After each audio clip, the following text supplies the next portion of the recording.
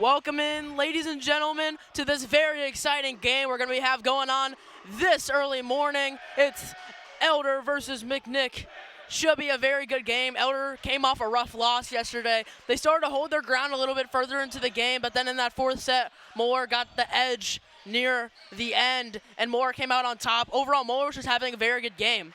Elder, which wasn't playing the way they could be, and hopefully we're able to see that tonight from them coming out of a rough loss. I'm sure they're going to be playing at full intensity just because of what happened last night. So we're going to have to see what McNicholas is able to do against this Elder team. It says that McNick is 7-5, which honestly is not too bad of a record, and our Panthers are 11-3 now coming off that loss from last night against Moeller.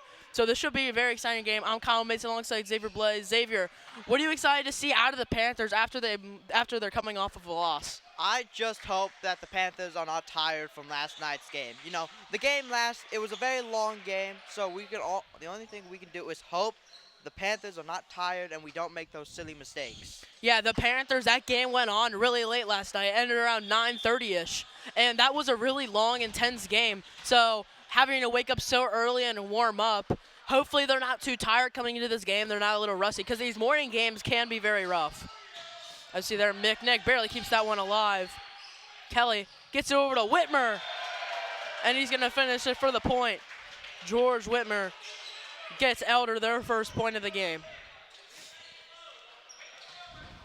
And now Brady Kelly is up to serve for the Panthers. And his serve, looks like that toss was a little bit too far up. He lost control there, went into the net. And now Cole Hughes serving for McNick.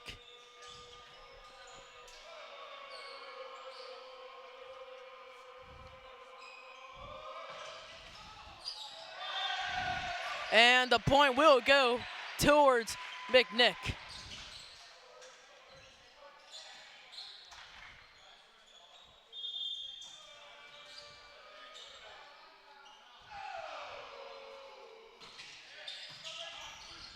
And Brady Kelly gives it over to Whitmer, and that ball will get knocked off McNick's hands. And George Whitmer will give the Panthers another point.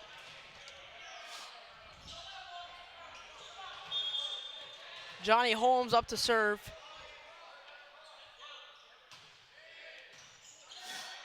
McNick gets the spike, but Elder will block that one. Brady Kelly with the dive to try and keep it alive, but the Rockets will finish out that one with a point. And now Jake Jones is serving for the Rockets.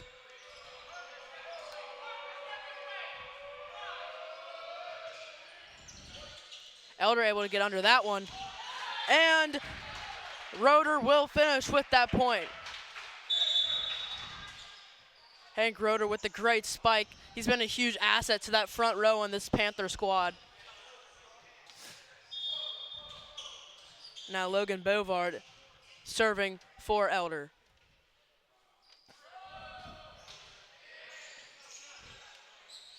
McNick sets it. Huge jump there from Williams. He has some height to his jump. And that one barely goes out of bounds. Elder will come out with the point. Both teams, I kind of predicted it. Both teams starting out pretty at an intense level. Elder only has a 1-point lead against the Rockets. And that's a serve that goes out of bounds, which you don't really want happening so early on in the game in such a close game, because the beginning of the set is normally the time where you want to create a lead, create momentum, so this other team, the Rockets, can't come back.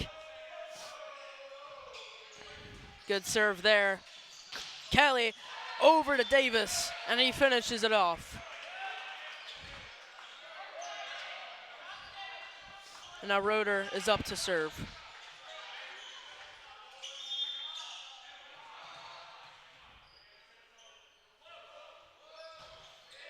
Roeder gets that one.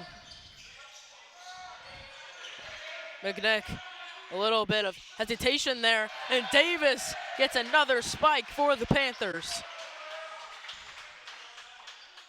He's looking great so far this game. That's 2 back-to-back spikes from him, both hitting the ground. Both teams, or both times, the Rockets didn't even get a chance to even hit it.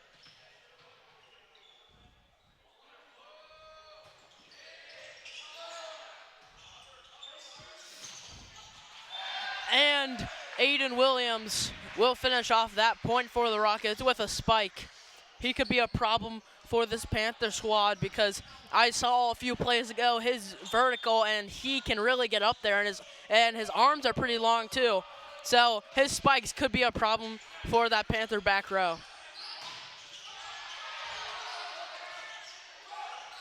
McNick throws it back over. A great play there by Ben Martin. Great decision. Now Cooper Batchelor is up to serve for the Rockets.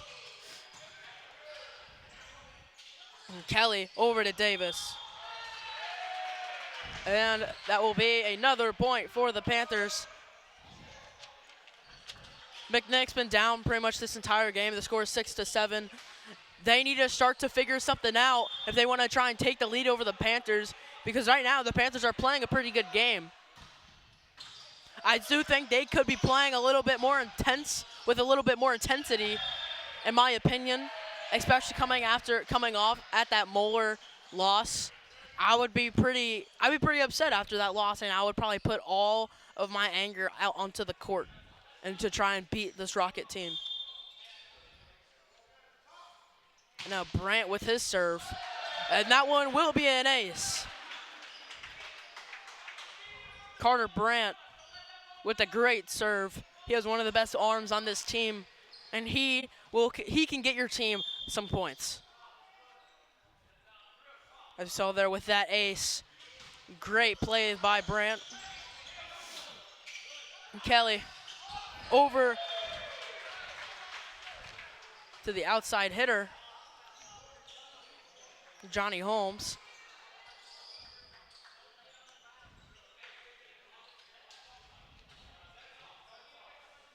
Holmes, one of the 2 sophomores on this varsity team, but he does get in a lot, and he plays a huge role for this Panther squad and at that outside hitter position.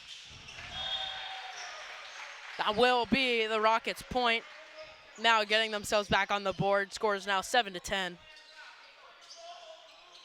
That's a mistake we don't need, especially when we were up by 4 points. We don't need silly mistakes. Yeah, you don't want to make those silly mistakes, especially when you're starting to create some momentum, because all that does is just stop it, and you're giving McNick a chance to try and come back. Brandt tried keeping that one alive, but it's going to be called a violation. Double hit there by the Panthers, and now Aiden Williams is up to serve.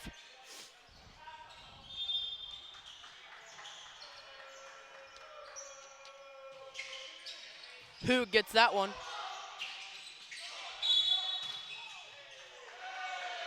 And it looks like he was on the line there, too far across the line. And the Rockets get another point, slowly creeping themselves to a lead against the Panthers. Still down by 1 though. Williams' serve is good. Hogue gets under that one. Kelly over to Davis. Davis keeps it alive. Kelly over to Holmes. Holmes a spike. The Rockets spike it down. Roeder tried to save that one, but it went over his hands, and that's another McNicholas point. Watch this replay here. That spike, it hit off his hands and went behind him, and no one's there to save it. Hogue gets under that one. Kelly over to Brandt, and that is Elder's point. And now Hunter Hogue is up to serve, the other sophomore on this varsity team.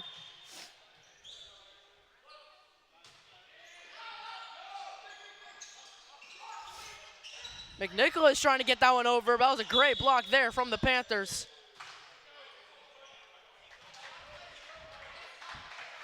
And at the Elder's point, it looked like it was a line call or line violation from the Rockets.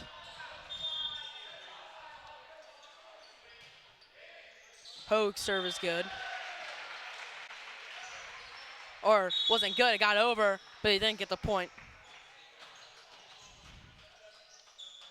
Now we have Nolan Stacy, or not Nolan Stacy, Ben Martin, up at the line to try and create a comeback here for McNicholas. Brandt gives it off to Kelly. Kelly over to Holmes. Holmes' spike is good. Powerful spike there by Holmes.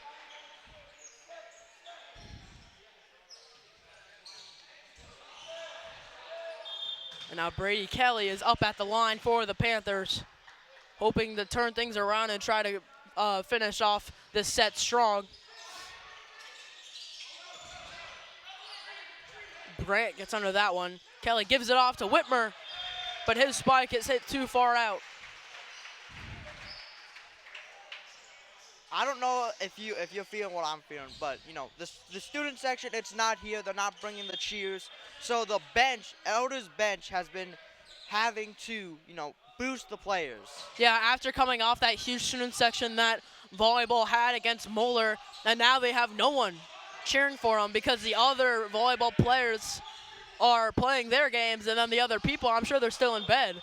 This is a very early game, so now the bench is really their only loud cheering squad that they have. It's a little bit of a vibe change right now. This gym is definitely not as loud as it was against Moeller, but they need to keep on playing with intensity and with power if they want to try and beat this McNicholas team, because McNicholas is having a very good game so far. They're keeping up with the Panthers. It's a tie game, and they're keeping their ground. Holmes is going to spike that one. And he finishes out with a tricky spike there. And now Johnny will be serving.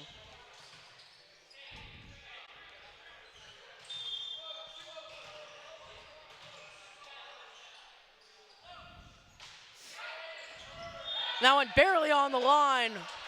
Great placement there by Holmes.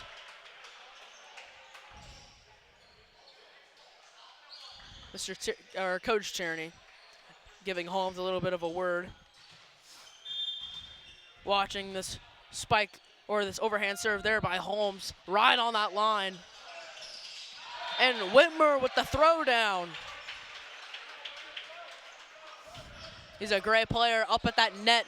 He knows exactly what the right decision is to make when he's in that position. And Holmes is back up to serve. Will be hit to that back row. And Holmes tries diving for that one, but there was no saving it. The Rockets put another point on the board, down by 2. They need to figure something out if they want to try and take over the lead. Jones's serve gets over. Hoag, give over to Brandt. And Roeder blocks it, but they're keeping it alive. Hoag gets it off to Kelly. Kelly over to Brandt, is still alive. Brandt with a great spike. McNick barely keeps that one alive. Hoag gives it to Kelly. Kelly over to Roeder, and Roeder's spike will finish off that great volley.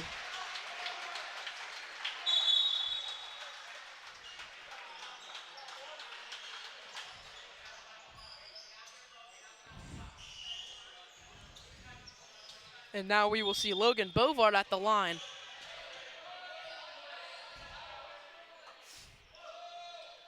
His serve gets over to the libero. And Williams will finish off with that great spike. Like I said earlier, he could be a problem for this Panther team. He has everything you need as a front row. He's 6'3". He has that tallness on him, very great vertical, long arms, and a powerful spike on him. He could definitely be a problem if this game becomes very close. That'll be McNicholas' point because that ball went out of bounds. And now we will see Nick Phillips at the line.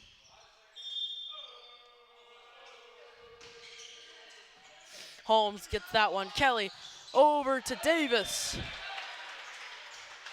And Davis will finish off with a Panther point.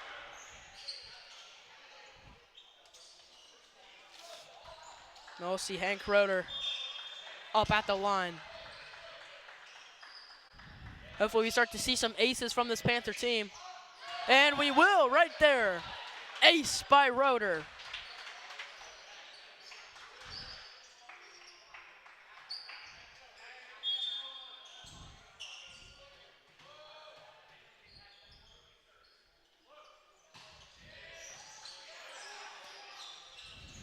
Williams spikes that one, and it's going to be blocked by Davis. Davis sends that one going all the way back to their side of the court. And that will cause McNicholas to call a timeout. Panthers are on a roll so far. Let's watch that serve there by Roeder. And the great block by Davis. That's exactly what you want to see out of your Panthers, especially against a player like Williams. He has a strong arm on him, and it's going to be hard to stop those spikes. But when we have a front row like Ben Davis, it's going to help a lot, especially when that ball is being sent at like, I don't even know how many miles per hour. But it's a hard ball to stop. But right now, this game, Elder only needs 5 more points to close out this first set. But McNicholas still has 16 points. They could for sure come back at any moment. There is definitely still time, or not time, but there's definitely still room on the scoreboard for the Rockets to try and come back and take away this first set from the Panthers. But Coach Tierney talking it up with the Panthers for a while, giving them the last few words before this first set closes out. Roeder is still at the line. The Panthers have kind of been on a roll for these points. Roeder's serve gets over, and that will be an ace. Phillips was not ready for that one to be placed where he was at. Roeder with another ace for the Panthers. That's exactly what we need.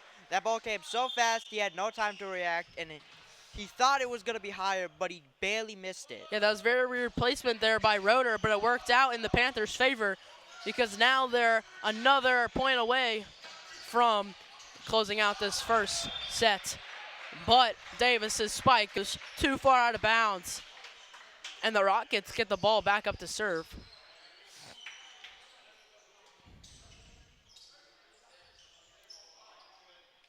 Watching this replay there, that perfect ace by Roeder. Roeder still up to serve. Panthers only need 3 points. Phillips gets under that one. Williams tries finishing it off, but Davis gets a block. Williams sends up that, or gets that really high up there, but the ball goes out of bounds, and the Panthers get another point on the board. Roeder might be able to finish this one out for the Panthers. He's been at the line for quite some time.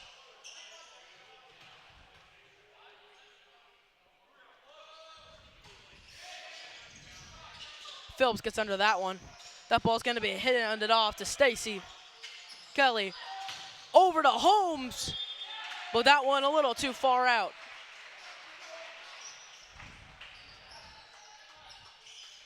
And now we will see the Rockets libero, Cooper Batchelor.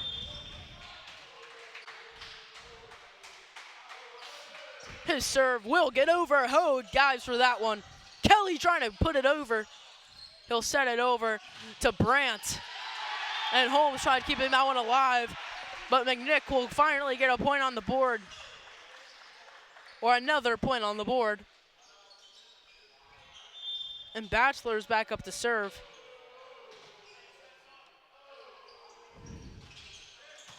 Hogue gets under that one. Kelly over to Brandt. Brandt spike. That one was right at McNicholas's feet. Literally no chance of saving that one. The placement there was impeccable. That's exactly what we need. We need hits like that that make it so there's no chance for them to hit it back. Williams' spike is denied by Holmes. Kelly sets it over to Holmes. Holmes' spike goes out of bounds, and the Panthers still have to keep their ground. Panthers only need one more point. Rockets need to go on a perfect run here if they want to try and come back.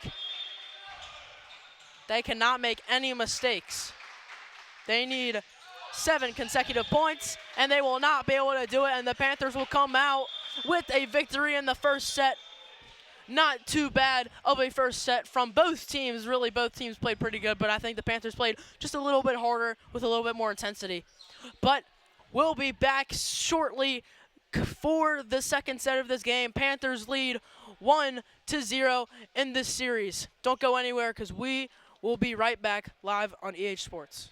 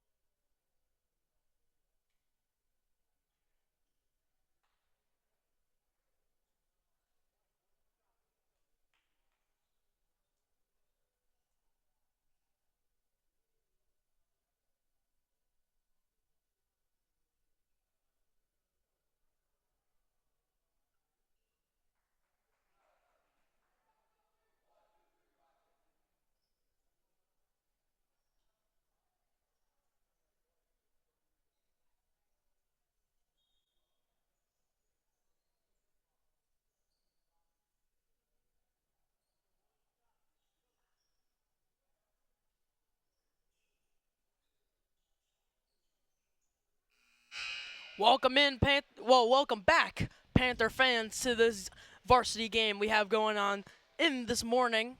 So far, the Panthers are leading the series 1-0, closing out that first set with about a 6-point win. Not too big of a win, to be honest.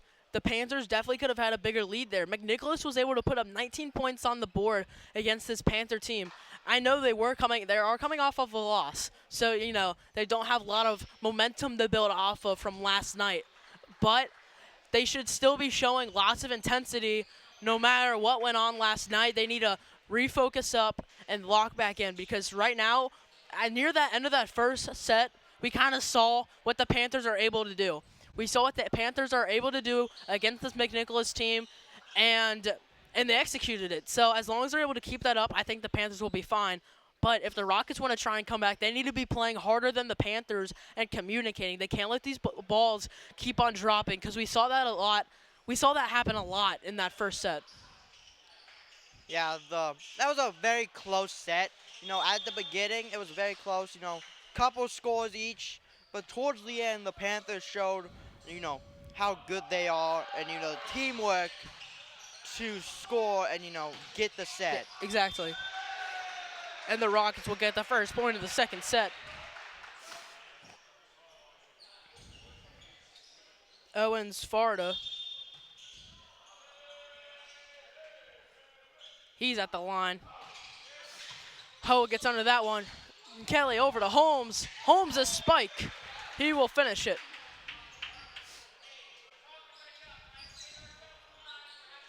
Now Brady Kelly is back up to serve for the Panthers.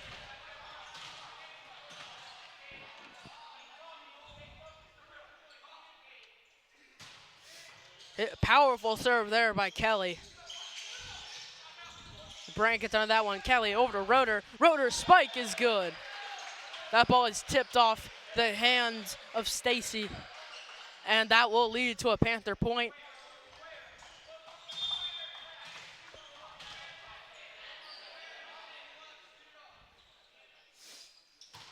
Kelly's serve is good. He hits it over to the libero. Williams tries finishing that one, but it's going to go out of bounds. And Kelly's still at the line.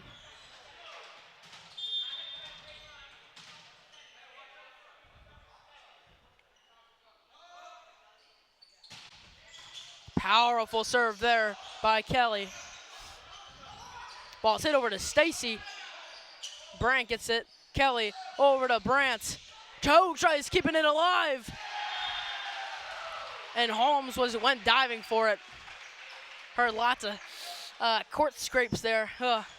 Uncomfortable noise, but the Panthers could not get that one.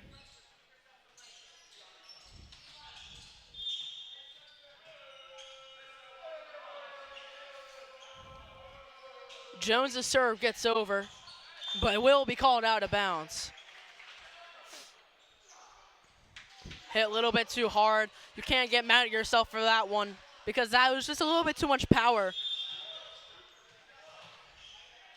But you could see what he was going for. He's definitely trying to hit that back line. But that's difficult to do.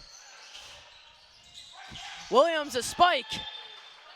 Hits Davis's foot, but he is not, he's on the bench right now. So that will be Panthers' point. And now Johnny Holmes is up to serve.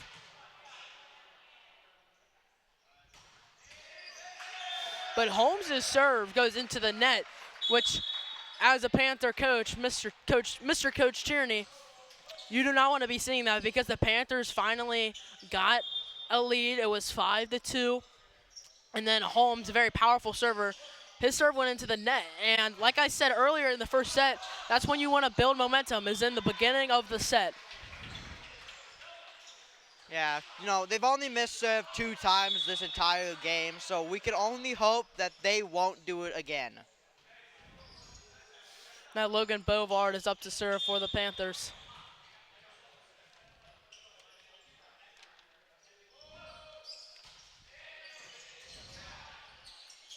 Williams tries getting the edge on that one, and he will.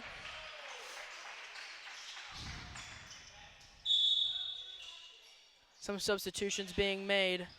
Whitmer and Bovard come out.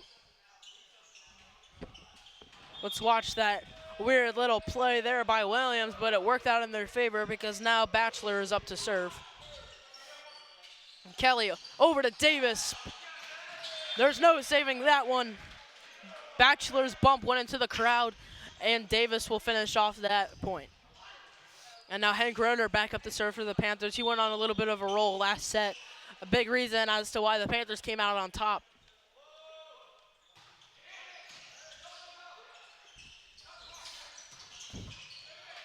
Ho keeps that one up.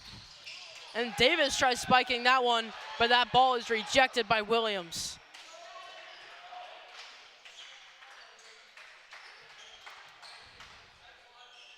Panthers do come out at the point on that one. Williams' block went out of bounds just barely. And Roeder's up at the line. Williams, a spike! Sends that net bouncing up and down, but that'll be a violation on the Rockets, and Roeder's back up at the line to serve. Watching that last serve there by Roeder, and that last play there by Williams, his violation. Roeder's serve gets over once again. Great spike there by Sarda. And 3 different Panther players trying to block that one, but it went straight to the left, and no one was there to save it because they're all up trying to block it. And now Williams is up at the serving line. Kelly over to Brandt. McNick struggling to keep it alive, and it barely won't go over. Rockets put all their effort in trying to get that one over, but they could not follow through. And now Carter Brand is up serving for Elder. And that ball will be called in.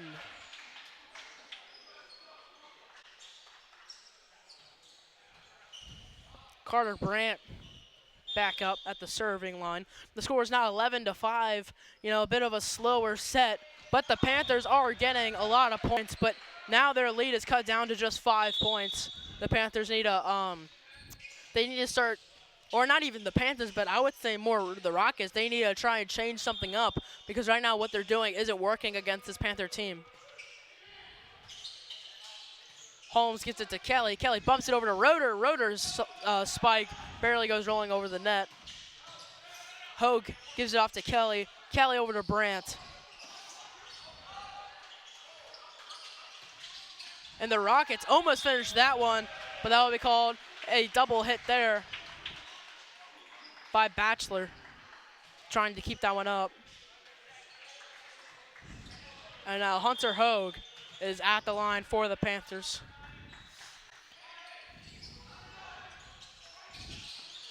And Batchelor saves that one. Kelly hands it off to Whitmer, but his spike goes out of bounds too far out to the side. Now we'll see Owens Sparta up at the line for the Rockets, hopefully trying to change up this game for them. Brandt gets under it. Kelly over to Whitmer. And that block will be unsuccessful, and the Panthers will get another point. And now Albers will be coming in. Michael Albers coming in and starting at the serving line.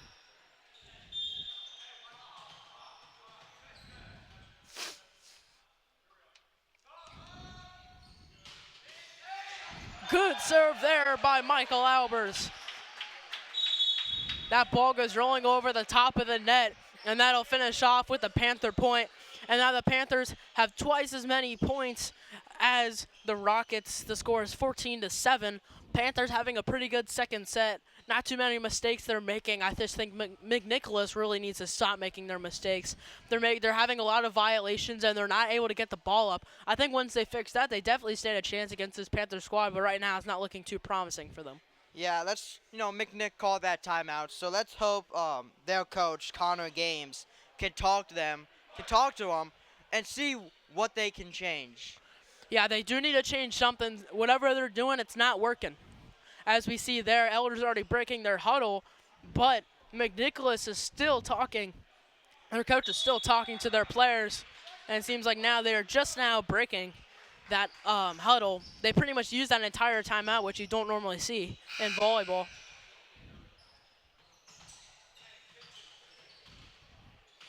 Albert still at the line. Hopefully this doesn't ice him. That timeout doesn't ice him. And it won't. Powerful serve there by Albers. He's been in situations like this many times. And Holmes gets that one over, but Batchelor sets it up over for them. And McNicholas does get the point there, getting some points on the board, and now they're only down by 6. Now we'll see Jones at the line to serve for the Rockets. His serve gets it to Brandt. Albers sets it over to Holmes. Holmes' spike is good. That ball lands in that 5th zone where no one was even near. And Holmes is now up to serve for the Panthers. Watch that powerful spike there by Holmes.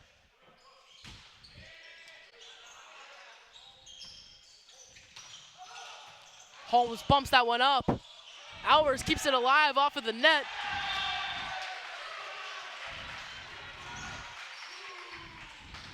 McNicholas finishing with that point. It's kind of been back and forth these last few plays. Score is still 9, or the score is now 15-9. Panthers still up by 6. Bryant gives it off to Albers. Albers to Whitmer. Whitmer looking pretty bummed there. He can't let that mistake get to him or the mistakes he's been making because this game is still alive and McNicholas can still easily come back. He needs to keep his focus and lock in because it will not be an easy win. Some substitutions being made.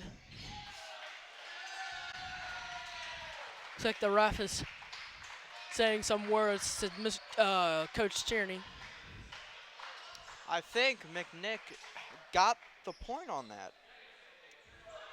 I don't know what's going on down there. Looks like they did get the point for it. And now Phillips is up to serve. Coach Tierney still trying to talk to the ref. He seems pretty upset about that call. Alberts gives it to Brandt. And ball does not lie. The Panthers strike back instantly with the point. And George Whitmer is subbed out for Logan Bovard.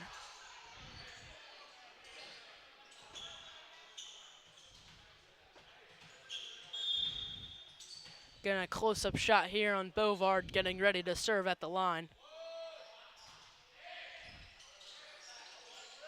Williams' spike is powerful and sends that ball crashing to the ground. McNick is slowly clearing the way to go back, get the game tied up, maybe even win this. Yeah, they definitely do have a chance of coming back and tying the series 1-1. They're only down by 4 points, and the Panthers are starting to lose grip a little bit. But as we see there, they're starting to take control of it. Completely just jinxed myself there. Panthers get a point instantly right after I said that. But the Panthers still only have a 5-point lead. Perfect spike there by Roeder. Went right through that guy's hands.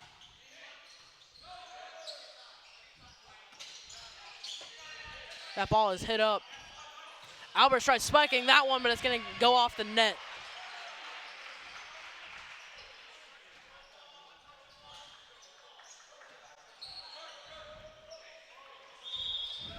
Aiden Williams up to serve at the line. Panthers only up by 4. They need to make something happen if they want to try and increase their lead, which we see just there. Powerful spike.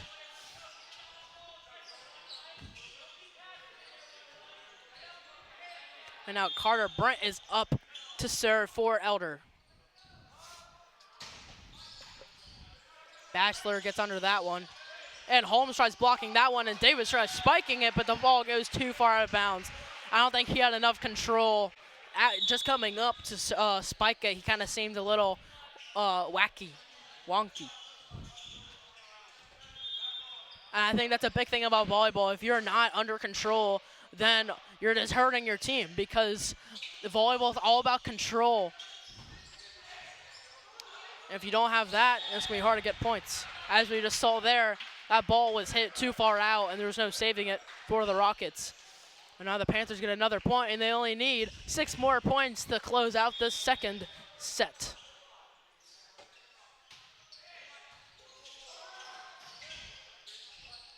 Albers sets it over to Brandt. Ball spiked hard from Svarta.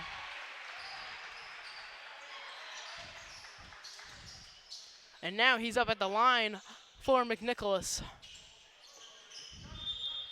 Close set here. Panthers only up by 4 points. Brandt gives it off to Albers. Albers over to Holmes. And Holmes finishes that one for Elder.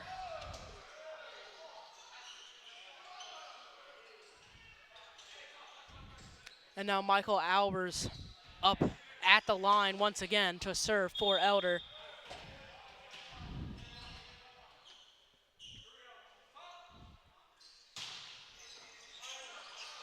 Ball's kept alive by McNicholas. Whitmer keeps it up. Albers over to Roeder. Roeder tosses it over. Powerful spike there by Stacy. He closes off that volley with a hard spike. And now Jones is up to serve at the line for the Rockets, hopefully trying to start to create a comeback at the end of the second set. Holmes gets it up to Albers. Albers over to Brandt. And that'll be tipped off of the Rockets and Elder's point. And now we'll see Johnny Holmes at the line.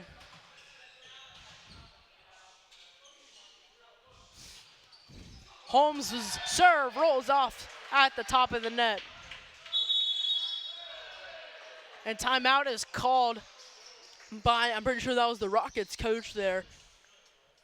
And right now the Panthers are to get a little bit of an edge here coming towards the end of the second set. The Panthers are winning 22-16, and the Rockets are down by 6 points, which is not a lot at all, but there's going to be mistakes, some mistakes in there when you're trying to get those 6 points, and the Panthers only need 3 points. So it's going to be very difficult for this Rockets squad to try and come back. Yeah, especially since the Rockets, they only lead it at the very beginning, at the very start. So, they have to somehow find a way to get all 6 of these points back, tie the game. But the Panthers have not let them do so. Yeah, the beginning of the set, McNicholas looked pretty good, and now they're starting to lose a little bit of their grip on trying to take the lead. And it's going to be hard for them to do so because the Panthers are kind of on a roll right now. But anything can change in volleyball at any moment because the points on the board, there's no time limit. It's strictly just on how well your players are playing. And Williams tries getting that one, but Whitmer's going to block it. Good block there by Whitmer. He gets Elder a quick point, and now they only need 2 more to close out this set. And now we'll see Johnny Holmes still at the line for the Panthers. He's been serving very well this game.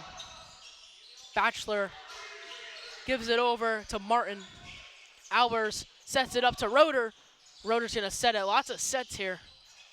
Powerful spike there, but Whitmer's going to block it. Coach Tierney's very happy about that play from Whitmer. He's been a very powerful resource for the Panthers with all of his blocks.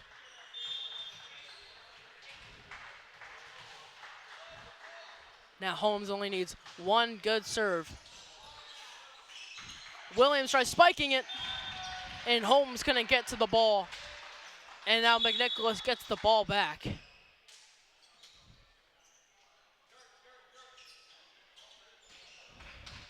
Phillips was subbed in for Svarta.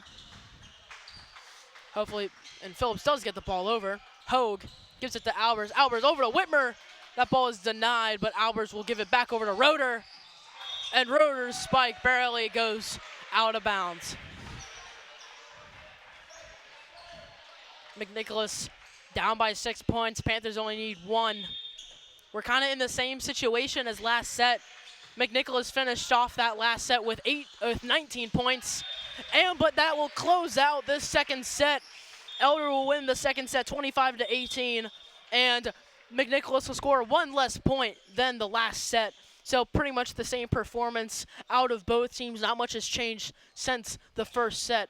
So maybe we'll see a bit of a rhythm change going into this third set, but we'll have to wait and see. But don't go anywhere because we'll be right back live on EH Sports.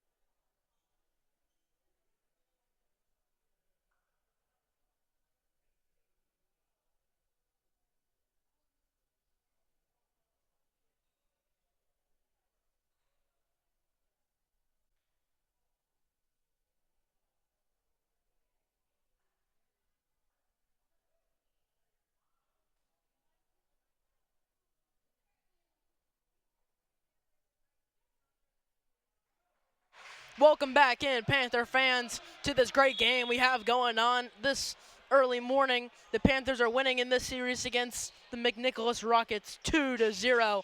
Panthers are having a pretty good game, and like I said right before we went to break, the Panthers and the Rockets pretty much had the same performance in that first game. Panthers won 25-19, and in that second one, the Panthers won 25-18. So the scores have kind of been the same throughout this game. So if the Panthers are able to keep on playing how they will, then it might end up being the same result. Yeah, it was a very close game in the last two sets. McNick, they always, the Panthers, they're leading, and then McNick somehow comes back. But they can't go all the way. Yeah, the Panthers seem to always be finding some type of little edge coming into the end of the set because it's normally a close game up until near the end of the set, and then the Panthers end up pulling out near the end. But it's not like McNicholas is being blown out. They're only losing by like 6 or 7 points each set. So the McNicholas just needs to do a little bit more than what they're doing now, and then they will definitely be able to come back from the Panthers.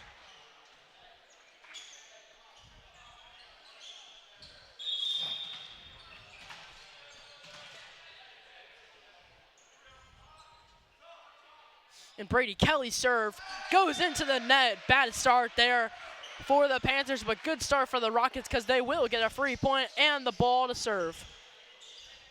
And Owens Farda is up to serve for the Rockets. He's been having a great game for them.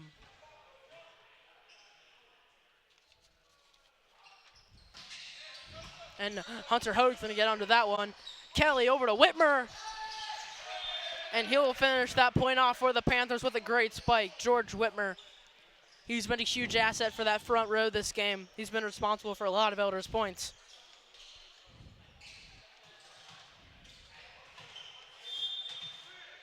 Holmes back up at the line to serve. He finished out that last set.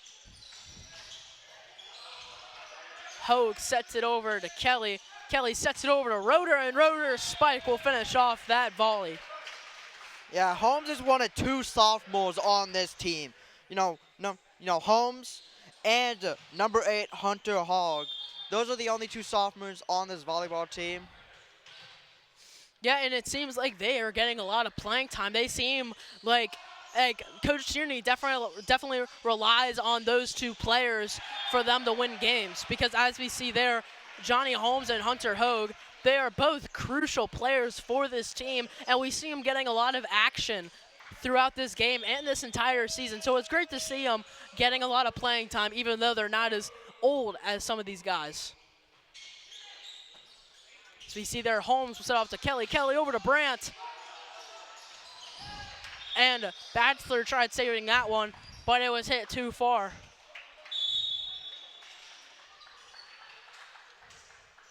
And Logan Bovard comes into the game, and he will now serve.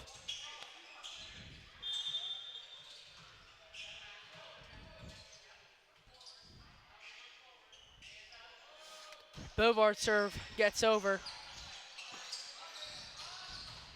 And Bovard tries saving it, but his bump goes out of bounds.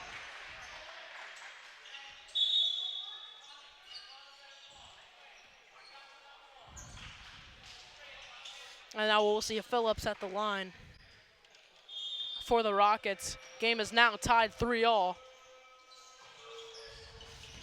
Holmes gets under that one. Kelly over to Roeder. And Williams with that backwards set. But it will not matter because the Panthers will finish out with that point. That was just barely in. Let's see that. That was a crazy play there. As we see that weird backwards set from Williams, or you could even call it a spike. But the Panthers finish out with the point. Great performance there by the Panthers, keeping everything locked in, and they come out on top. They kept everything under control. Like I was saying, control is a very big part of volleyball. If you don't have it, you're not going to ever get any points. That'll be a violation on the Rockets. And the Panthers get another point on the board.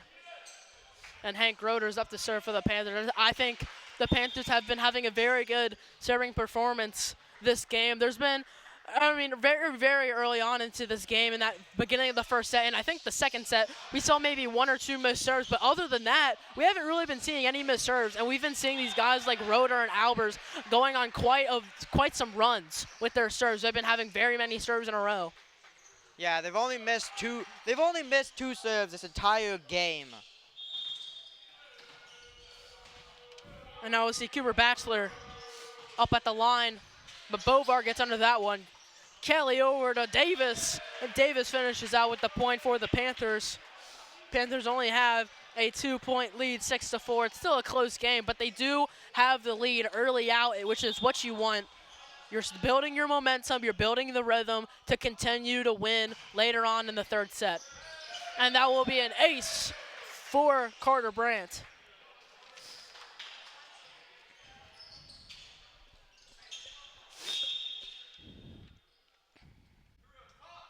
Carter Brandt's serve gets over. And Roeder tries saving that one, but Owens Varda's spike was way too powerful. And now we'll see Aiden Williams at the line for the Rockets.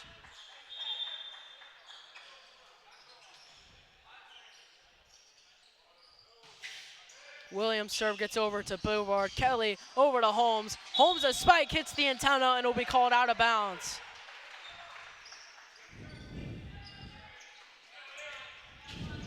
And now we'll see Aiden Williams back at the line.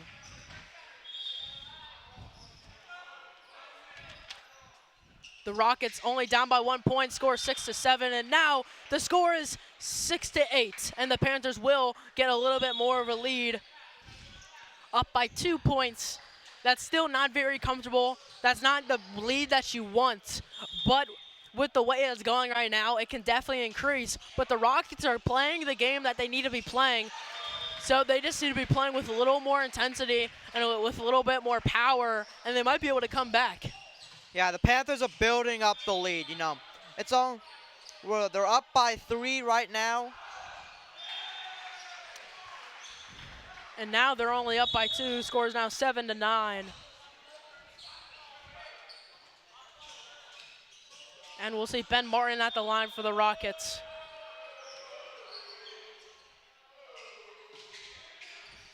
Hogue gets under that one. And Kelly tried going straight for the spike there, maybe trying to trick the Rockets a little bit, but his spike goes out of bounds. So there's no chance of seeing how that could have gone. And now Ben Martin's back up at the line. Brandt gives that to Kelly. Kelly over to Holmes. Holmes a spike. Hits off the top of Jake Jones's head. Yeah, they were confused by that. They didn't know what to do. And now Brady Kelly's at the line for the Panthers. Panthers still only have a 2-point lead.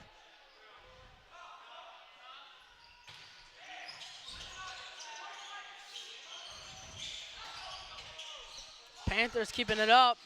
Brandt. Kelly gives it to Holmes. Holmes a spike. Will be out of bounds. And it looks like Coach Tierney is confused by the call, and it looked like the line judge had a different call there, and now the refs are talking it up. This has been a very close set so far. You know, we haven't seen anything. The Panthers haven't led over more than 4 points, 4 threes. You know, they'll score 2 times, and then McNick will score a couple times. Yeah, it really has been back and forth. Elder's been able to keep a 1 or 2 point lead. But if the Panthers are trying to close out this game safely and not worrying, then they need to start scoring some points. You know, you have McNick's coach talking to them right now during this. And Elder gets the point. Looks like that call is overturned. Good luck there by Tierney.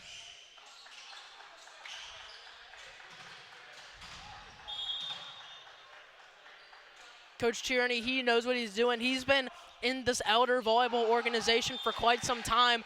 He's witnessed a lot of these same plays and a lot of these same games. So if he's concerned about a call, then it might be something to look into. And now we'll see Owens Varda up at the line, but he will miss it, and the Panthers get another point, and the score is now 11-9 with Panthers in the lead. And now Johnny Holmes is at the line.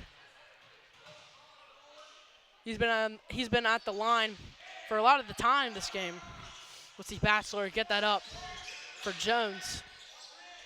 Kelly gives it off to Roeder, and that ball is hit in between the two players.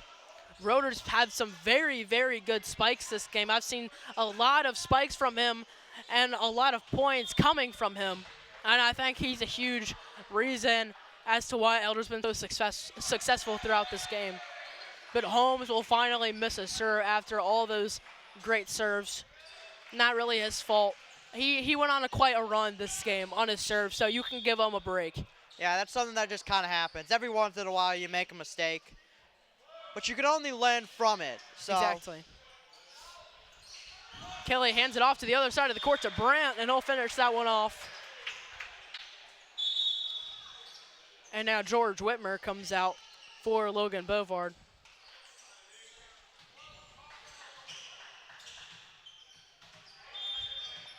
Panthers starting to increase their lead a little bit. Now it's 4 points. Bovard's serve trails out of bounds.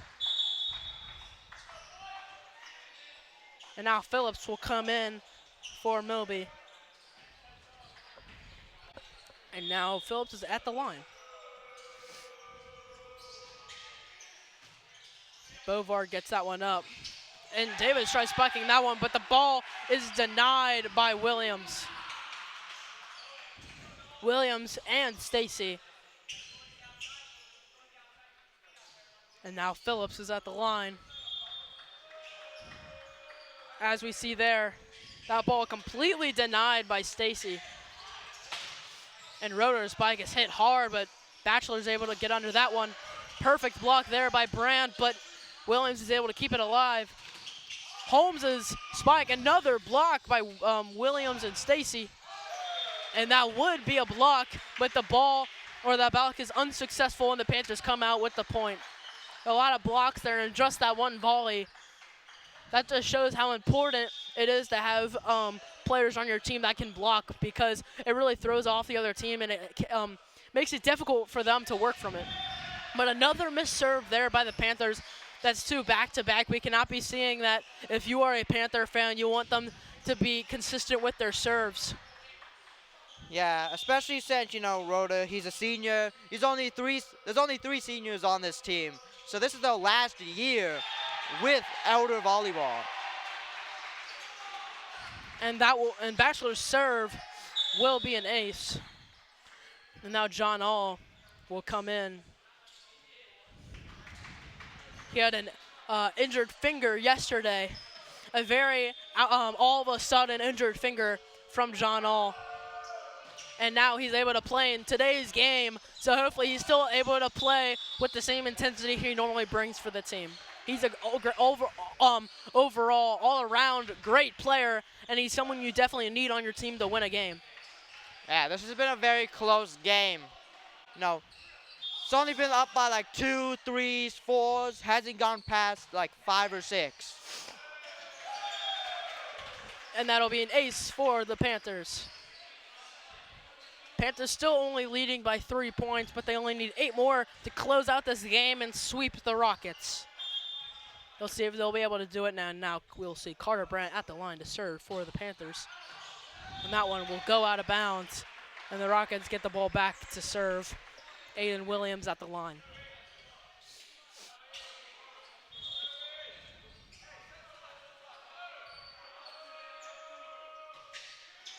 See Bovard get that. Kelly over to Davis, and Williams couldn't get that one controlled. We'll see George Whitmer come in for Bovard, and we'll see Hunter Ho come in for, we'll see him come in for Bovard. A little bit of a brain fart there.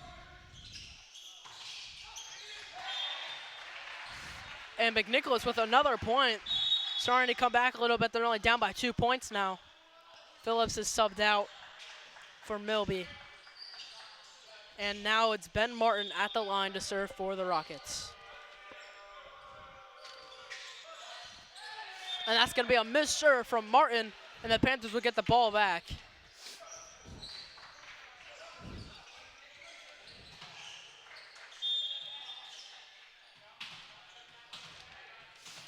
Brady Kelly to serve for Elder. Great serve there by Kelly, but Williams keeps it alive for him, but that ball will roll at the outside of the antenna and will be called out of bounds. And a timeout call from the Rockets. Very reasonable call there. Their team was only down by 1 point, and now they're down by 4. And the Panthers only need 5 more points to come out victorious for this game. Yeah, you know, the serves have been great. We've only missed a couple serves this set. So all we could do is hope that they learn from that, lock in, and get 5 more points. Yeah, the Panthers only need a couple more plays to come out and sweep the Rockets after losing against the Crusaders. Rough game there. Very hard, intense game. It's not even that the Panthers played bad. I think Moeller just outplayed them. But the Panthers are coming out and showing everyone this game that they're able to recover from that loss and show that it's not going to affect them at all, and they're going to keep on doing their thing. Both teams within a very long huddle. Rockets just now coming out of the huddle, and Elder is using all of their timeout there. Panther players now coming out on the court, and Brady Kelly's up to serve. Hopefully that timeout from the Rockets coach did not ice Kelly, and he's able to keep on doing what he can.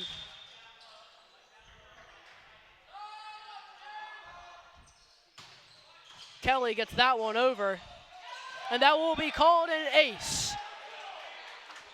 Owen Sparta, he hits that ball straight up way too high, and it hits the ceiling, and the players lost it in the ceiling. That's what we saw yesterday too. The ball kept hitting the ceiling, and you know, Moeller, they couldn't get it. But that will be McNicholas' point there. Unfortunate for Kelly, but he just needs to let it go because he only needs 4 more points. So he just needs a few more good plays, and this game will be concluded.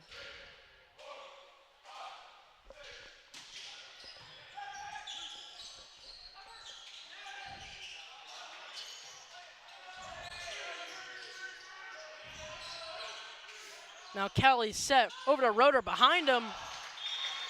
Lack of control there by Roeder, and that point will go to McNicholas, and they only need 3 more points.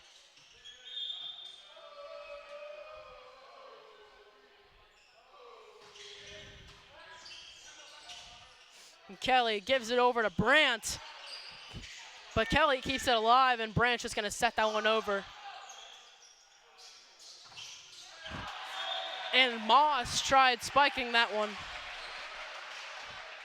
and he comes out successful with it. And now Sparta's up at the line once again for the Rockets. And that will be a missed serve from Sparta.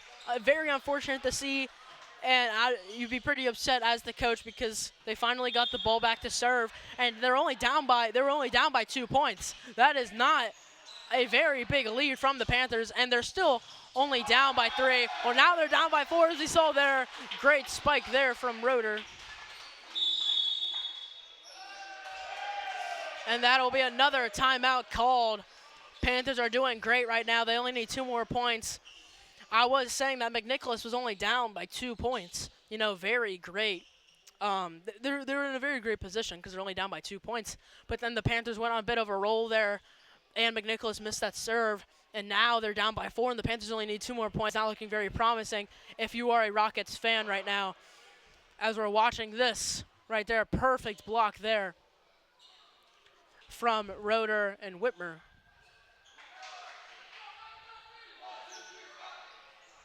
Yeah, let's just hope Coach Games can talk to McNick and try to get them, you know, score some points. Looks like that time I was almost used to ice the players because they only used about 30 seconds of that timeout. And now John All is up to serve. And his serve is called barely out of bounds.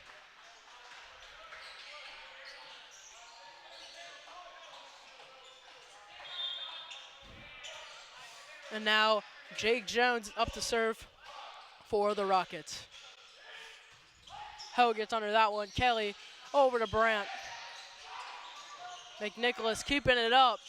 Williams trying to do that backwards set again, but Wimmer denies it. Ho trying to keep it up. Kelly does keep it up, and Roeder will bump it over. Jones gives over to Williams, and Williams will finish off with the great spike. Elder was able to keep that ball in play, but the Rockets come out on top on that volley. Great performance there by the Rockets. They're keeping themselves in this game, and they're now only down by 2 points. Brandt gets it up to Kelly. Kelly over to Roeder. And that will be a point for the Panthers. They only need one more point, and they will close out this game with a sweep.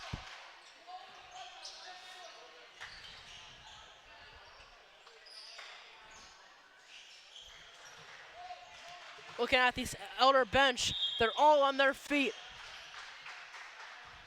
Now Logan Bovar can close out this game. Jones will keep it alive. Williams will spike it. And All tries keeping it up, but he cannot. This is a close game, especially right at the very end. The Panthers only need one, and McNick, they need to lock in and get 3 points. Well, since it's win by 2, they actually need 4 consecutive points, and they will not be able to do it, and Roeder will finish off the game with a powerful spike. We've seen that from him throughout this entire game, and the Panthers will conclude that third set 25-22 and beat the McNicholas Rockets with a 3-0 sweep. And like I was talking about in that first set, the Rockets and the Panthers, the final score is 25-19, and the second one it was 25-18. And we saw in that one, McNicholas started to come back a little bit, and in that one, the final score is 25-22. So McNicholas started to get like a little better as the game went on, you could say, all around. But the Panthers just had a great performance. They had a great game, and they do have another one later today. So they can't get too excited because they still have the job to get done. They still have to finish this day out with 2 victories. Yeah, let's just hope, Johnny Holmes and Hunter Hogg, the 2 sophomores, obviously Coach Tierney saw something in them, and I don't know if it's just because Holmes is 6'7". I don't know if it's just because of his height, but they saw stuff in him. So that's probably why they're on the varsity. Yeah, they're also just great players. They're great assets for the team. They play a huge role for the team, and they're in pretty much the entire game, and I think they're a big reason why they've had so much success this season, and I think Coach Tierney made a great decision moving them up. But the Panthers had a great game. They had a very great performance, and they kept their lead the entire game against the Rockets, and you can't ask much more from the Panthers. But that's all we have for this game, but there is another game coming up very shortly. The Panthers aren't playing in this one, but they will be playing later today. So you guys can tune in a little bit and watch this game, and you can watch the Panthers play later today. But I'm Kyle Mason alongside Xavier Blay. Thank you so much for watching this game, and go Panthers.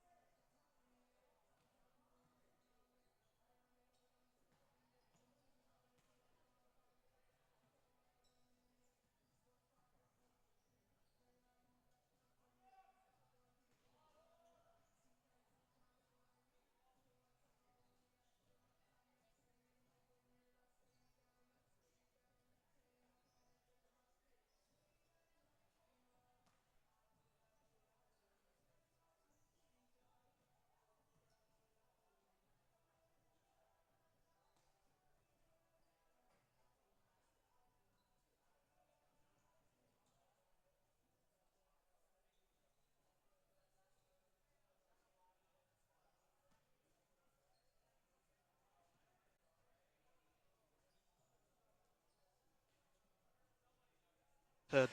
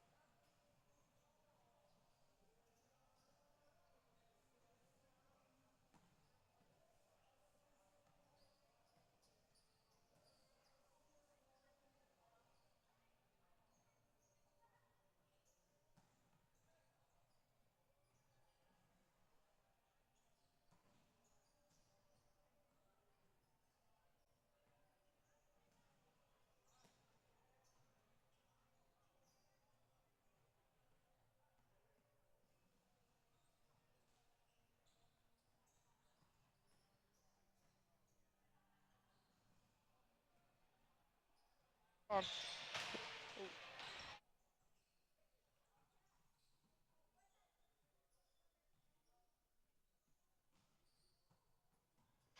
Welcome back, sports fans, to the second match of our round-robin style game here at Elder High School between the McNicholas Rockets and the Dublin Jerome Celtics. I'm Connor Fisher with Connor Watson. How are we feeling about this game today, Watson? Oh, the Dublin coming off hot. You know, McNicholas did have a game before this. They're going to be a little tired before, but Dublin's definitely ready. You know, I saw him watching the game earlier. You know, preparing for McNick. Yeah, I really think that's a big bit here, is the fact that Dublin has had time to look at McNick's play style and see how they perform under a situation that's kind of high stress, because as we were watching earlier, they were down by a good amount in that last game against Elder, but you saw them come back to lose by only about 3 points, 25-22. And that could be a really big moment here in this game, because I don't know a lot about Dublin Jerome, but I can say they're probably on the same tier, if not a little lower, than Elder High School. And this is going to be a very good game, if so.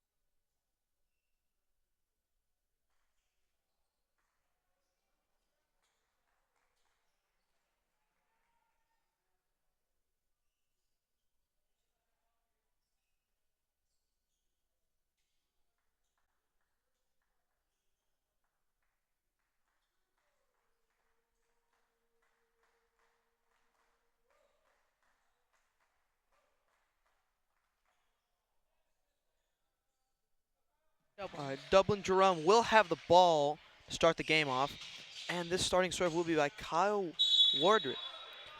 Serves up. He sets it up. Spike over. Tips. Tip by Wardrip, and that'll be a point for McNick. Sorry, not Wardrip. McDonald. McNicholas will have the ball. Owens Fardes serving.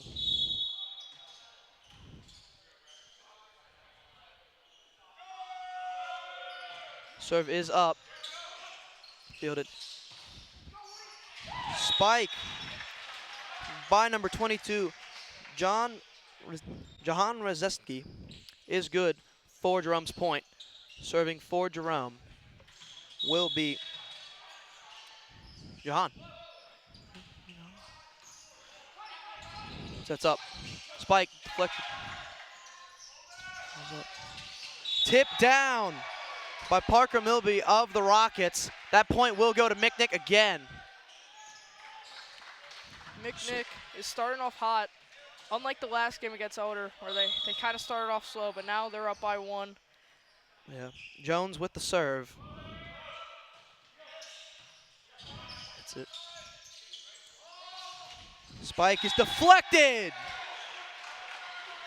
by number 6, Aiden Williams. And that is a big deal, because you got a big body dude like that up there. He can send those balls down fast. And you got to get that ball over him, or he's just going to slam it right down in your face. Aiden Williams is 6'3". 6'3". 6'3" senior, so it's going to be tough to get a ball over him. Absolutely massive. Spike. Oh! The spike by Fuller sends it right down, and that'll be a point for Jerome. Next up serving will be Aiden Galman. Up Spike.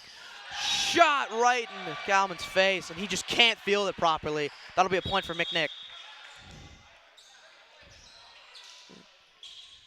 And you can really see how close the game is. I mean, it's only, what, 4-2? Pretty close game right now. It's been back and forth. Oh, play. The The spike by Rashawn Fuller gets deflected, but right out of bounds. Yeah, Batchelor couldn't field it quite right, and that ball sailed right out. Good. Fuller with the serve. Oh, what a shot right there by Aiden Williams, and it's just a little bit outside. I think that's what we've been seeing a lot over these last two games, just absolute missiles coming out from these spikes.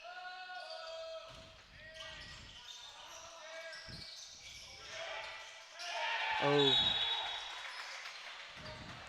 Nolan Stacy, big guy, sophomore, he's 6'6", or freshman. He's a freshman that's 6'6", tried to get over the net, but Just couldn't happen. Yeah, I just couldn't field it quite right. Oh. Served by Fuller, just can't get over the net. That'll be a point for McNick.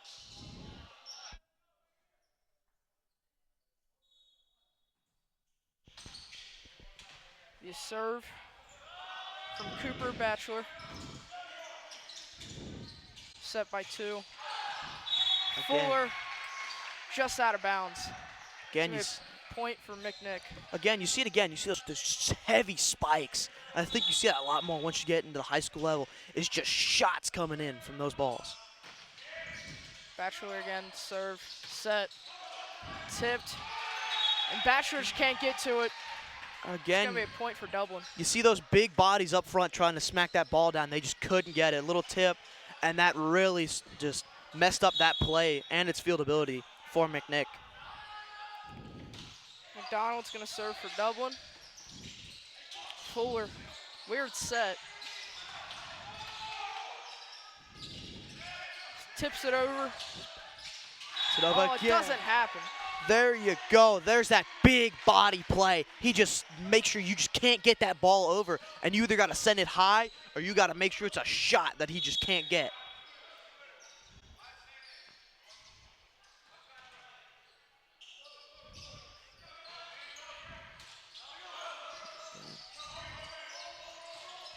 Sends it over the net. Set by Fuller. Spikes over by Brzezinski. Or fake it to Fuller. Still. And it stays in. Stays in. Point for Dublin. That one stays in. What a play right there. We're going to sub. Aiden Kaliman is going to get subbed out for. What a play right there. Just perfectly on the line. And that ball is fielded poorly. That's going to be an ace for Dublin. Yeah. You see that ball? That's the freshman, isn't it? No, that was a senior. My apologies. Williams just couldn't field it quite right, and it just sails out of bounds. Serving, number 10 serving again. Deflected. But it goes out of bounds. It's going to be a point for McNick. Again, you see those big bodies up front, making sure you just can't get that ball. And that's going to be a big thing here, especially if you like looking at these kids. Some of these kids are real big and some aren't. And that could be a real big deciding factor in this play of this game. The spike. Saves it. Ooh. Gets it over. Kyle Wardrip taps it over for the point for Dublin. It's going to be a 9-8 game. Tips off the net.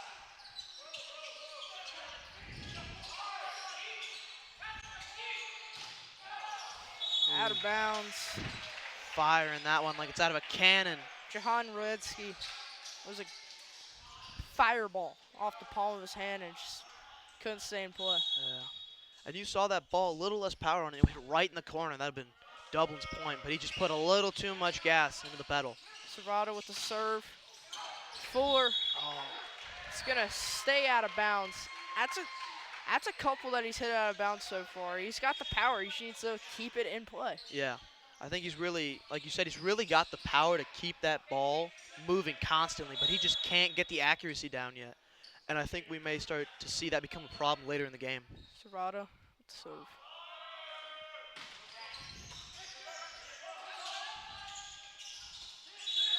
Oh. Set over by Jahan, but it's going to be a foul. Yeah, just couldn't keep his hands off that net there. And that's a big thing. You got to make sure you are not touching the net because you lose point after point after point if you just can't keep your hands off the net.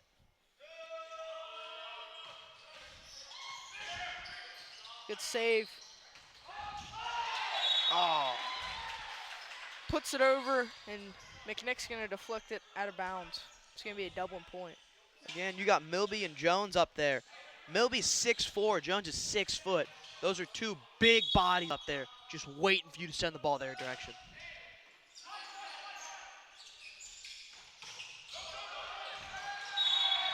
So we out of bounds. Just tips it out. Again, but that's a ball you gotta. That's a real hard ball, but you gotta have control over where that ball is getting tipped to if you're gonna set it up. McNick's finally keeping a steady lead. And we did not see this last game, so Yeah. let's see how long they can have it for. You really didn't see it last game. I mean, Elder had control of the game most of the time. Boom! Deflection. Fuller. Huge deflection by Williams. Williams, that big body, he's getting up there against another big guy, Fuller, and Williams is a stronger man, and it's going to be point for McNick. Yeah, right there. You just got to test his strength. You got to see who can endure longer and who can block that ball. Phillips serves off the net. McNick's going to get another point to add on to that lead. And timeout by Dublin. And what do you think of this game currently, Watson? Like, if you're Dublin's head coach, what do you change about how you're playing right now? I don't want to change anything. You just got to keep the ball in play. I think that's their biggest factor. It's just not keeping the ball in play, and they have the power, they have the height, they got everything they need. They just need to use it properly. And McNick's finally figuring it out. After that rough game against Elder. So let's see if McNick can control this lead and see if Dublin can keep adding on and keep trying to make their presence known. Yeah.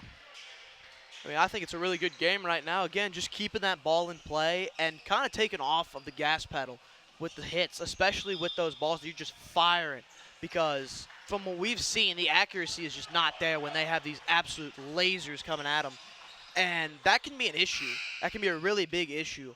Because if you just keep doing that, you're just going to keep feeding McNick points and keep increasing that lead even more. Jones, the sophomore, or the junior, sorry.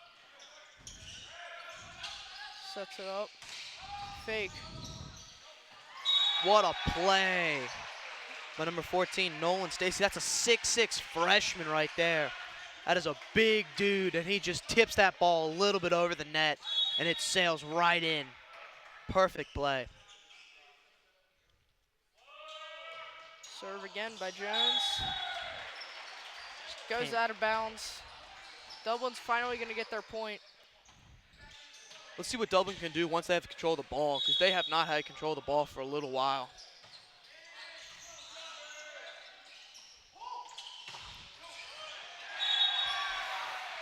Kyle Wardrop tries to save it, but it's just too late. McNick's going to keep adding to their lead. And you got number 9, Rashawn Fuller. And then you got number 10, Ragahava Defilantes. And he's just two big dudes, but you just can't control that ball right there, especially with a shot like that. Fuller hits the net. That play looked a little offsetting to me. He was backing up. He looked unbalanced and hits the net. McNick is going to be 8 points away from winning this set. I don't know if he just wasn't ready for that ball. He just wasn't set. Oh, what a response right there from Jerome. Just an absolute shot by number 10, Ragahava Definathan. Fuller's going to get the serve here. See if he can bounce back.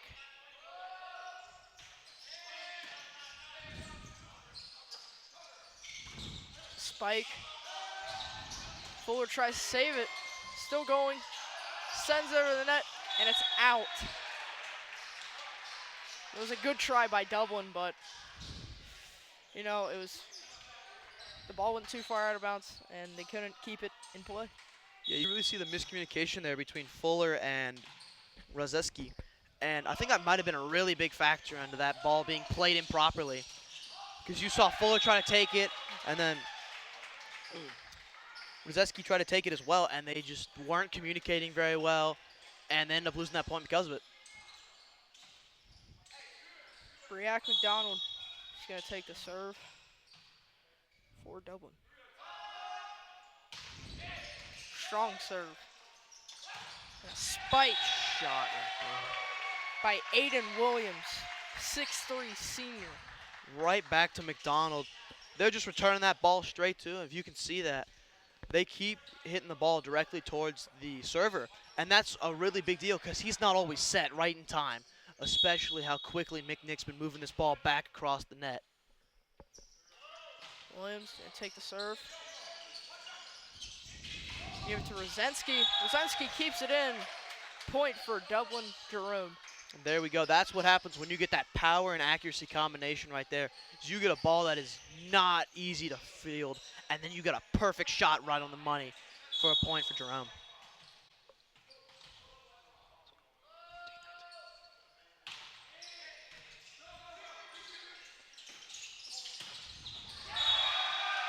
For 11. That's Owen Servato. The big spike brings them to 5 away from winning the set. See if McNick can hold on to their lead. The serve from Ben Martin.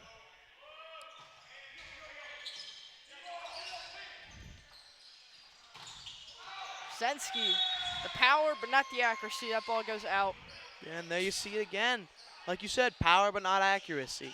They need to keep these balls in play. They cannot be just firing balls at them that are completely out of nowhere and that have no accuracy to them. Ball's going to stay out. It's going to be point for Dublin, 15-21. McNick's got a little comfortable lead going, but Dublin can always get a bounce back here. Yeah, you can never get too comfortable in a sport like volleyball where you get one bad play just like that one, and it can start cascading down. When it rains, it pours in a sport like this. Fuller and Carter Reddick with the big bodies up front, deflect that ball, and they get the point for their team. Reddick again, but this time he deflects it out of bounds. Doesn't go his way, 22-16. Yeah, and then you can see, you're going to see a big momentum shift coming up if McNick can just keep stacking points and eventually win the set with only 3 points left until they've got it.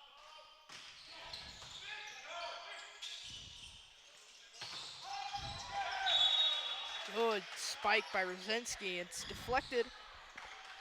Nolan Stacy does deflect it. Now that big 6'6" freshman, he just goes out of bounds again.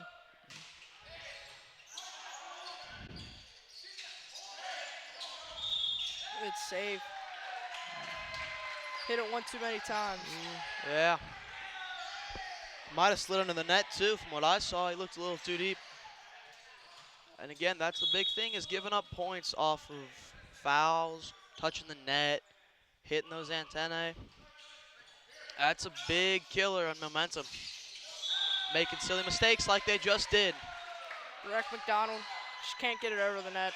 He's a big dude. He got up there too. He just couldn't get it over. Yeah. Gotta be careful with those antennae. On the side, that's a point loss right there. You nick one of those, you're out of the point. That's it. Next one away. That'll be all. And they do it. Parker Milby, the 6'4" senior, ends the first set. And we'll be right back with the second set.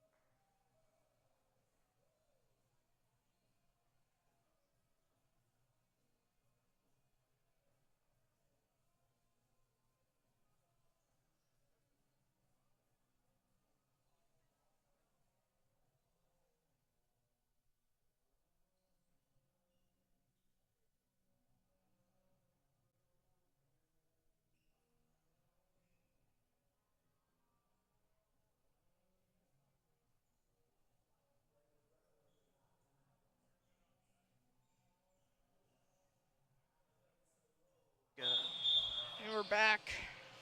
McNick finally wins a set. No, they didn't win a set last game against Elder, which, this is a big momentum for them to keep winning and keep going hard against these guys. Yeah.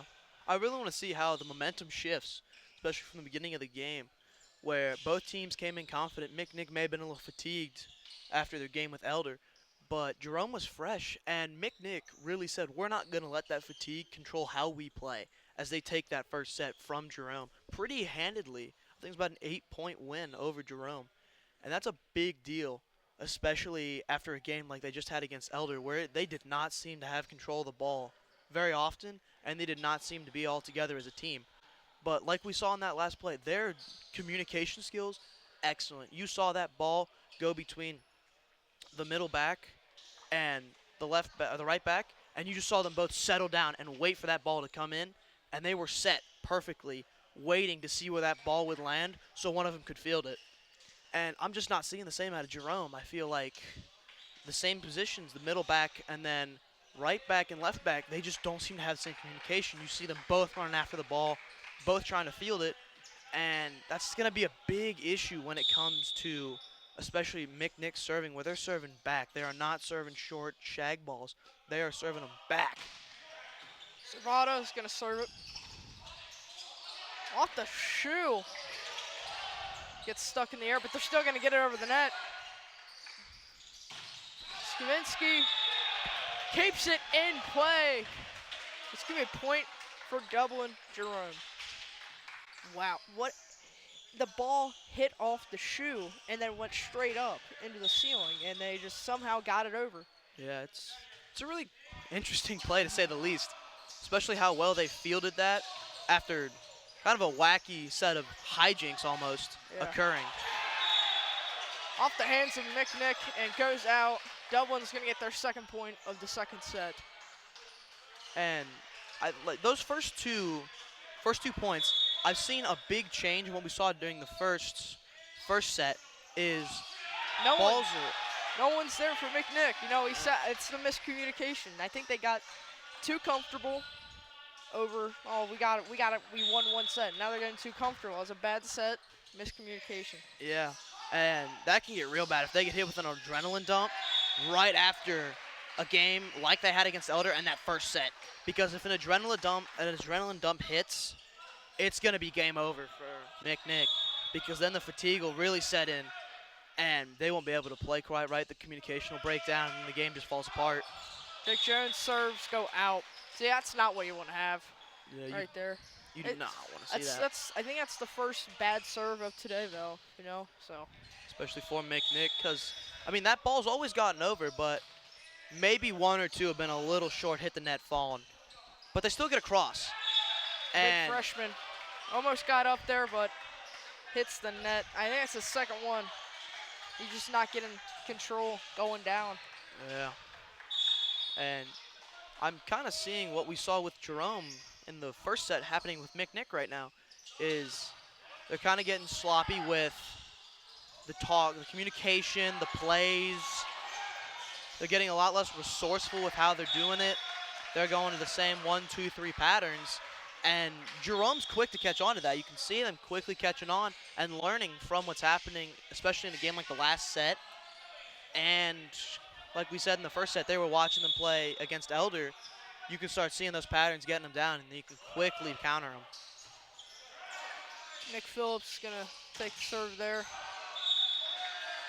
And that's going to be Barack McDonald again. Sends it flying out of bounds. Yeah.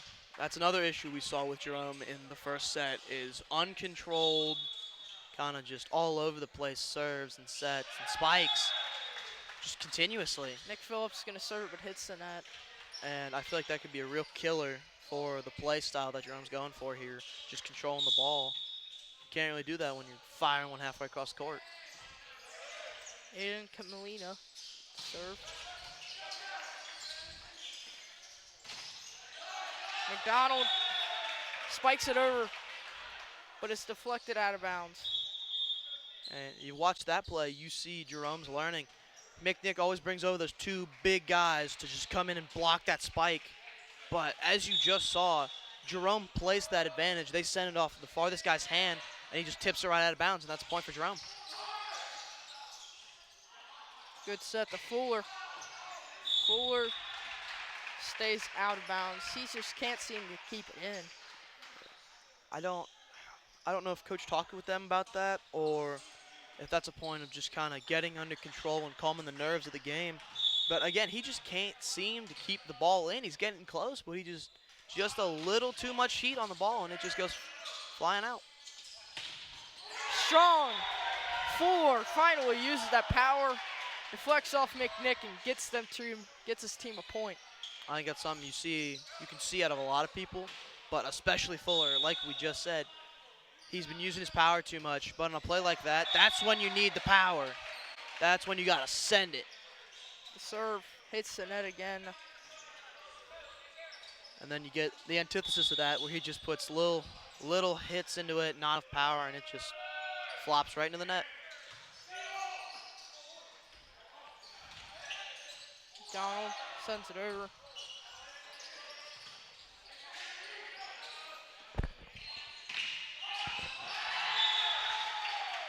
McDonald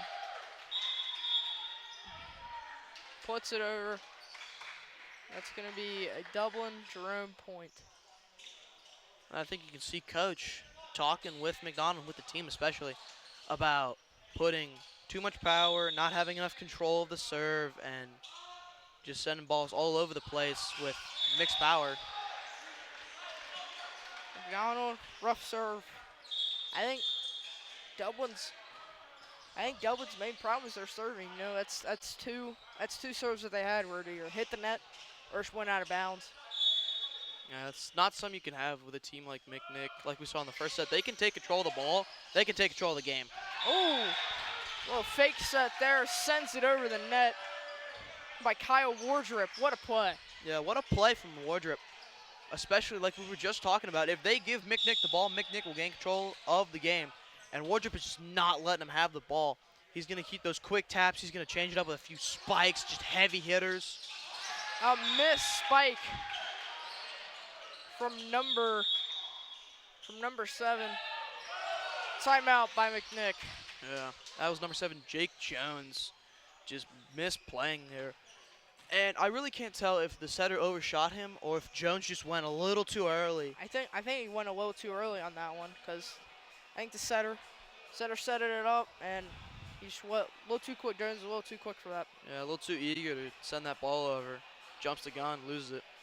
But I think that might be the miscommunication we were talking about earlier in this set, is if McNick starts miscommunicating, starts letting the fatigue get to their head, this game could fall apart real quick for the Rockets. I think McNick's getting a little too comfortable. They came off that winning set, and they're just getting a little too comfortable. I know they're tired. They played 4 sets before this set, and this is a whole different team I'm looking at right now. It's 11-6, still comfortable lead, still early in the game, but still, they were looking really good last set. And this just looks, not as good. Yeah, I feel like McNick's gotten a lot of their points off of Jerome's mistakes instead of skill in the current set. But Dublin has looked totally different.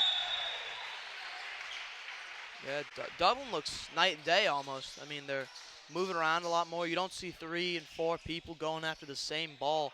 You see them settling down, getting set, and waiting to see where that ball is going to land.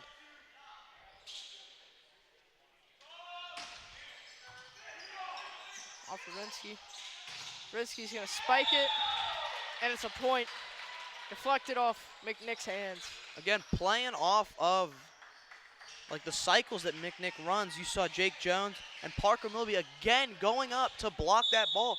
And Jerome's starting to realize these patterns.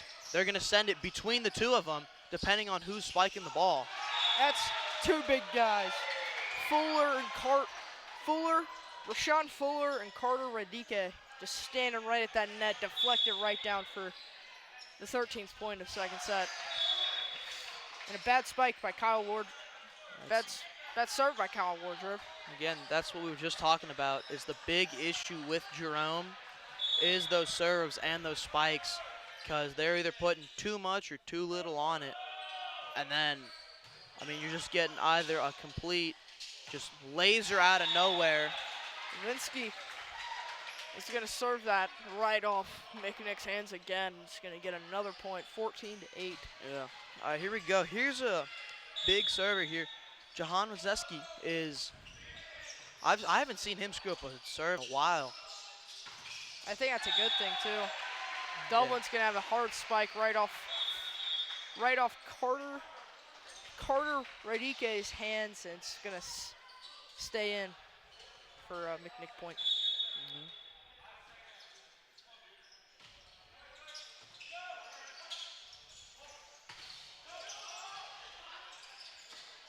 Good save by McNick. The set. Looking for Fuller.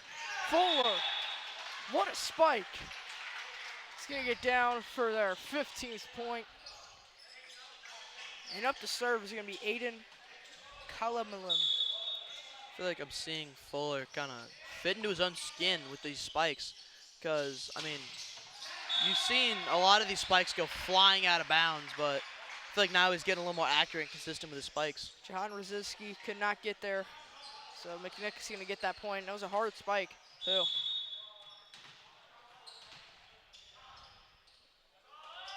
Cooper Batchelor is going to serve. And it hits the net. Dublin's adding on. Has a 6-point lead right now. This is the first time Dublin Jerome has led the entirety of these two sets. Yeah. They've led the entirety of this game, actually. It's just pretty crazy to think about because last game they looked sloppy. You know, bad communication. McNick's going to call a timeout. And Dublin's like a complete different team after the first set. This is crazy. And they're moving around a lot better. They're looking a lot more comfortable, but not too comfortable. You know, they're ready. Yeah. And I think that was probably the big issue they had the first set was McNick had come off 3 straight games. I know they were a little tired. They were also active. They were ready to go. And Dublin Jerome hasn't even played yet. So they were kind of sloppy. They were slow. They weren't even awake yet. But after that first set, it's almost like a wake up, like an alarm or like a wake up punch to the gut. It's like we got to get back in this game or we are going to lose. We need to have our eyes on the prize, which is controlling that ball and winning this game. And I can really see that what Coach has been talking about. Coach Galgany has really been talking to his guys about keeping the ball in play, keeping the ball in bounds. Don't make stupid mistakes either. And I've seen a night and day between first set Jerome and second set Jerome. It's almost like 2 different teams are playing. Dublin's going to start off with the ball. Fuller, serve. And a hard spike by Aiden Williams, the 6'3" senior, which doesn't stay in play. Fuller's going to get another serve. 7 away from the second set win. Tries to get over that, but it's blocked. Deflected. Good spike. Zensky.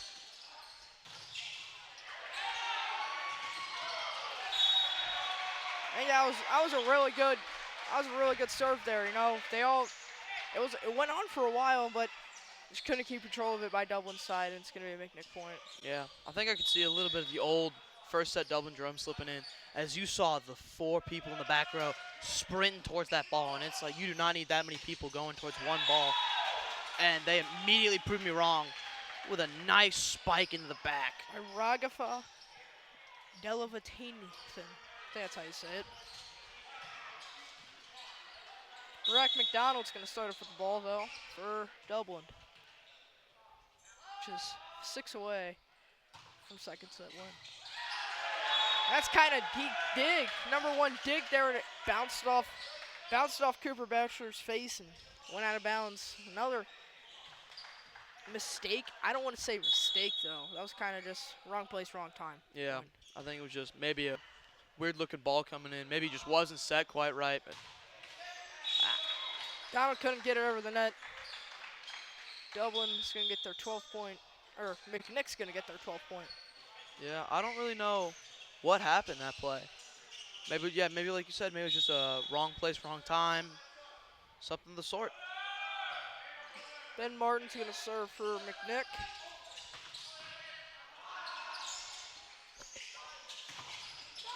Deflected by Kyle Wardrop and Ragafa. Wardrop's gonna keep it in play. Ragafa sends it over, gets the point for Dublin. What a play. Yeah, that was right into Jake Jones, the junior. And I like to look back earlier in that play where you saw two of McNick's players lined up right where the setter was, and that's how you know Jerome's getting into McNick's head, because they are putting people there, and they are so confused on how Jerome's going to play it. Are they going to set it backwards and set up a spike? And they don't think that. They think they're just going to go a quick little tip over, and that's why you have two people in the setter, and that just leaves a great opening, like we just saw, for Jerome to set it up and have an absolute laser coming down. Serrata is going to set up, serve. Wardrop to Fuller. Fuller keeps it in. There we go. Three away from the second set win. We see Fuller really getting into his full potential there. Yeah. With a controlled, heavy spike right on the line, keeping that in for Jerome's point. Wardrop's going to serve for Dublin. Deflected. Ravensky and Carter Radike just stand. Two big guys just right on the net, deflected for their 23rd point. 2 away. Just standing there, just like a stone wall against that serve. And that ball is not getting over the net. Keeping it alive. And that's a spike. Carter Radike sends it back over the net. 24 point. 24 to 13, 1 away from the second set win. And this would be a big momentum shifting win if Jerome can pick this up, because it can completely change how this game works, who's really in the superior position, and how the rest of how that third set, that huge third set's gonna go. Aiden tried to save it there, but just couldn't. It's gonna be 24 to 14, a 10-point difference right now, which is crazy to think about. After our last set was actually a pretty close game until like the final minutes. Yeah, and I think that's what you're seeing between how McNick plays when they have a big lead and how Jerome's playing with a big Fuller lead. fakes the big spike, and they do it. Dublin's gonna take the second set. What a set for the two. Exciting. Can Jerome Dublin keep their strength and their accuracy and their power over McNick's just they're kind of sloppy right now, so we'll see after the break.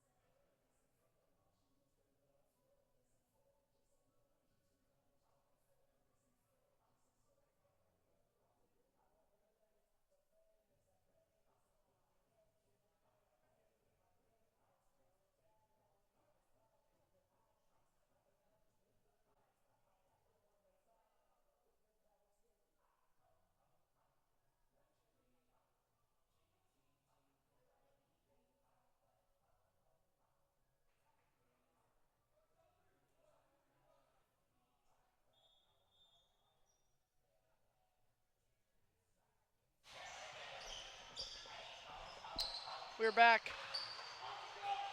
Dublin coming off a set win. It was a pretty big difference in the score. See if they can keep just going, keep putting the pressure on McNick. Yeah, as we roll into this big third set, looking back on set 1 and set 2, set 1 we really saw McNick in control of the game and of the ball, and Jerome looked kind of sloppy. They didn't seem very controlled. They didn't seem very accurate. But second set, Jerome looked looked like a monster against this McNick team because, I mean, it was almost flipping how the narrative worked. You saw Jerome in control. They had accuracy, they had power, they had strength. They were crushing this McNick defense.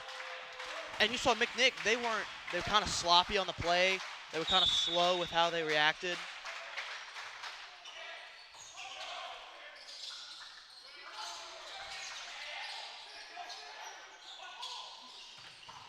Heavy spike. And number 8, Carter Radike. McNick tried to get in front of it, but it just went out. Wardrop's going to start off with the serve.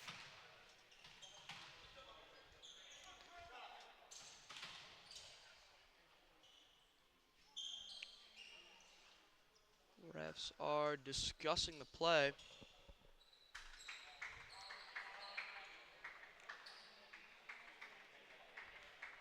Refs seem to be discussing what just happened. Dublin's coaches up almost on the court. Yeah. You can see Coach Cagnoli is just waiting. He's almost chomping at the bit to hear this reaction. But we don't see the same out of Coach Games for McNick. He's just standing over there. He's very calm, very casual about what's happening.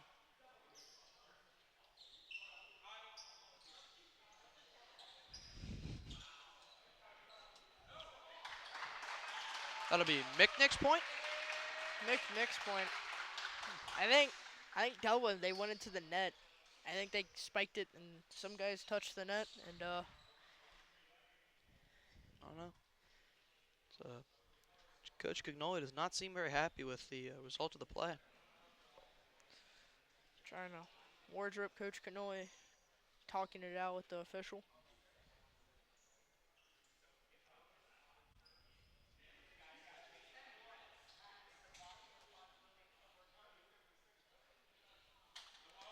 It's going to be McNick's point. Yeah, you can see Coach Cagnoli's reaction. He is not happy with that play call. No. You can't control it. That's up to the refs. That is not up to you, Coach.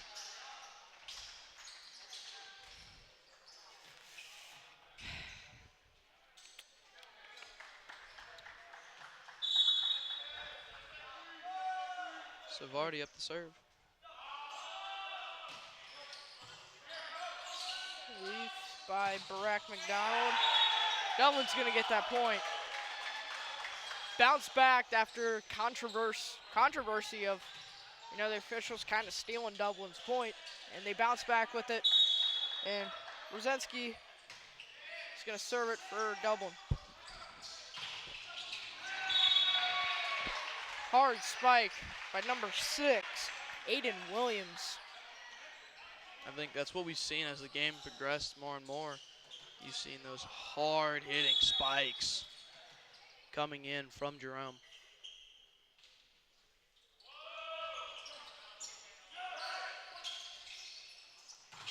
Oh. Barack McDonald tried to get it over there, but she couldn't. Runs right into Williams and into Stacy, just standing there almost like a stone wall, making sure he just can't get that ball over. I think that's what we've seen from McNick almost the entire game, is they will always have 2 people set up right there waiting for you to spike that ball over to shut it down. Jake Jones going with the serve. Not Fuller, as Carter Radike sends it over. Saved, can't get back to it. Dublin's point. And Ragafa is going to sub in for Carter Radike. And Aiden Kamalina is going to take the serve for Dublin. Oh, hard spike by Aiden Williams. Deflected. Aiden's going to get up there. Fuller tried to plop it over, but it's blocked. Again, we see Stacy and Williams set up, wait for that ball to come over so they can shoot it right back down. And I think that's a tendency McNick's starting to develop that I could see Jerome taking advantage of in the second set, but I'm just not seeing him take advantage of it in this third set. Oh. Gets it over the net. McNick tried to save it, but still couldn't get back to it.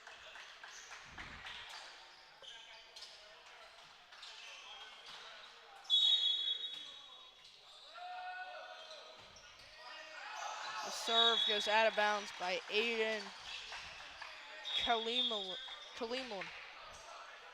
Sends it out, and that's something we've seen be an issue with Jerome almost the entire game, is just serves are going too hard. Hard spike. Right, Ragafla. But, you know, I'm just not seeing the same when it comes to these spikes. These spikes are hard, accurate, coming in hot with your name on it. Fuller's gonna serve for Dublin.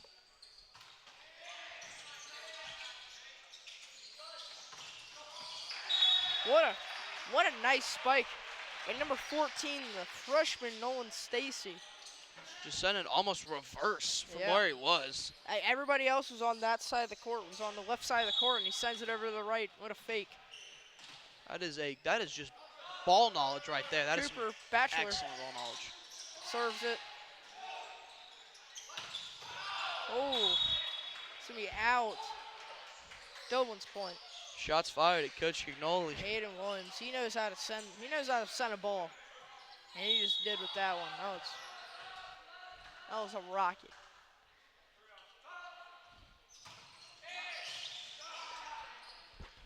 McDonald's gonna send that over. Serve, saves it. Brzezinski, hard spike, but deflected. The Bachelor's gonna try and get it over, but can't. And a play like that is something Jerome needs to take advantage of.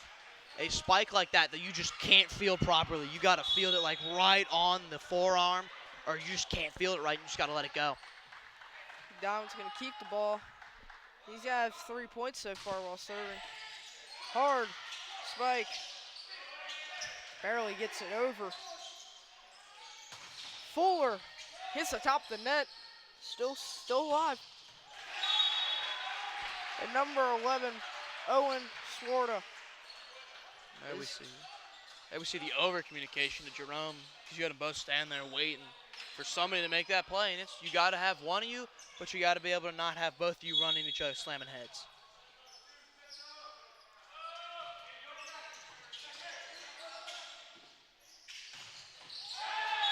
Good spike. That one's by Brzezinski.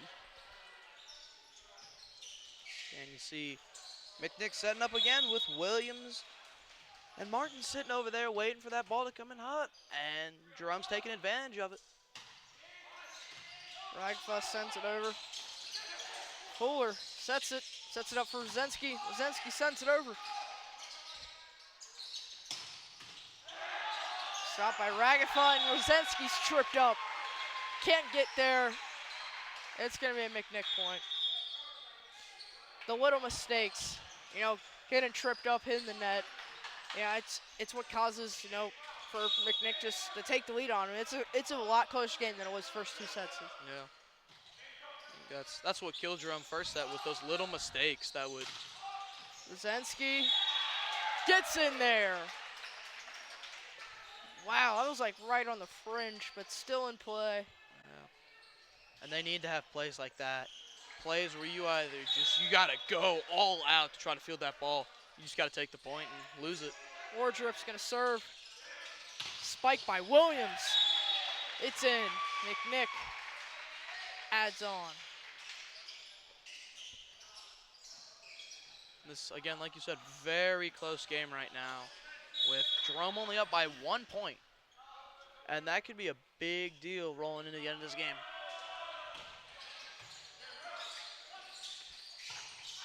Ooh. I think that was Carter Rodike. Tried to get it over. We see this game is all tied up now, folks, 9-9. Owen Serrata's going to send that ball over. Jarzynski is going to get the point for Dublin. Again, we are seeing McNick put Stacy and Jones up there, and at this point, it's almost like they're doing it on purpose because Jerome just keeps taking advantage of it. They just keep sending that ball right at him. Jarzynski's having himself a set too. He's communicating a lot better. He's like the key guy on this team. He's getting most of the blocks. He's getting most of the serves. And Fuller with a hard spike right into McNick's hands, and they just can't get it back over the net. Again, you see Stacy lined up to deflect that pass, and they can't keep relying on this guy because he is just a freshman. He may be 6'6", but he is very new to this type of play and very new to just the sheer force coming off some of these balls coming out of, what, middle school? Yeah. Junior high.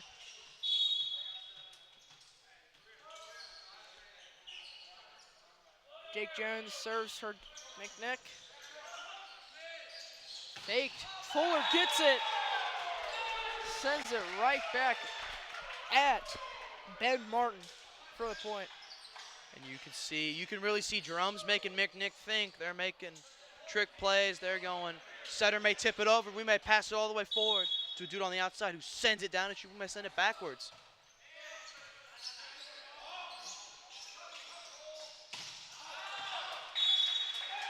No one's out of bounds. McNick with the spike, just goes out of bounds. Dublin is up by 3.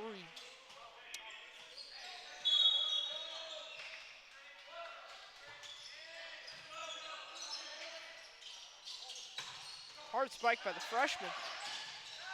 The Wardrobe's gonna save it. Fuller tries to set it back over there. But Aiden, number 5, is just gonna try. It's gonna bounce off his hands, just go out of bounds. There we see Stacy and Jones once again set up right along where they think that spike's coming from. Waiting to deflect it. That time it worked, but it has not been working. Especially in the second and this early third set, it's just not been working as well. That was a good spike by Ragatha. You know, it looked like he was powering up for a hard one, but no, it was a little soft, little blooper over the net and got the point. Yeah, that's how especially you win some of these games, is you win in the mind before you win on the court. McNick's coming off of 3 straight games. This is their 6th set in a row. They're going to be exhausted coming into here. That is going to be Ragatha and McDonald. Big bodies. A timeout for McNick. And they bounce back after 11-15. Down by 4. See what McNick can do. Yeah. I really want to see if Jerome can maintain this big lead that they've had, especially in the second set and then this set, because, I mean, we saw it in the first set with McNick. They got real comfortable with that set and almost threw the set away and lost it, and that would have been a real sour taste in Coach Game's mouth, and it'll be a real sour taste if they end up losing this game because they got cocky and dropped the last 2 sets. Jerome, after the first set, has definitely looked a lot better than I get McNick. This is their 6th straight set, going off Elder, which is they're a solid team. You know, I think they're 12-3 now, so they're a really good team. And they went up against them 3 straight sets. They are definitely exhausted, but I think Dublin Jerome is just getting started. Yeah, and I want to see how it plays out for Dublin Jerome in the next game they got against Elder, to see if you see the same result that we're seeing from McNick and Dublin Jerome. Fuller's going to send it over with the serve. Aiden Williams.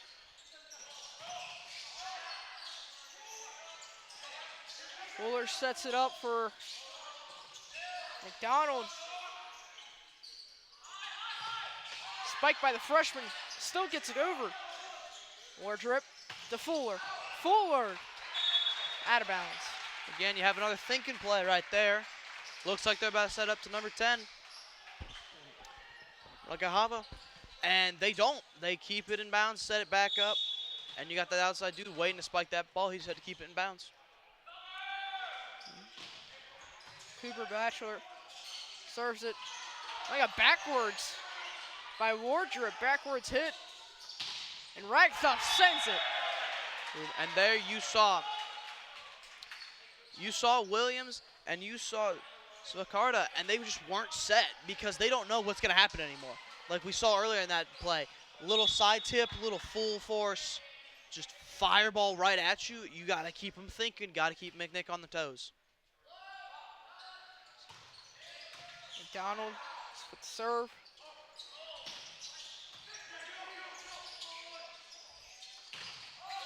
Brzezinski gets it over on the line. Just Point for Dublin.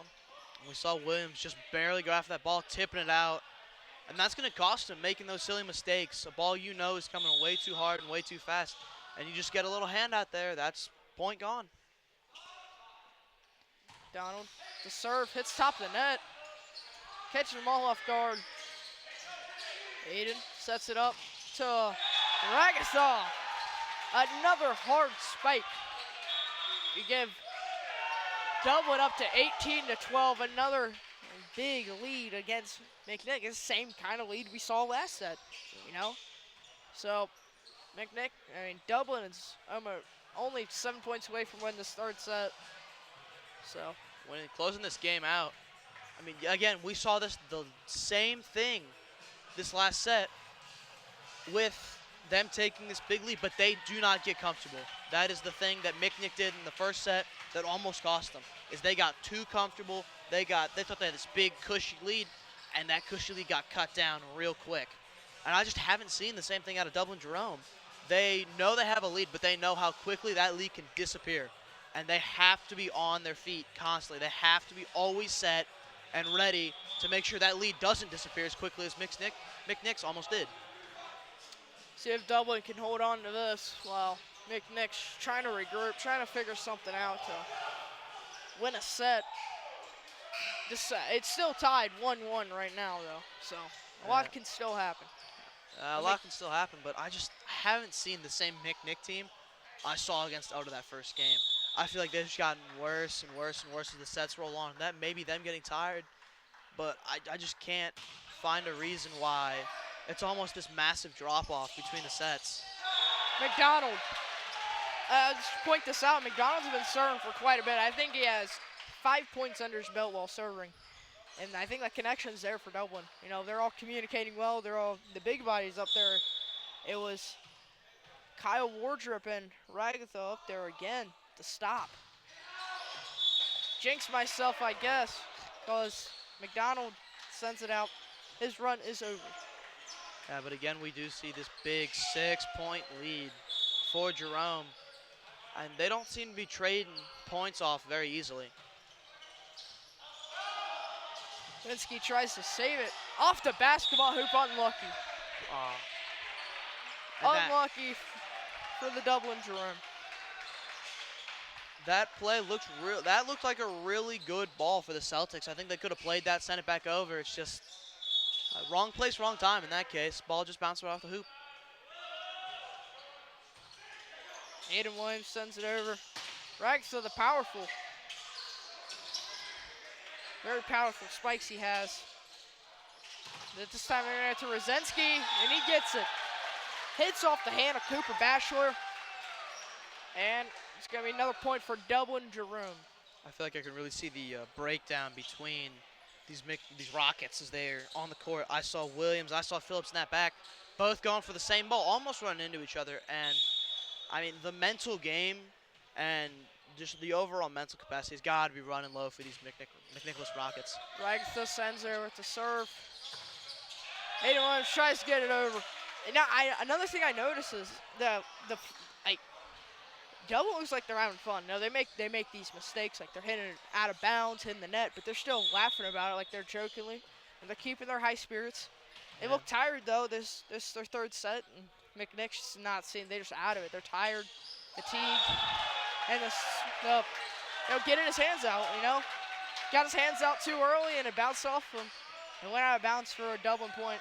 Savarda, that was Savarda too, and I think he's been playing pretty well, that senior. It's just you can see the wear on these players. You can see him slowing down. You can see the gears start.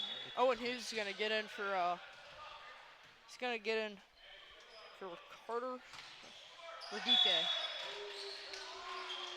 And like right there, like you said, that was a mistake. But you do not see them getting down as McNick is when they make a mistake. You see them with their heads held high, calm down. Everything's just clicking with Jerome, and it's just not clicking with McNick. Serve. Benmar with the serve. And Hughes just getting into the game. Cole Hughes gets a point on the board. Or Owen Hughes.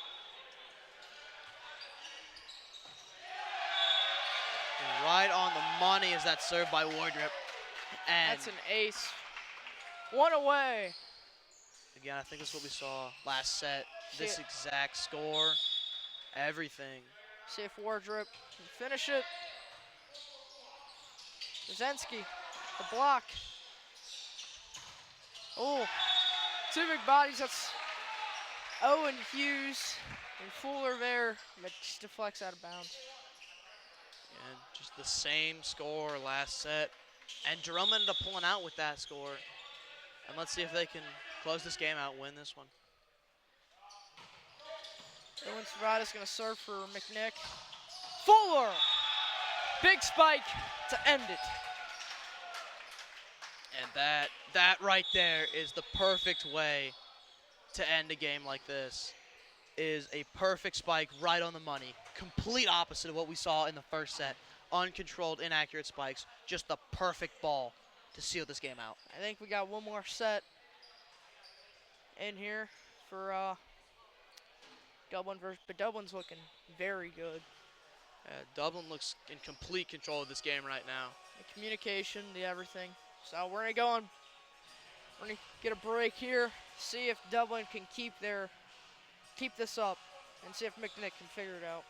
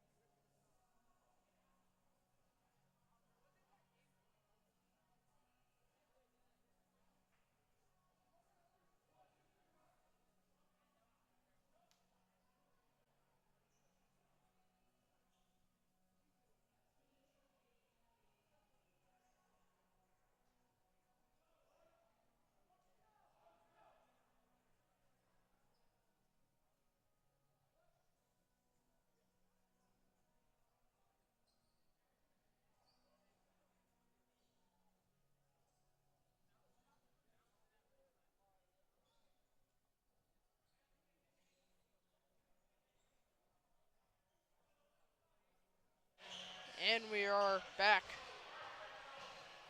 Dublin off another set win here against McNick. Dublin looks fired up. They look ready. They look ready to come. They came prepared. They look like they're having fun out there now, you know. Yeah, I feel like you can really tell how this game's been going for both teams. Just looking at the benches and looking at the team overall. Look over at McNick. They are They are out of it. They do not look excited. They look defeated. Look over at Dublin. You see them up. They are high-fiving. They are clapping. They are excited. Coach McNicholas up. He's happy. He's excited. They're just ready to play. Serve. McNick's going to start the ball. Just sends it right back at him. Wardrop's going to start off serve with Dublin.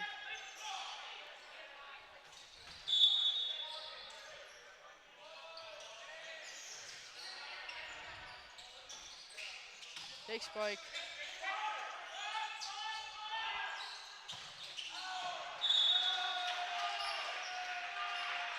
Point for McNick.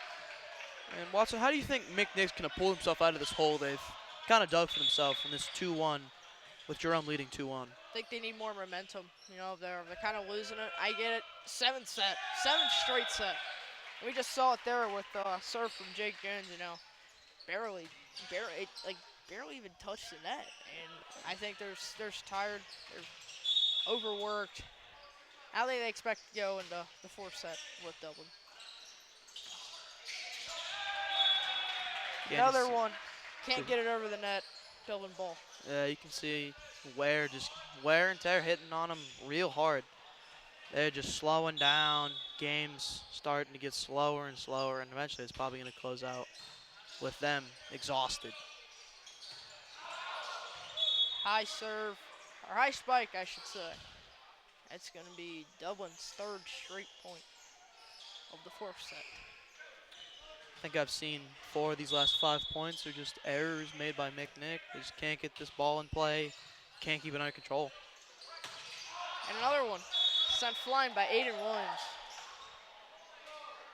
2 in a row from Aiden Williams, just sent over the back of the out of play. Yeah. So see if they can figure out some way to lock back in. Rosensky's hits the net. He's been playing good today. I'll say that though. He's been playing really good. Yeah. I think the whole team just had to be some massive rally after the first set because they've just been going hard and staying hard this entire game. McDonald bounces off the hands of McNick for another Dublin point. Again, we see Martin, we see Williams lined up in that corner waiting for the spike. And they got to do something else with that. It's become predictable at this point. We're 4 sets in, they just keep doing it. Aiden Williams sends it over. Fuller hits the net. It's going to be a McNick point.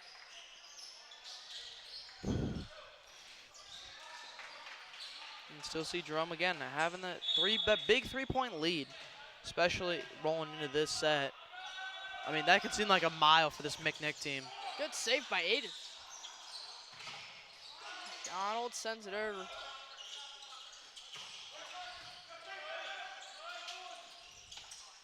Fuller. Strong spike for another point, 7-3, adding on to that lead early in this 4th set. I think we're seeing Kalaman. He's playing like a libero should. He is playing well. He is almost like a leader for this team. And he has just been a jack of all trades the entire game. 2 big bodies. That's Wardrop and Ragafa. They deflect it. It goes out.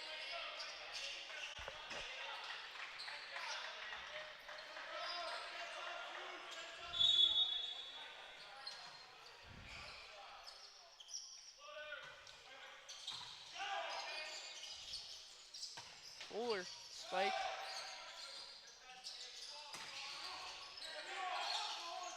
Wardrop to Rosensky. Rosensky, good save, but Ragafa puts it right back down for another Dublin point, 8-4. Yeah, I'm really seeing the wear hitting McNick, especially them staying upright. You saw that last play. You saw 2, 3 of them on the ground at once. You just can't have that. It's not okay in a game like this.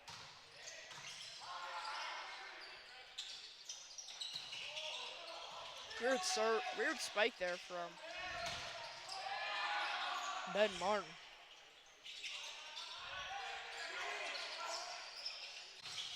Brzezinski fakes the spike. Ref will call it. They're call it off the net. It's going to be a McNick point. Yeah. And again, you see those Jerome errors, but you know what you don't see is you don't see Jerome getting down on themselves and getting all PO'd and all angry. You see them staying upright. You see them head high, calm, collected, playing well. Ragafall showing some power.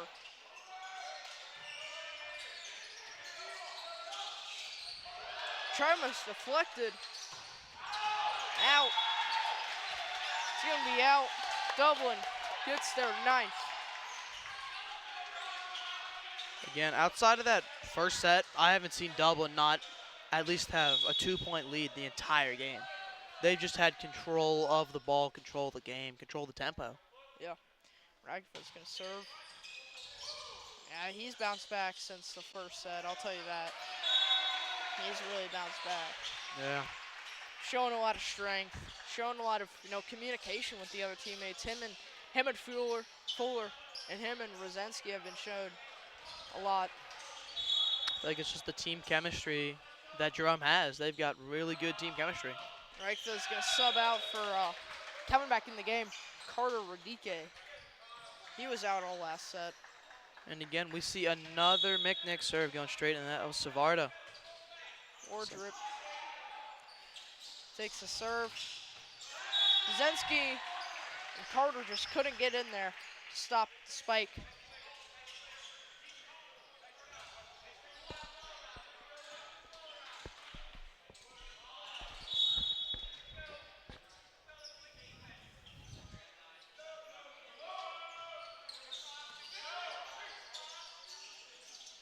Fuller gets up there. The freshman, Owen Stacy. Brzezinski, hard hit. Another point added to Dublin's lead. I can't see McNick pulling this one out. They're getting tired. You can see from those spikes, those hits, they're just soft hits. Not a lot of force in them. I mean, even that one, just not enough. Fuller bounces off Nolan Stacy's hand and Aiden Williams' hands too. Brzezinski's gonna serve again. I mean, even there, you saw Batchelor, he just split second. He just waited a little too long, and that ball hit the ground right in front of him. There we go. What a serve off the top of the net, just falls. I've seen a bit of mistakes from McNick and also a bit of unluckiness, Yeah. It's hitting the top of the net, it's hitting the ceiling or anything else. Unlucky. Yeah. I can't see Lady Luck on their side. I mean, especially a serve just like that one. You saw Brzezinski, that ball barely tips over the net, but it does. Same serve like that. McNick just can't get it over the net. And, I mean, you could probably see Coach Games over there. He does not look happy with how this game is going. They are down 6, and they had a commanding lead in the first set, and it's just falling apart. The wheels are falling off. I mean, this wagon is crumbling. Yeah. Dublin, they're still high. They're high hopes, really high hopes going in this fourth set. They're always high-fiving, like you said, they're high-fiving each other. It's having a good time right now, I think they finally figured it out, and McNick is just exhausted. Like, their spikes are looking sloppy. Their serves are looking very sloppy, too, and can't figure it out. It's like there was just a light in McNick that's slowly been extinguished. There's no fire in them. There's no spirit. They're just here to be here. Brzezinski with the serve. Out. Dublin point. They are showing some signs of power in their spikes, but they just can't seem like what happened to Dublin in the first set, where they had the power, just can't find the accuracy.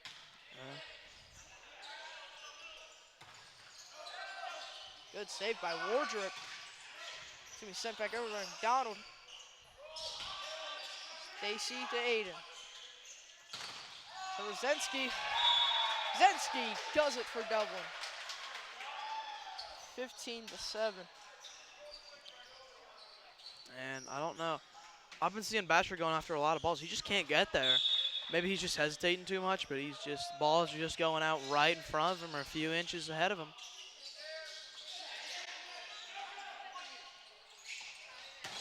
Fuller, powerful, but stopped by number 7, Jake Jones. That's Fuller and Carter again. McDonald serves, bounces off the ceiling. Dublin point. Again, 16-7. You see Basher's just not set. He wasn't ready. That ball came in smoked, and he just wasn't prepped. I think that's really what you could describe the entire McNick team as, just unprepared.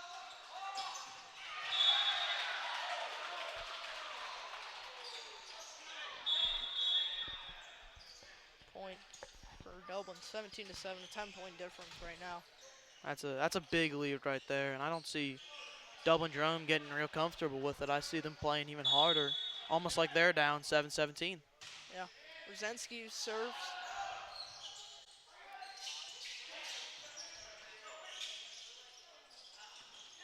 Fuller bounces up weird. Tried to get in front of it, him and Carter couldn't do it. McNick's finally gonna get a point. There we go. We see a little thunder out of the freshman, Nolan Stacy. And I think he's gone pretty quiet after the second set. I mean, he's just gone real quiet. Not a lot of power in his hits, not a lot of power in his serves either. That's Carter. Saved by Aiden. War drip to Fuller. Fuller can't keep it in.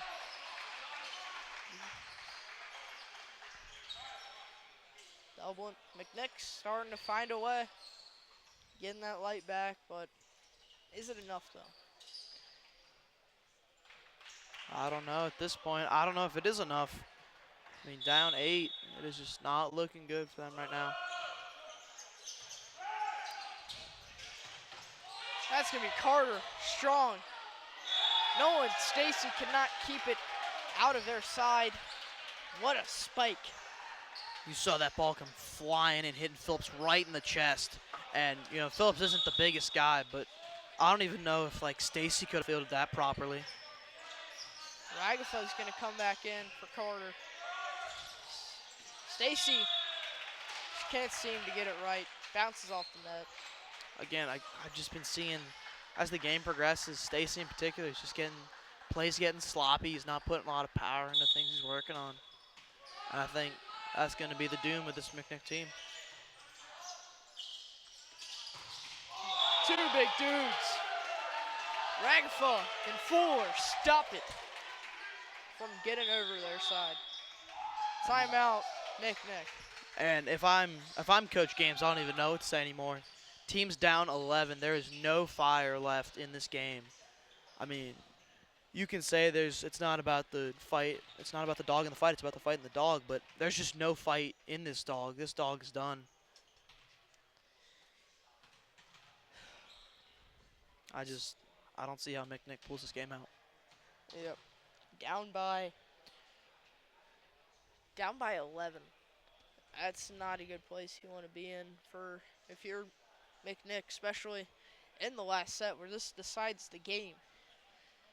They did kind of bounce back with 2 points, but that didn't really help because Jerome, you hit 2 points, they're still going to get back up. You know, so I think that's the ideological difference I'm seeing between Jerome and McNick. McNick had the game in their hands first set, and you saw them laying it on, but you saw them get comfortable. I haven't seen Jerome get comfortable once. It seems more at this point like Jerome is down 29 than McNick is down 9-20.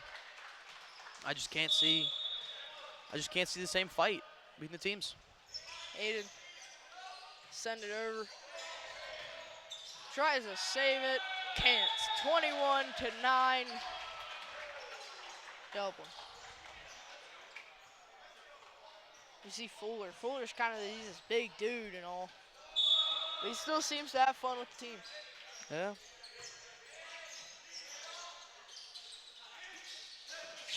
Couldn't get there. Wardrop and Fuller tried to block it. And Owen Hughes is in the game too. Williams just snuck one pass, but I don't know if it's going to be enough for this McNick team to rally behind.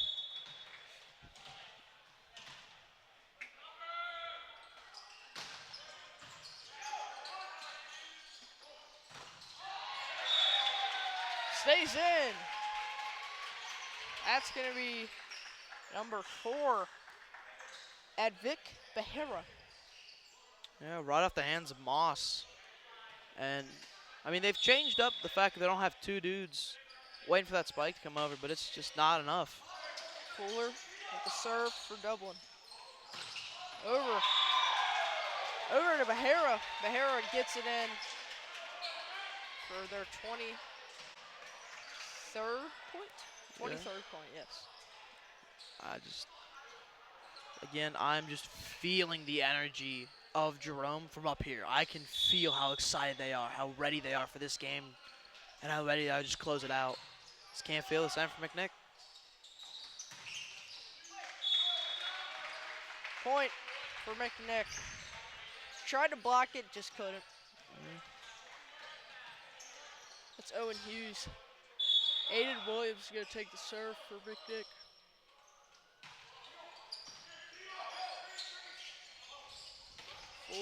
Fuller's been in the entire game. Yeah. Talk about drive, especially with that guy. Yeah. That guy has been playing his heart out all 4 sets. I don't think I've seen him get subbed out twice, maybe 3 times at best. 1 point away. Can Behera end it right now with the serve? Hard. It is. Seals it. An ace to seal the victory. What a Again. game. Dublin wins 3-1. What a bounce back for Dublin. I like to say that. Yeah, what a bounce back for Coach Cagnoli and his team. Yeah. I saw a completely different side of Dublin in that 2nd, 3rd, 4th set, and especially in that 4th set, that closing play. Did you see that perfect spike in the corner to seal the game? That was the one thing you did not see out of Dublin Jerome in the 1st set. You did not see an on-point spike or an accurate spike the entirety of the 1st set, and it just kept getting better and better and better until you get a closing play like that one right there. Player I want to point out is Fuller and Rosensky. And also, I'd like to point out Ragafa. You know, he's a strong guy, big strong guy. He had spikes. I think in the 3rd set he was hammering balls down. And then Rosensky, again, he's being a team player. And Fuller staying in the entire game, showing the drive and everything all around. Great win for Dublin, great bounce back. And I think that's it for us. Yeah. That'll be all from us here at ENN. And we'll see you next in the Elder versus St. Jerome Celtics game.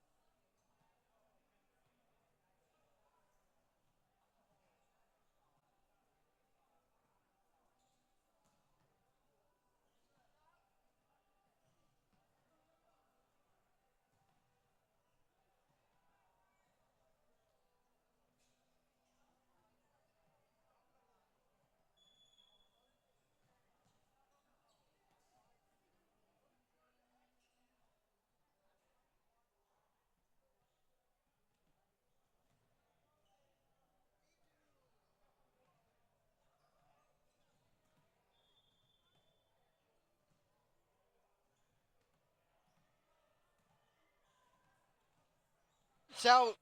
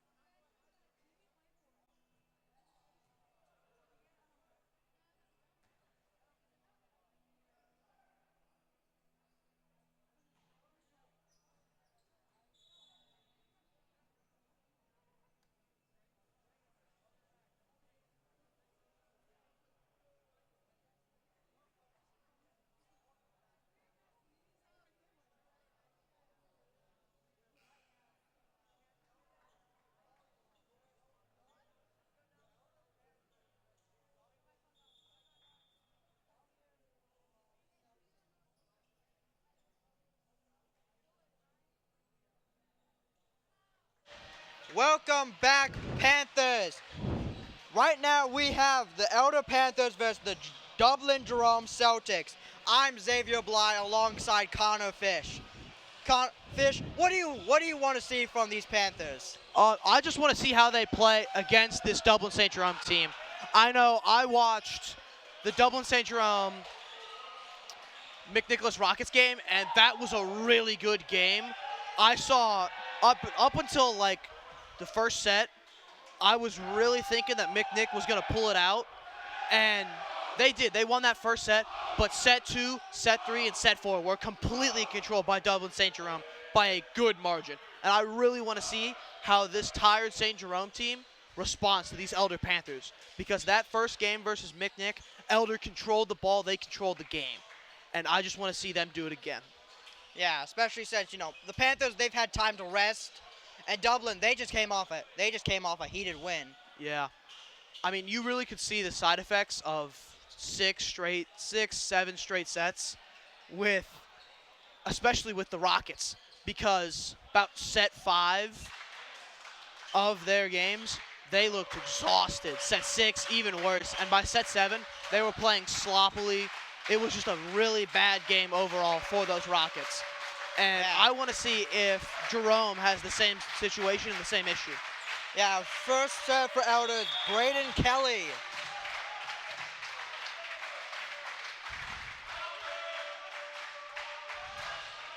Serve is good. It hits the ceiling. And it is out. Actually, never mind. Dublin gets the point there. Number 2, Kyle Waldrip. And that spike right there was something I had seen all of last game. It's just fiery shots coming in from Dublin Jerome. Ooh, and Dublin gets another point.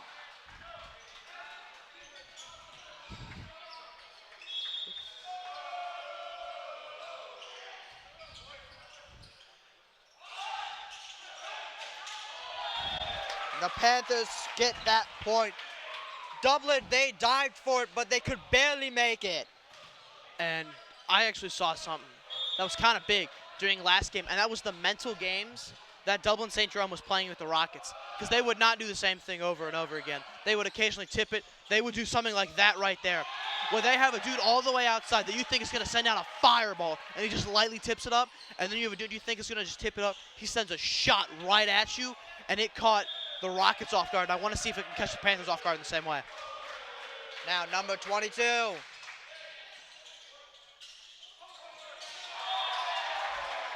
Number 11, Braden Kelly barely hits it over, and Dublin cannot respond in time to get it. Let's take a look at this replay. Now, we see Dublin, they lightly tapped it over, and we just couldn't get to it in time. Yeah, now, especially on a play you expect to have a shot come in and just slam you, and you just don't see that. And Elder gets the point again. It is now, the score is now 3-3. The game's tied up, and now number 5, Logan Duvar, is serving. And that was McDonald. That was a kid who last game really took control of this team and really rallied them after that big first set loss to win the next 3 handedly.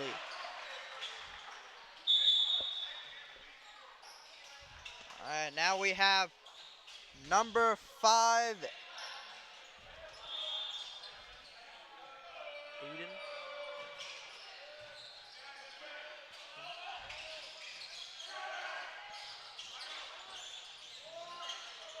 Kelly sets it up.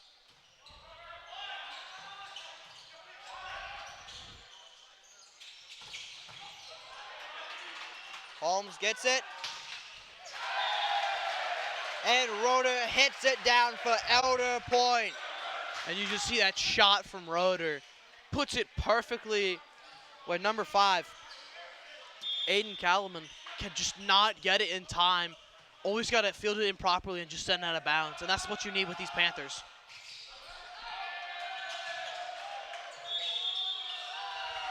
That's a point for Dublin. Point for Elder. Again, you could see Jerome is a very resourceful team. They're very quick on their feet. But when that fatigue starts to set in, I want to see if they can keep up that same high spirit energy and quickness.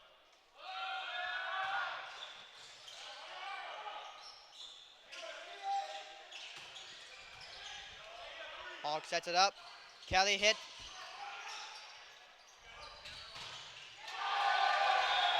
Another point for Elder. There's now And 4-6. Elder is leading by 2. We have Rotor set. Rover is serving. And a play like that is something you really need. You really need to keep the ball constantly in play, start slowing down the tempo, start controlling the game, especially against a high-tempo offense like St. Jerome and the Celtics. You really need to slow down the game and control what happens. You cannot let them run away, or you will have a situation like the Rockets had last game where they just lose set after set after set after only one win. And that is a missed serve by number 9, Carter Redcow. Now we have number 8, Carter Brandit.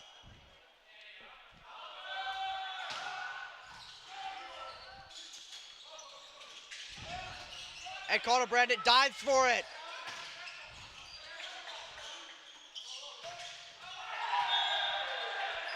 That is just barely in, right at the back, right where nobody was.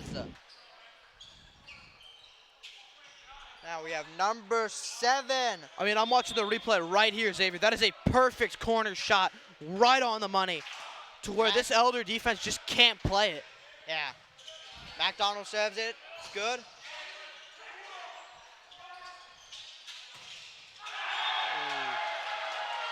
It hit Rodender, but he could not get it back up. Again, now McDonald's back up for serve. And this kid, McDonald, I saw him sending some rockets, and I saw him sending some taps over during that game against the Rockets. And it's really hit or miss with how he shoots this ball. Hawk hits it. Kelly gets it up.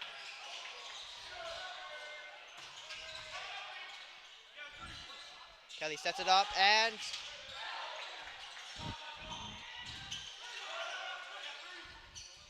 so this is a long pot.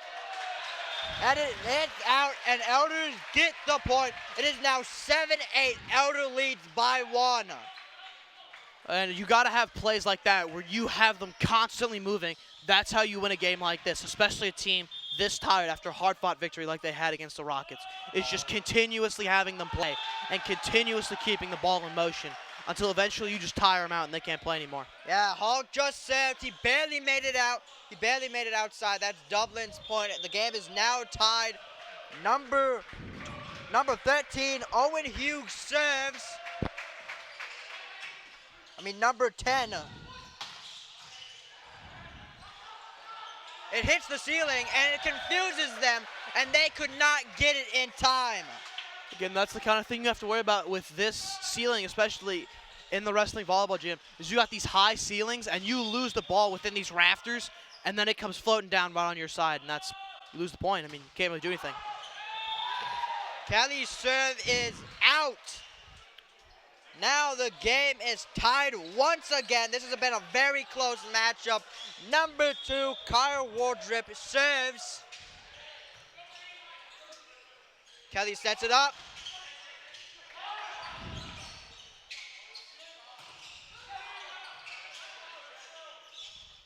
Hawk sets it. Number 13 barely misses it, and it is Dublin's point.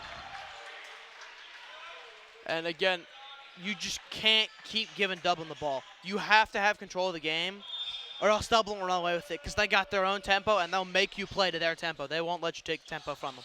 Yeah. That is an Elder point. Great job by George Whitmiller. And now number 13, Johnny Hollins. He's only 1 or 2 sophomores on this team. He serves it. It's good. And the spike by number 7, Bree McDonald. Now number 22 serves. And you can see the effort from these Panthers. They're trying to field every ball. They are not going to give you free points. And that's what we need against a team like St. Jerome. That was a great play by number 12, Hank Roder, he barely taps it over the net, and they did not suspect it. Again, that's how you win this game, is you got to play the mental ball. You play mental ball, and then you play physical ball. If you can get in your opponent's head and make them wonder what you're going to do, what you're going to do next, what's it going to be? Is it going to be a spike? Is it going to be a tip? Is it going to be a set? That's how you win, is when they're too busy thinking to actually respond. Yeah. That's another point for Elder. And you got some big bodies up front. You got Hank Road, who's 6'3", and then you got number 9, Ben Davis, 6'2". Some massive bodies up there, just making sure you are not getting the ball over the net.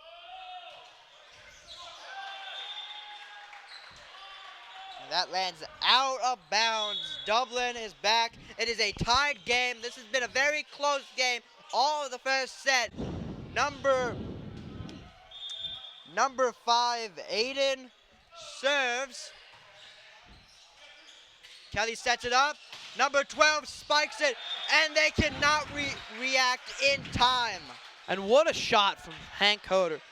Hank Roder right there. Just an actual missile right on the money to give this ball back to Elder. Roder serves. And it is barely on Elder's side. That's a point for Dublin. That ball would have made it over if it was just a couple inches higher. And that's something you can't have, especially in a game this close. I mean, we're tied 13-13. You cannot have those little mistakes. That's how you lose games, is those little mistakes continuously. But you know how you don't lose games? With someone like Hunter Hogg absolutely sending a shot. Right, sorry, not Hunter Hogg. Carter Brandon sending an absolute shot right on the money into Jerome's court. And that is how you control the game right there.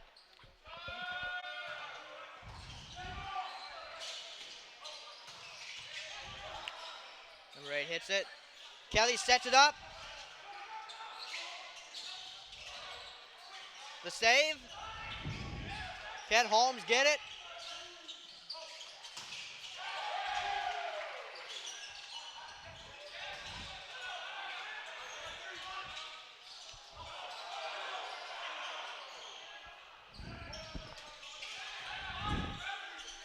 Kelly sets it up. And number 8, Carter Brandon, gets the point for Elder. He's now serving. And you could see there, they just kept him guessing. You got to keep Jerome guessing. If Dublin Jerome knows what you're going to do, and they knew what just against the Rockets, they knew what they were going to do every time they spiked the ball, and they controlled the spike. They controlled the net. You can't have that. You cannot have this team controlling the net. You have to keep them guessing, and you have to keep the mind games going. Yeah, MacDonald is back up to serve. We have seen that he's a great contender in this game, but can he leave Dublin to a victory? The game is 14-15. It's a very close game. And he missed the serve. That is another point for Elder, leading this. Elder is now leading by 2. And number 6, Hunter Hogg, is in. And that was another issue I saw, especially with Jerome against McNick, is they just couldn't get their spikes over the net. And it eventually started to pile up, and it almost cost them a set or two. And you just can't have that, especially against this hard-hitting and quick-to-react Elder Panthers team. Yeah, now number 10 for Jerome is up to serve. If he can make this, it's a tied game. Kelly sets it over. Hogg hits it. Kelly sets it. It almost went out of bounds, but Hogg saves it. And now it is a tied game, 16-16. That was a great spike by Dublin. And we can see that set from number 1, Ryan Lamb, to number 2. Let's look at that replay. Yeah, let's look at that replay real quick. Now See that set, Ryan Lamb sets it up to number 22, Chahan Raseski, and he just sends a shot right over the top to the Panthers, and they just weren't ready for it.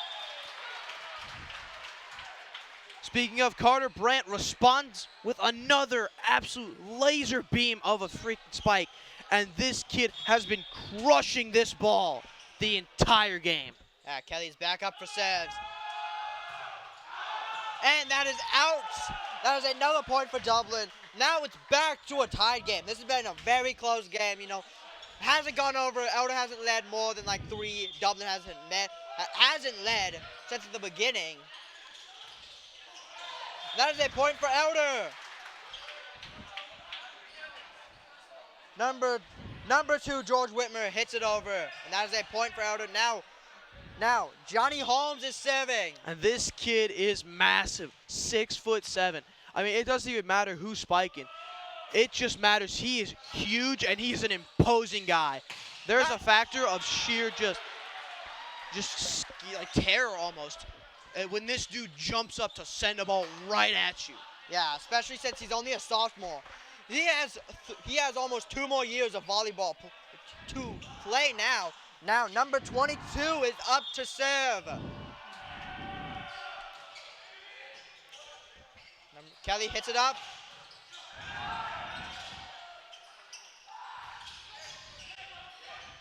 Kelly sets it. That's a point for Dublin. You know, if you look at Dublin's bench, there's so many more guys than what Elder has. I don't know if the cheers from Dublin are making it so that they're always tied, but now Dublin leads by 1. Right there. That's a point for Elder. Now it's back to a tied game. We have some substitutions coming in. You see that right there? That's a play where you, as a player, have to understand you got 2 big guys in front of you. You got to go for the fingertips. You cannot go for that full hand, so they just slam that ball right back down at you. Jonathan Hall, that barely made it over the net. Oh, number 13 saves it. Kelly sets it up.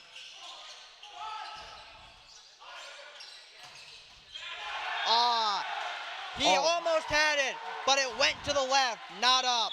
Almost had all of it. He just couldn't field the ball properly, and that's just sometimes how the game goes. You just sometimes aren't set perfectly for that ball to come in hot, and it just tips right off your hands. Yeah. Great play by number 12. That is another point for Dublin. Now they are up by 2. Their lead just keeps growing. But can the Panthers come back from this and score the first set? And then you see Ben Davis and Carter Brandt go up there. And those are not small guys. But, I mean, when you go up there as a player from Jerome, you got to have no fear. You got to think, I got to get this ball down now. This needs to be a shot, or this ball is getting slammed right back into my face. Yeah, they called a timeout. I'm pretty sure it was Jerome's timeout there. We have Elder. They're being talked to by Coach Tierney. I mean, if you're Coach Cagnoli here for Dublin Jerome, what do you do in this situation? You're up by 2, but you are in a very competitive match right now, and your team seems to be holding strong. Are there any changes you make to your coaching style, or you just keep it like this? Yeah, that is the question, especially since they only have 4 more, and then they win the first set. Elder, 19. They gotta lead. They gotta stop. They gotta make no mistakes, and hope Jerome will make those mistakes. But do you go full offense here, or do you start slowing down and try to get the game back into your tempo? That's the real question you got to ask yourself. If you're Dublin Jerome, do you keep your foot on the gas, or do you catch the Panthers off by surprise and start playing defensively and wait for those Panthers to make mistakes? Number 5 serves. Kelly sets it up. Number 12 hits it, but it's back on outer side.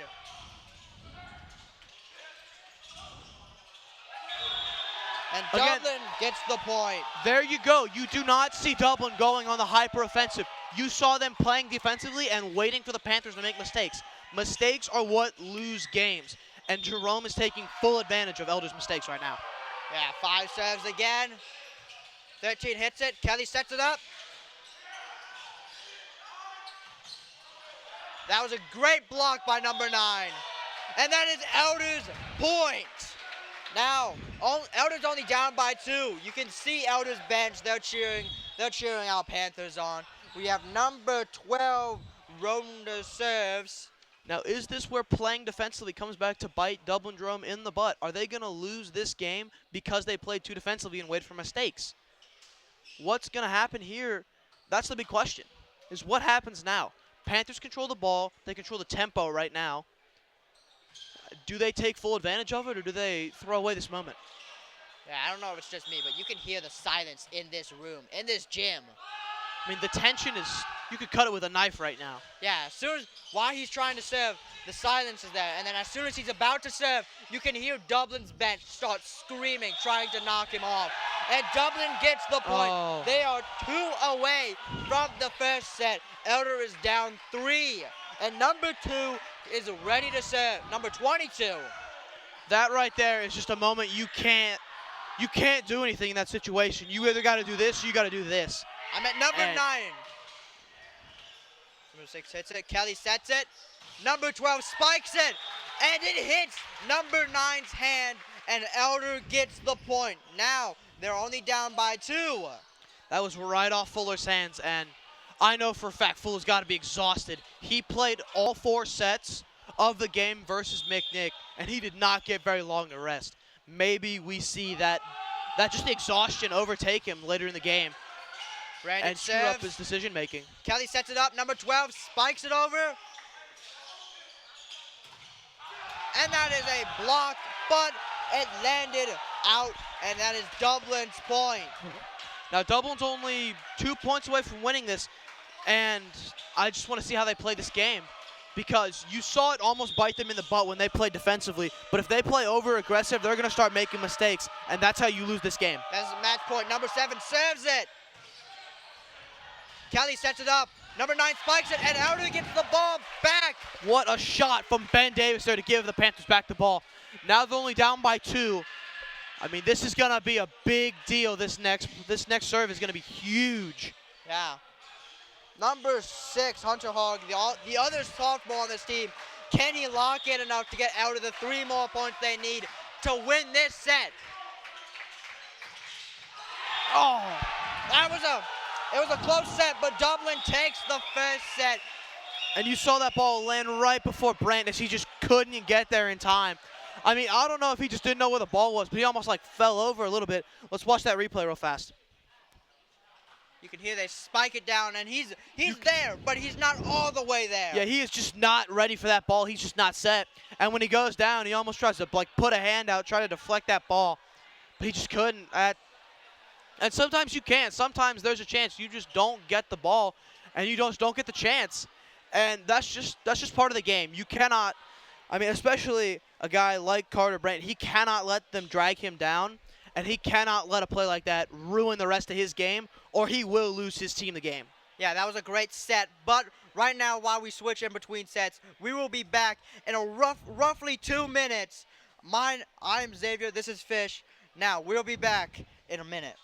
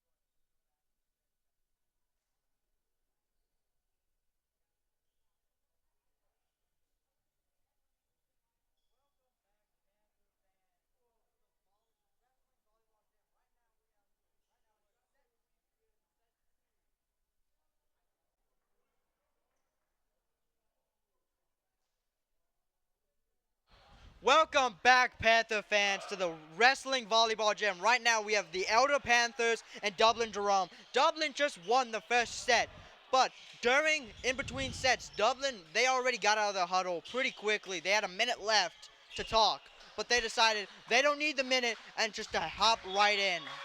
And that could be either a really good thing or a really bad thing for this Dublin Jerome team. Because if the Celtics get too cocky and get too comfortable, they will lose. The Elder Panthers are not a team to just take it on the nose and just accept the fact that they just lost a set. They will fight you nail and tooth for every single set. And they will not take a defeat unless it is the only possible solution. Yeah, you can hear the Celtics bench. They're going crazy right now. The Celtics are getting loud, but even a small dog can get real loud. Yeah, number 2 gets the serve. Number 8 sets it up. Kelly hits it. And number 12, Hank Rohner spikes it down, but Dublin is able to save it. They tried blocking it. It lands out of bounds, and Elder gets the first point of this set. Will Elder keep that momentum up and win this set? We don't know.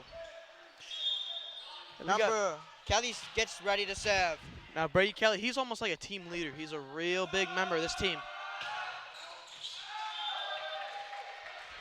That right there is what killed Elder last set. Is those little mistakes that you wouldn't bat an eye at in a normal situation, but in a game as close as the last set was, they can make or break the game, the set. Kelly sets it, and Rohner spikes it, and Elder gets the point. And you just see the absolute shot coming in. Now Holmes is ready to serve. And here we go. This is where it gets real. The intimidation factor of this 6'7" monster. Holmes saves it.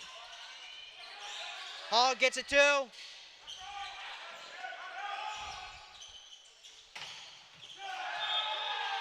That is just barely in. Wait. I mean, you can watch the replay, and you could just see that ball barely hitting in that corner. Barely right in. there. Number 5 is ready Just to serve for Dublin. Perfect shot by Dublin. Hogg sets it up. 2. And that is another point for Dublin.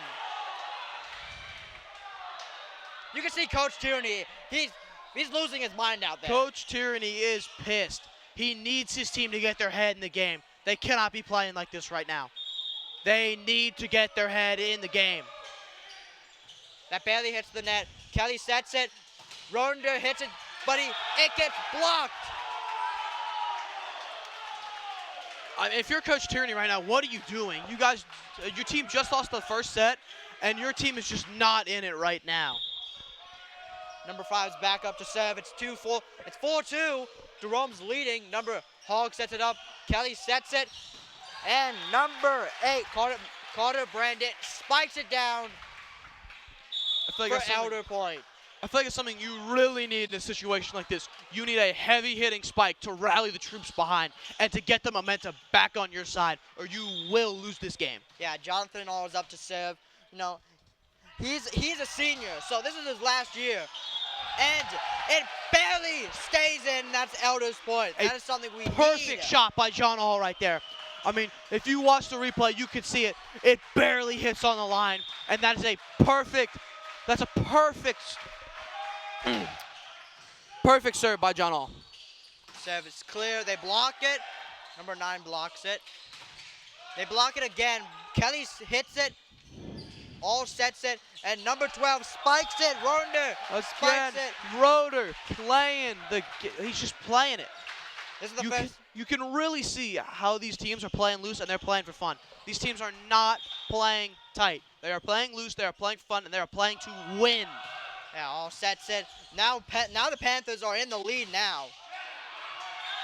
They blocked it, but no, it bounced off Rohner's head and landed back on their side. So it's Dublin Jerome's. It's a tied game. We have number 9 serving. Again, those little mistakes you just can't have in a game like this. You can't have those little mistakes where you just don't get close enough to the net to where it deflects right off your hands and falls down. Kelly sets it. Number 9 tries to spike it, but it doesn't make it. You can hear Dublin Jerome's thing. They are ecstatic right now. And that's number 10, Denny Valafan. And you just see him shut that ball down. And that's a momentum killer right there for the Panthers. That is a momentum killer. Another serve where it barely hits over the net. And number 8, Carter Bandit, he spikes it, and Dublin can't respond in time. And you need a play like that. You need a play where they just cannot respond to that ball, and you just get it in, get it out, and get done. Yeah, Roner's up for the serve. Dublin spikes it. Hogg hits it, but he hits it out of bounds. Again, those are the mistakes you just can't be making, is those misplays, those miscues, those missed times. You just can't have that in a game like this where it is 7-6 and you are down. Number 7 is ready to serve. You can hear Elder's bench. No, they're trying to mess him up. He makes it over. Hogg hits it. Kelly sets it up. He hits it over the net. Looks like he was going to set it up and tricked Dublin so that they would not react in time. Yeah, you need those mind games in a game like this where it is 7-7, tie game, super close. Yeah, you take a look at that replay. It looks like he's just going to set it up and just send it to somebody who sends a laser at you, just tips it over. You're not set, you're not ready. You're ready for some laser beam, and it's just never coming, and that's how you win a game. Saves it. Kelly sets it back up. Brandon saves it, but it barely makes it in, and that's Dublin's point again. Now it is 8-7. And you can just see how close this game is. It is a constant fight every single play. You have not seen an ace. You have not seen a super heavy spike that just crushes this team or an insane serve. It is a fight every single play. Kelly sets it up. Holmes hits it, and Elder is back. They scored.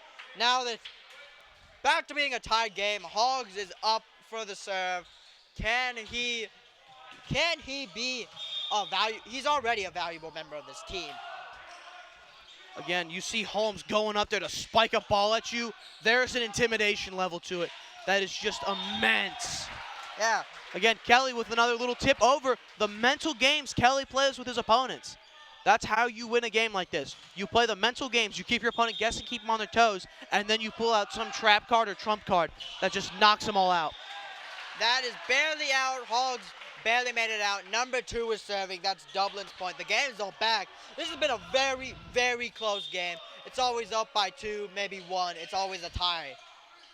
I mean, it's always a tie or it's either up by 1. This is the kind of game you hear about in the news. A close game, a perfect game that goes super deep in, and then eventually you go to like the 5th set, and it's a tie, 2-2, and somebody pulls out a miracle win. Yeah, Holmes set that and got the point for Elder. Now Kelly sets it up.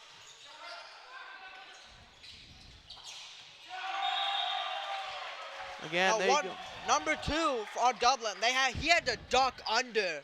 He had to duck under that spike because he almost got hit. Fuller is a massive guy. Fuller is a senior too. He's huge, and he will come in with full force, ready to send that ball right at your face. Kelly sets it up. Number 2. George Whitmer spikes it, and it hits Dublin's hand. And there you go. You got Rodke, and you got Fuller right there waiting for him. And Fuller is just huge, and those dudes are mountains of guys. But you got to have no fear when you're going up. You got to have no fear when you're going up to send that ball down at him. Yeah, Holmes just saved it.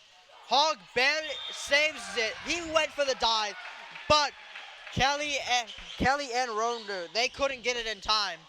You know, especially the Dublin Jerome team, their team consists of 2 sophomores, 1 junior, and the rest of them are seniors. So most of the team isn't going to be here next year. And yeah, they're playing their heart out because they know the fact that they're not going to be here next year, and this is their last year to play like champions. And number 10 on Dublin blocks it perfectly. You know, Ronda tried to spike it, but number 10 blocks it, and it lands out, and Elder still gets that point. And here we go, subs. John All comes in, and so does Ben Davis. Look at that replay. Yeah, number 10 hits it off his head, and it lands out. Again, there's another serve by All. It is a perfect on-the-money ball, right on that line or just ahead of it. Yeah, this guy is serving like crazy right now. All is back up to serve. Kelly sets it. All sets it back up, and Brandon hits it for Elder point. Now the game's up 3. It's 14. I mean, it's 11-14. And you need plays like you just saw with All and with Brendan. You need balls that are right on the line that you just can't freaking field. And that's how you win the game. You have balls that they just cannot field. Number 7 on Jerome spikes it. That is a timeout called. But, number 7, he spikes it perfectly, goes right in between the Panthers, and it hits. Let's take a look at that replay. Yeah, you have 7. It goes right in between those two. And yeah, that's McDonald, and I saw that especially during the Rockets game between them and McNicholas, is they are not super accurate with their spikes and with their serves. I saw about half of the spikes they had to go clean out of bounds or go just screaming into the back. Way out of bounds. And that can't be something that happens on the regular. You need that to be a once every 7, 8, 9 spikes, or you're going to lose because simple mistakes turn into big mistakes, which turn into losses. You just can't lose every single point because you guys are making simple mistakes that are completely preventable, like that one right there. Yeah, the Panthers, most of Dublin, they keep spiking in the back. The same thing happened with Moeller last night, and they had to learn to put a player in the back so they could block those. Now All's back up to serve. Kelly sets it. And Ronda spikes it. Number 2 was there, but it hit his hand, and he could not make it back up. And you can see Coach Tierney's reaction. He is fired up. He is excited about this game. This is the biggest lead so far in this set. Up by 5. Up by 4 now. It's 12-16. Number 9 is up to serve. Fuller for Jerome. The substitution, number 6, Hall comes in for the Panthers. Yeah, it comes in for All. Serves up. And that is a missed serve. Again, like I said, you cannot be having that happen.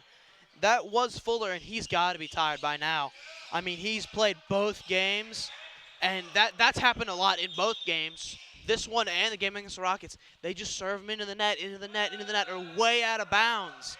And that's the problem. You cannot have those simple mistakes. Oh, and that hit Holmes in the face. That's going to leave a mark. That had to hurt. It was a spike. It hit the ground, and then hit him right in the face. Just right in front of him. That's got to stink, especially because Holmes is diving in for that ball, and he's almost got it. He just couldn't field it quite right. Number 7 serves. And that is another missed serve. I don't know if it's just because, Jerome's tired from the other game. The same thing happened with Elder the first game. They had 4 total missed serves. I don't know. The Moeller game last night, it went on a little long. It went all the way to 4 sets. So the Elder's tired. It hits the ceiling. It's confusing them, but they managed to get it. Number 10 hits it over. Number 8, Kelly sets it up. He was going to hit it over the net, but he didn't. That's another point for Jerome. There's another simple mistake that just can't be happening. Is those little tips that just don't get high enough to be playable. Those are how you lose games. I'll keep preaching it until it stops happening. Those are how you lose games. You can't have little mistakes that eventually accumulate into big mistakes that accumulate into lost sets and lost games. That is a problem. But you know what's not? Number 13, Johnny Holmes, 6'7", sending a laser right at you that you are just not fielding right. Yeah, he sent it right at number 10, and he couldn't react in time. That's an Elder point. Hogs up for the serve. And he makes it over. Number 2 sets it. Number 22 spikes it down. And it hit the net. Number 8 hits the net on a spike. Number 8 hits it on a spike. It's 14-20. Panthers are up by 6. Hog is on the serve. Again, Panthers only got 5 points. They're only 5 points away from winning this game. Let's see if they can pull it out. Hog serves. It's clean. Number 2 sets it. And number 8 spikes. Number 9 spikes it for Jerome point. Number 2 is on the serve.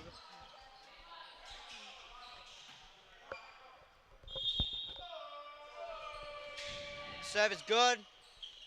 Kelly sets it up.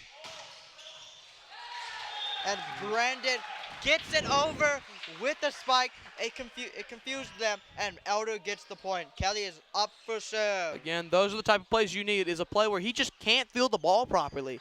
There is just no way for the Celtics defense to just feel the ball right. And that's how you win, is if you have to have the entire opposing team have to be diving and sliding and sprinting around just to get a single point.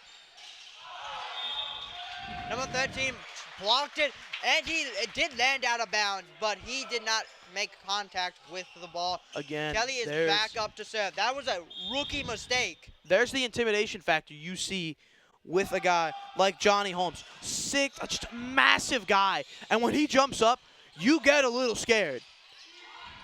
Holmes sets it over. It is a scary sight to behold.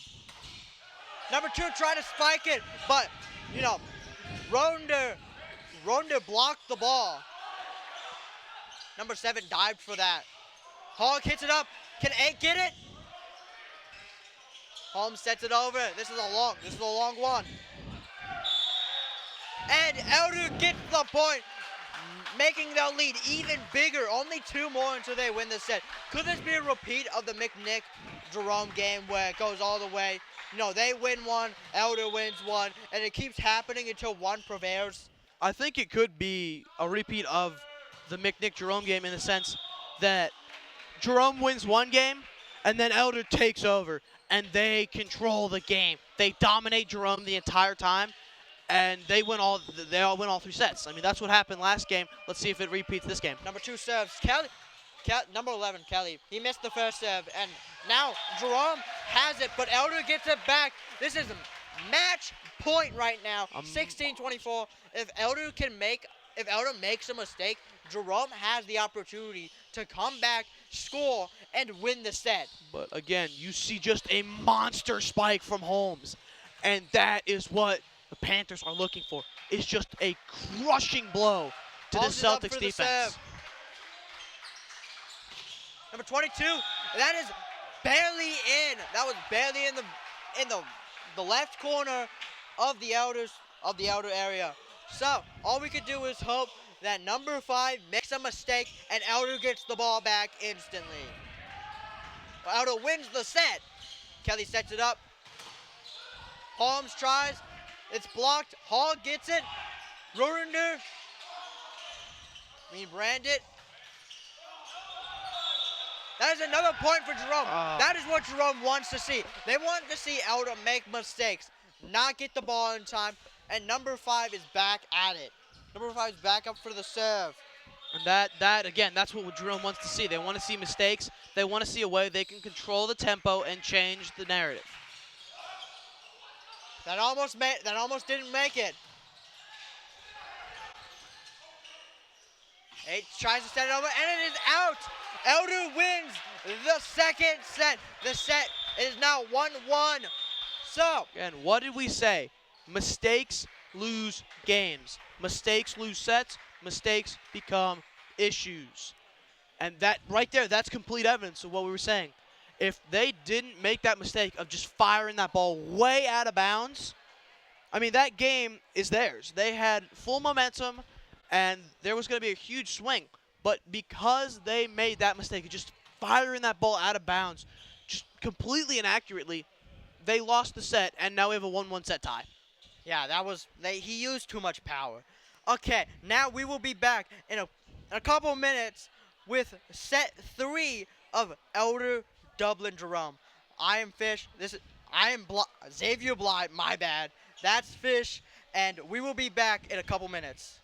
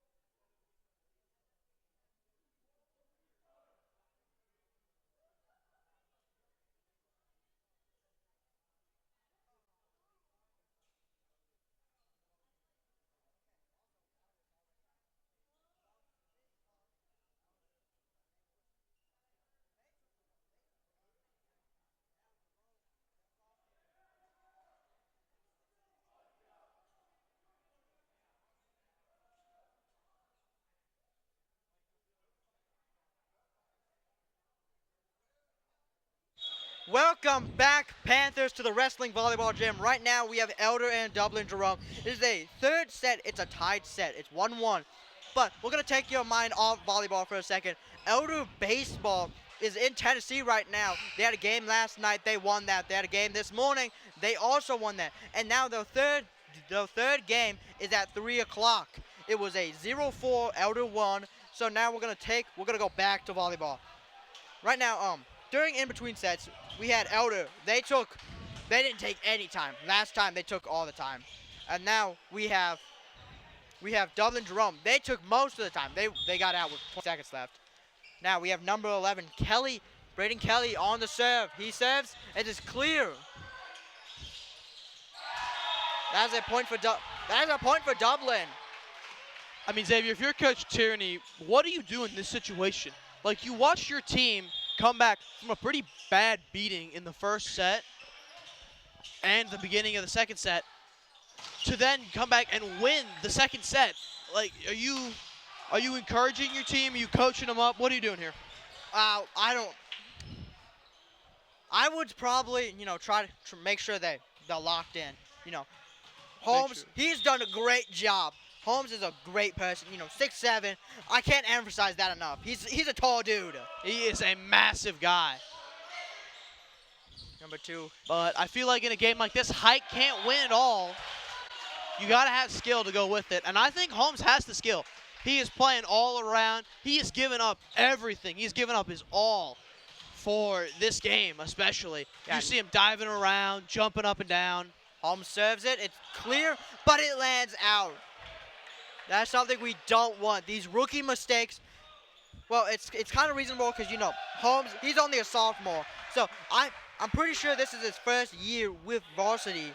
So it's a little scary, especially in the atmosphere, especially last night's game. Yeah. Moeller, it was almost a packed gym. A huge game, last night's game. But last night's game's in the past, and you can't have the past controlling your mind in a game like this. You gotta have your eye on the prize, which is that W. The pancake save. Brandon barely saves that. Ronda hits it. Kelly sets it. Brandon tries to spike it, but it is blocked. Holmes tried to get it, but he could not get it in time.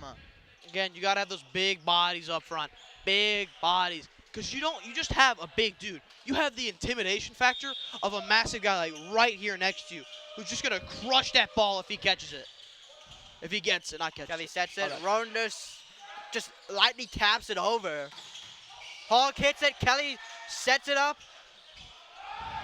Whitmer tries to spike it. Number 22, he dived for it. He showed his commitment towards his team. That's got to hurt the knees, too. The scrapes. Yeah, but the problem is, a situation like that, diving for the ball ain't going to win your team that point. That point is probably not coming back to you, and you're just risking injury. Yeah, all serves. It's clear. Number 2 hits it before it goes out of bounds. Kelly sets it up. All sets it up, too. Ronda just lightly taps it over them trying to block it. And Holmes is there, but he barely missed it. I think you can see this game kind of wearing on Holmes. He's less active than he was in the first 2 sets. He's kind of slowing down, and that might be a big issue for Coach Tierney because Holmes might be a big part of his game plan and his game style, and if he starts to wear down, he starts to get hurt, starts to mess himself up trying to get these balls, yeah, it might be over for the Panthers. I think Coach Tierney, he's thought of good stuff. He's put Holmes, last two volleys, he's had Holmes in the back. Trying to make sure they block. Number 5's up for the serve. I'm just not seeing the same energy out of Holmes, and I think it might just be the game wearing down on him. Yeah, especially since, it's the third set. He played earlier this morning. He had some rest time. He had like an hour of rest. It probably wasn't rest. It was probably, making sure he's still locked in. Yeah. He's still able to move. But, this is a just very close game. 4-4 tied. Is this going to be the exact same as the second set? I can't. I feel bad for Holmes especially because he's only a sophomore. He's not used to this much play. He's not used to being this active or stuff. And I feel like all the stress might start bearing down on him, especially like you said, after a game like Moeller last night. Earlier, playing McNick was not easy. This game's even harder. Number 8. Number And 9 you see- serves it. It hits off Holmes' hand. You see the mistakes now. You're starting to see them. Yeah, but it hits off Holmes' hand, but he could not get it in time. Number 9's back up to serve. And you know that might be a worry for Coach Tierney. Is this going to be too much for him? Is he going to crack under the pressure? Kelly sets it up, and Ronder tries to spike it over, but he hit the net. I'm pretty sure I've tried to count them all. I'm pretty sure that's only one of 2 missed spikes that's happened. Number 9's back up to serve. Hogg hits it. Kelly sets it up, and Davis spikes it. It just barely made it over the net, and that was good for the Panthers. Yeah, it's a good momentum swing for the Panthers because now they have control of the ball and they need to regain control of the tempo because this tempo is quick and fast. And I don't think the Panthers want to play that way. They want to play a methodical picking apart of your defense, and then they just kill you once it's over. Like an actual Panther, they want to stalk down the defense. They want to wait, and the second the moment's right, they want to strike, and they want to take over the game. Yeah, now we have Brandon back up to the serve. The score is now 7-6. Jerome is leading only by 1. Never mind, they're leading by 2. I jinxed it again. We have number 7 up for the serve. McDonald is back up to the serve. He's been a great player these entire 3 sets. Yeah, I've seen him play well all through the 7 sets he played, including the 4 he gets to play the Rockets. I've just seen him playing his heart out, and that's what you want to see. I mean, that's probably what Coach Cagnoli wants to see, is a dude who's playing his heart out, and he's giving it his all. Yeah, Davis just spiked it 10 and 22 on Dublin. They will try to block it. He hits him right between. Hogg serving. The serve is good. Number 5 hits it up. Oh, and it lands out. Again, there's those mistakes we were talking about last set, those simple mistakes that they cascade down, until eventually it's all over and you've lost because you just keep making those mistakes. Yeah, Dublin went from leading 7. Okay, it hits Brandon on the shoulder and bounces out. Dublin is now up by 1. Earlier they were up by 3, but they made these mistakes. They lost. They gave the ball back to the Panthers, and the Panthers showed while they are 12-3 right now. Again, the methodical just circling of their prey right now as the Panthers just keep wearing down this Celtics defense.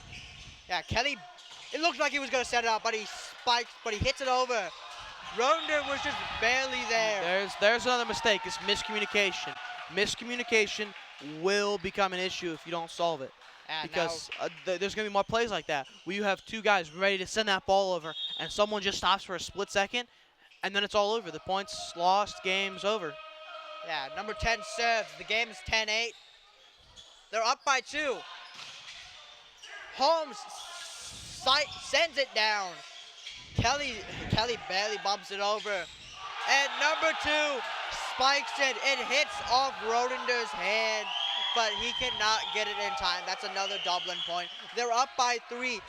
And you can see Coach Tierney, he is furious right now. Yeah, he's mad. Let's take a look at that replay. Yeah, you can see it barely hit Rodender's hand. Number 10's up for the serve. He hits it. It's good.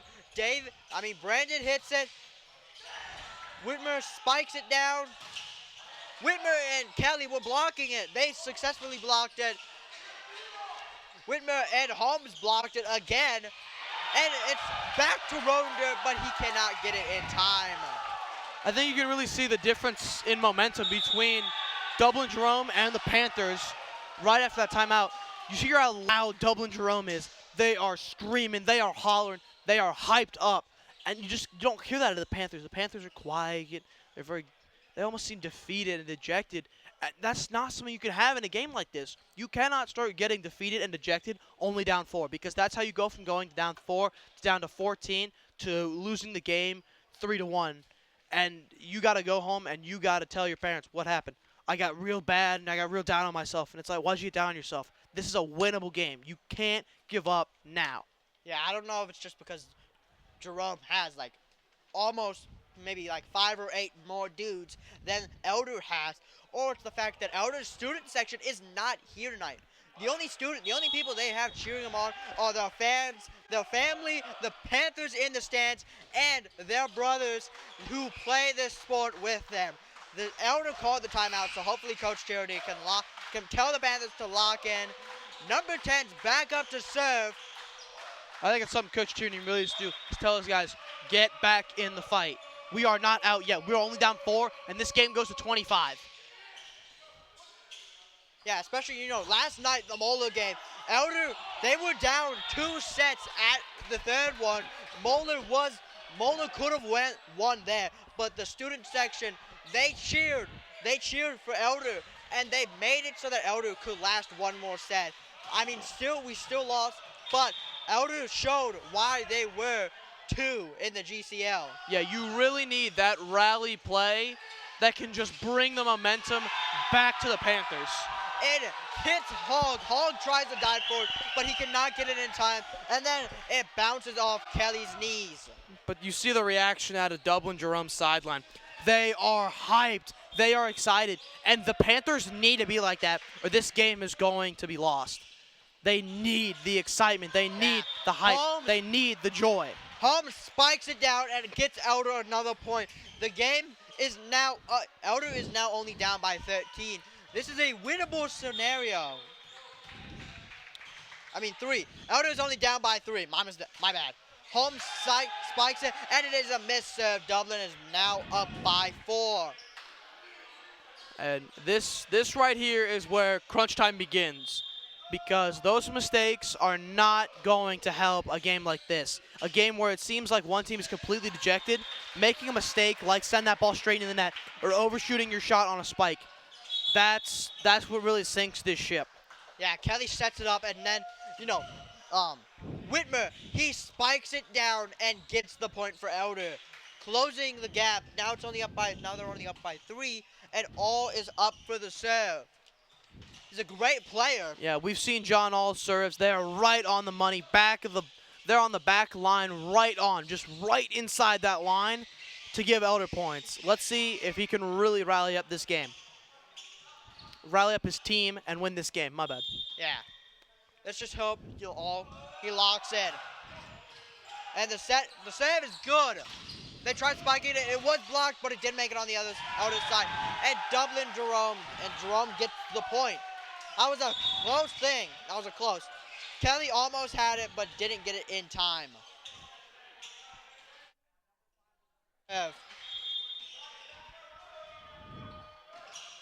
The serve is good. Kelly sets it up, and Ronder spikes it. It bounces off number 1 and lands on Dublin's side, and Elder gets the point. The lead is back. They're back to a 3. Dublin's up by 3. Elder's down by 3. They gotta win this. Elder's gotta come back, and they gotta find someone or something to rally behind, or this game's lost. That almost went out of bounds for Dublin, but they will manage to save it. Brandon almost went for the spike, but he saw that they were going to block him, and he taps it over.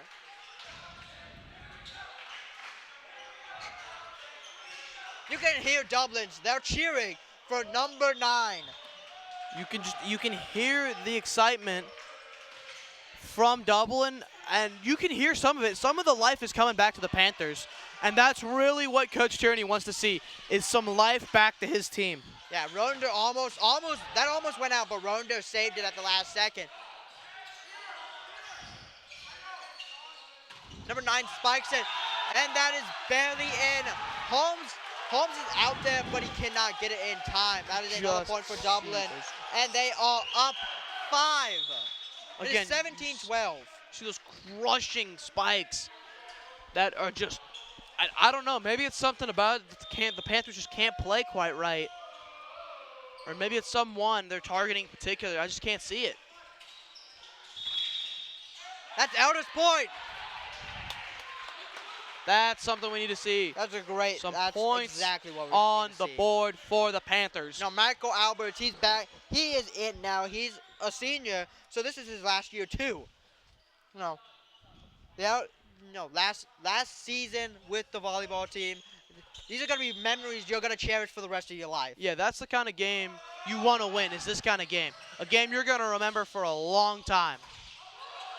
Alvarez blocks it, and Rodender gets there to save it, and Holmes spikes it down, and Elder gets the point, tightening the loss that Elder is having right now. Let's take a look at that replay. It almost seems like the Panthers are trying to silence St. Jerome with these plays. These, like, crushing spikes. Boom, right there. Just a crushing spike. Brandon is up for the serve. The serve is good. And they try to spike it down, but but Holmes blocks it.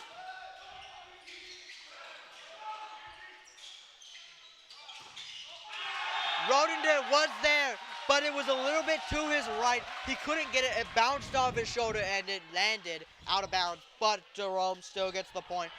It's number 7 on the serve.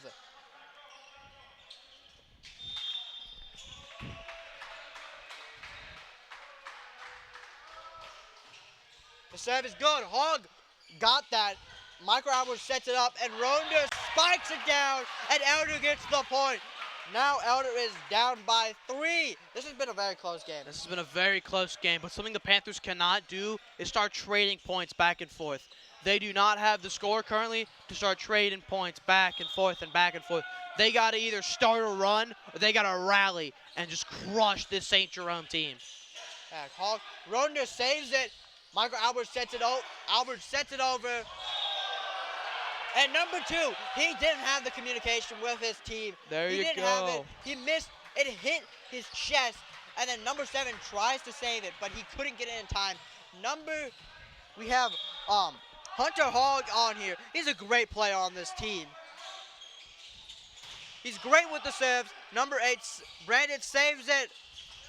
Holmes tries to spike it over, but he didn't get it in time, and that is Jerome points. If we just go back and look at what happened a play prior, you'll see as they try to spike it up, he just loses it in his hands. And those kind of mistakes are what the Panthers need to rally behind. Those little mistakes that can tweak the momentum, they can tweak how the game's going, they can tweak the plan of St. Jerome, and they can just fall apart real quick. And that is a shot by Johnny Holmes. Yeah, that's why Holmes is on this varsity team. He's a great player. Let's take a look at that replay. He is a monster of a man, too. You see him 6'7". That dude comes in, just crushes a ball. He spikes it down, and they can't even get to it in time. He is a just monster of a man. Alvarez is up for the serve. The serve is bad. He did not get it in time, but those are mistakes we can't make, especially when Jerome is only 5 away from winning the third set. Yeah, that is exactly right, Xavier. I mean, a mistake like that, that's what loses games. But a play like that is what wins games. A shot right there, that is how you win games. Yeah, number 7 dived for it, but it hit his hands and then it bounced out into the crowd. You can see them getting into their heads. These guys are starting to doubt it because they just keep seeing these just crazy hard shots coming in. And that can really start to get, and then a big block like that, that is a momentum swing right there. That is a momentum shift. The Panthers are only down by 1. Coach Tierney is loving it right now. This game is Let's back. take a look at that replay. So just denied. Yeah, number 10 tries to spike it up, and then it gets blocked, and it lands back on Dublin's side. That's what you love to see if you're Coach Tierney. You love to see your team. They're getting up there, they're getting big, and they're just crushing these balls right down into their opponents' faces. And that is a big moment right there because the Panthers are only down 1. And if they can get behind a play like that and like the spike they had before that play, they can come back and they can win this game just like the last set. And that would be a huge momentum swing for this game. Yeah, the Panthers, they were all at the halfway through the set, they were down by 6. They were down by 6 to Dublin, and then they started scoring, and now it's only a 1-point game. Both teams are locked in huddle. And you can see both teams are just locked, like you said, locked into the huddle. They are getting together, they are rallying, they are forming a game plan, and they are getting ready to seal this game out. Yeah, They took all that time. They took all the time to focus on a plan. No, number 13, Holmes is back up. I don't know what can't not be said about this man, but this man is 6'7". He's a menace on this court. And Dublin gets the point. Number 22 is up for the serve. You can hear Dublin. They're chanting his name. The serve is good. Hawk hits it up. Albert sets it. And Brandon tries to spike it, but it is blocked. You just see it slide across the net and fall right back down. And this right here is a moment where the Panthers can't let it all get to their heads. They can't let the game. They can't start feeling sorry for themselves, and they can't stop playing the game. They have to keep playing. Number 9 tries to spike it. It is blocked, and it lands out of bounds. Number 22 is back up. It is 23-19. 22 is up for the serve. Can he make it? And he does. Albert sets it up, and Brandon spikes it, but it hits their side. That was number 9, Roshan Fuller. She just shut down that ball. And right now, I don't know what the Panthers are going to do. It's match point. Match point. The Panthers are down. They're 19. 19-24. We have to figure something out. Dublin Jerome is 1 point away from victory, and the Panthers seem to be in just a rut right now. They just can't get out of. That was a great spike by Rodner, but it is blocked, and it lands in. Number 8 hits it. They spike it and lands in. Dublin wins the second set. Now we are going on to the third set. My bad. Let's take a look at that replay. Yeah, you can just see the spike, and it barely lands in. Perfect spike right there, as it just sails right in bounds. And if you're Coach Tierney, what do you do here? Your team mounted a comeback, and then the comeback fell apart. You can't let the wheels fall off now. That would be the only thing that you can't have happen, is for them to win this third set and go 3-1 against your Panthers. That would just be the worst possible ending for a game like this. Yeah. We'll see what happens in the fourth set. We have 2 minutes left into the fourth set. We'll be back in a minute on EA Sports.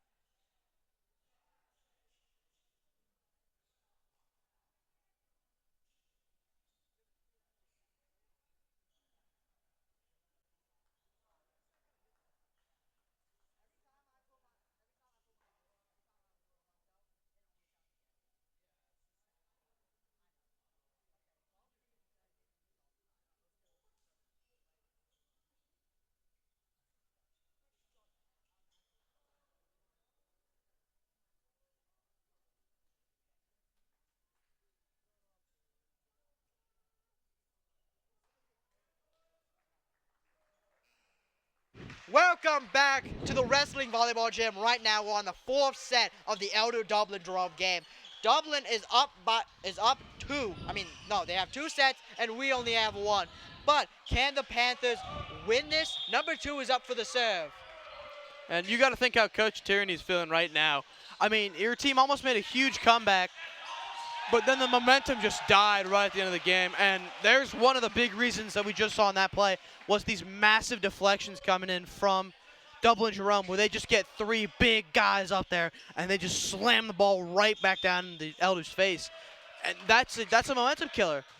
That just kills all the momentum they just built up last set. Yeah, Ronda tried to dive for it. Ronda and Brandon both tried to dive for it. Brandon almost had it, but he could not get it in time. Now it's 2-0. Dublin is leading. Yeah, there's those miscommunications we're talking about in the second set. You can't have that going on continuously. That's how you lose games, and that's what kills it kills you. It's death by 1,000 cuts, death by 1,000 little mistakes, death by 1,000 little miscommunications, screwed up sets, screwed up spikes, and then it's over. Yeah, that spike by Brandon barely made it out. Now Dublin's up by 3. Number 2 serves. Hogg hits it. Kelly sets it over. Holmes blocks it. Kelly tries to block it. He almost did. And Holmes taps it over, but it lands out of bounds. That's another thing that we saw a lot of in the last set, Xavier, was just little taps that would fall out of bounds or spikes that would go flying out of bounds. That's just not something you can have in a game like this where you're down 2-1. Yeah. And Ronda was right on the ball, but he did not react in time. Yeah, Fuller overshot his mark. Set that ball flying out of bounds. Let's see if the Panthers can rally and get this game back in their hands. Yeah, Kelly's up for the serve.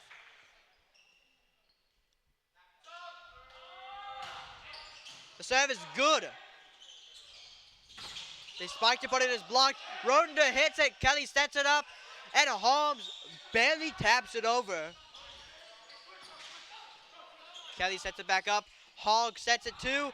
Holmes spikes it, but it hits the net. Those are mistakes we cannot make, especially this far into a game, and especially with Dublin up by 4. We are into set 4, and what I'm seeing, it looks like the Panthers just played 8 games instead of Dublin Jerome. Dublin Jerome looks fresh. They look ready to play. The Panthers do not, and I don't know what's going on. Now, right there was a bad communication with the Panthers. Hogg didn't know if George Whitman was going to go for it. And that's something you need to be doing, talking constantly, especially in a sport like volleyball, where that ball is going to be flying around all over the place. You have to constantly be talking to each other, I got the ball, mine, you got the ball, that's all yours. And that's one of the big keystones of this game. 22 barely gets that. Hogg sets it. Kelly sets it up, and Holmes spikes it in. That was a great play by Holmes. Actually, that was a great play, by the entire team. Holmes is up for the serve. I mean, if you're Coach Tierney, what do you do here? Like, Xavier, what would you do in Coach Tierney's shoes right now? Try to get the Panthers, try to get them to communicate more. Even if it's like, the next game the Panthers have, try to get them, try for practice, try to get them to communicate. Yeah, just especially during practice and stuff. I would try to cut out the silly mistakes that they keep making, overshooting the spikes, undershooting the serves. A lot of that stuff is it's going to lose in this game, and it's currently losing in this game. Yeah, Kelly sets it up. Hogg sets it too. And Ronda spikes it, but it is out of bounds. There you go. You see him overshooting that spike again. They're overshooting the spike. Number 5 is up for the serve.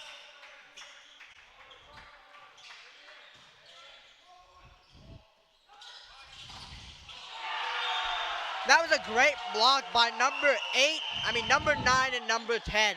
Great block. The Panthers couldn't get to it on time. 5's back up for the serve. Yeah, I think that's something we've seen a lot. You just see them. They set up for the spike. You get up there, just denied. Just a crushing blow to the Panthers. Panthers call a timeout. I mean, if you're Coach Tierney, I don't know what to do right now. I don't think there's anything to really do that can rally the team currently. Down, what, 6? I don't know. What are you going Down to do? 6 at the 4th set. If Dublin wins this, the game's over. And that's not something Coach Tierney wants to have. That'll be 2 losses in a row, and that'll leave a real bitter taste in Coach Tierney's mouth.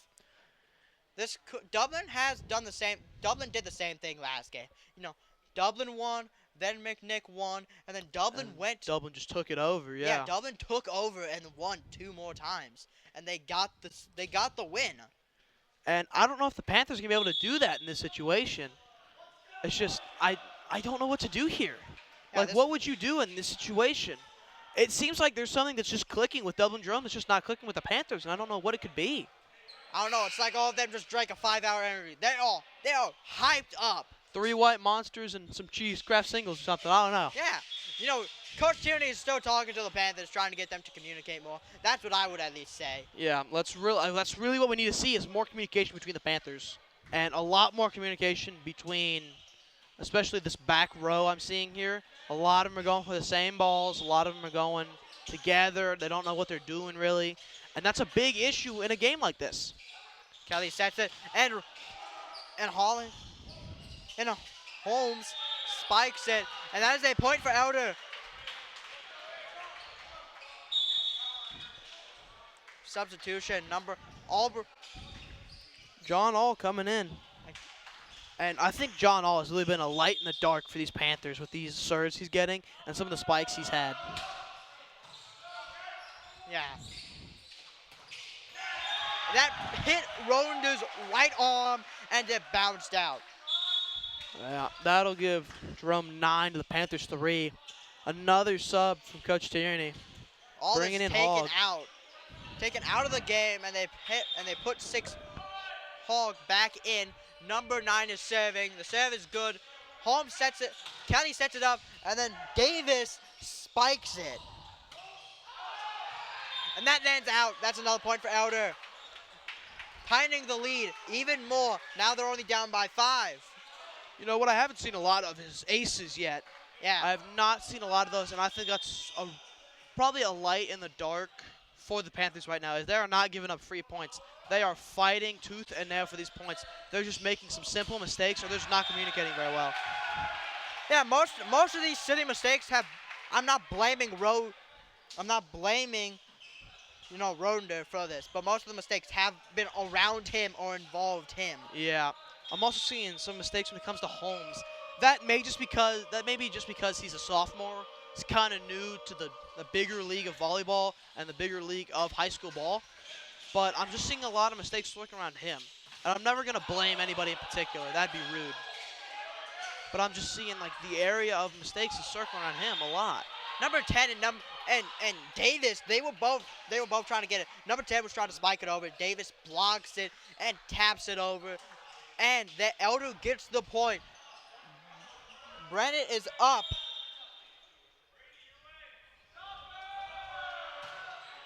Serve is good. The spike, and it lands out. It lands out of bounds, but Elder touched it, and that is a point for Dublin. Just like, what are you seeing here, Xavier? I'm just seeing a lot more momentum from Dublin Jerome, the Celtics, than I am from the Panthers. Yeah, I don't know what's happening. I don't know what the Dublin's coach is talking to them, saying to them. But Dublin, they're energetic. They are energetic. They're hyped up. I think it might just be the game itself. That's another point for Dublin. Elder keeps making these mistakes where they try to block it, and then the ball goes out. Again, I'm seeing what I saw in the first set of the McNick game, which is Dublin just firing balls out. But unlike what McNick did and just let him sail out, Elder's trying to play every single one, and I think that's the issue, is they just keep trying to play it. And there's a missed serve by number 10. We have a substitution. Jonathan All is coming in. Wait, my bad. George Whitmer is coming in. Hogg serves. That's a spike. Ronder gets it. Brennan gets it back. Holmes gets it up.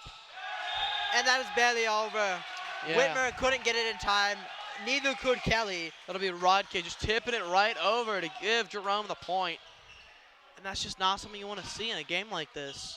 Yeah, Is those simple little points, just tips across or number little 2 taps. serves. Serve is good. Kelly sets it up, and Holmes tries to spike it, but number 9 and number 8 blocked it.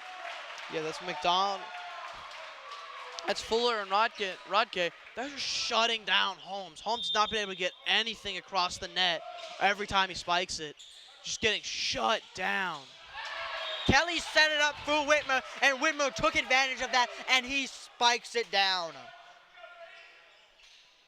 Kelly is up for the serve. Let's see if Kelly can rally this team to him and just get the Panthers back in this game.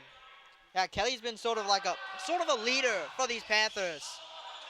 He's always setting the ball up for them. Yeah, I'm really seeing, especially when he makes mistakes, doesn't get super down on himself. He understands that he made a mistake, but he gets over it and remembers that this is one play in a long, long game. Kelly almost had that. He didn't have his arms up quite high enough. Yeah. That's fine. That's a perfect spike right there. We can watch the replay real fast if it runs. You just see Number 22 right is up. there. Just land perfectly. Serve is clear. Holmes gets it. Kelly, it almost went over the net, but then Kelly blocked it from going over so that they could get another hit off. And that confused Jerome, and Elder now has the point. Holmes is up for the serve.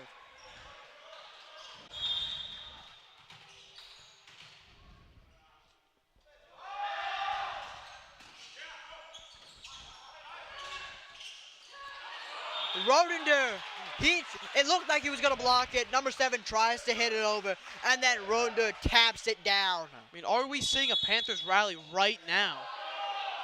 That's a timeout. Called by Jerome. Are we seeing a Panthers rally? If we are, pandemonium. That'll be pandemonium if we see a Panther rally here and they go into set number 5. Pandemonium in the gym. Pandemonium in the ring. That would be a great thing. Yeah, Coach Tierney really needs to talk to these Panthers, get them coordinated. Just get them together as the brotherhood that they are. Yeah. And just get them rallied, because from what I'm seeing, the Panthers are coming back. I haven't seen Dublin Jerome score in a hot minute, and I'm seeing the Panthers go up more and more and more as the game keeps going on. And that gets me, as a Panthers fan, really excited to see what these Panthers can do. Yeah, Dublin they're already out of their huddle. I don't know what the coach is talking to them, but I feel like the coach probably is saying, just do what you're doing, try keep back on the mistakes, and we will win this. And you know, Coach Tierney is trying to get the Panthers, communicate more. I think he's trying to get them more under control. I feel like I've seen them very stressed out and moving a lot. They have the teamwork, they just don't have the communication. Yeah, I feel like the Panthers have gotten kind of squirrely with their movement. They're getting kind of erratic. Holmes is back up for the serve.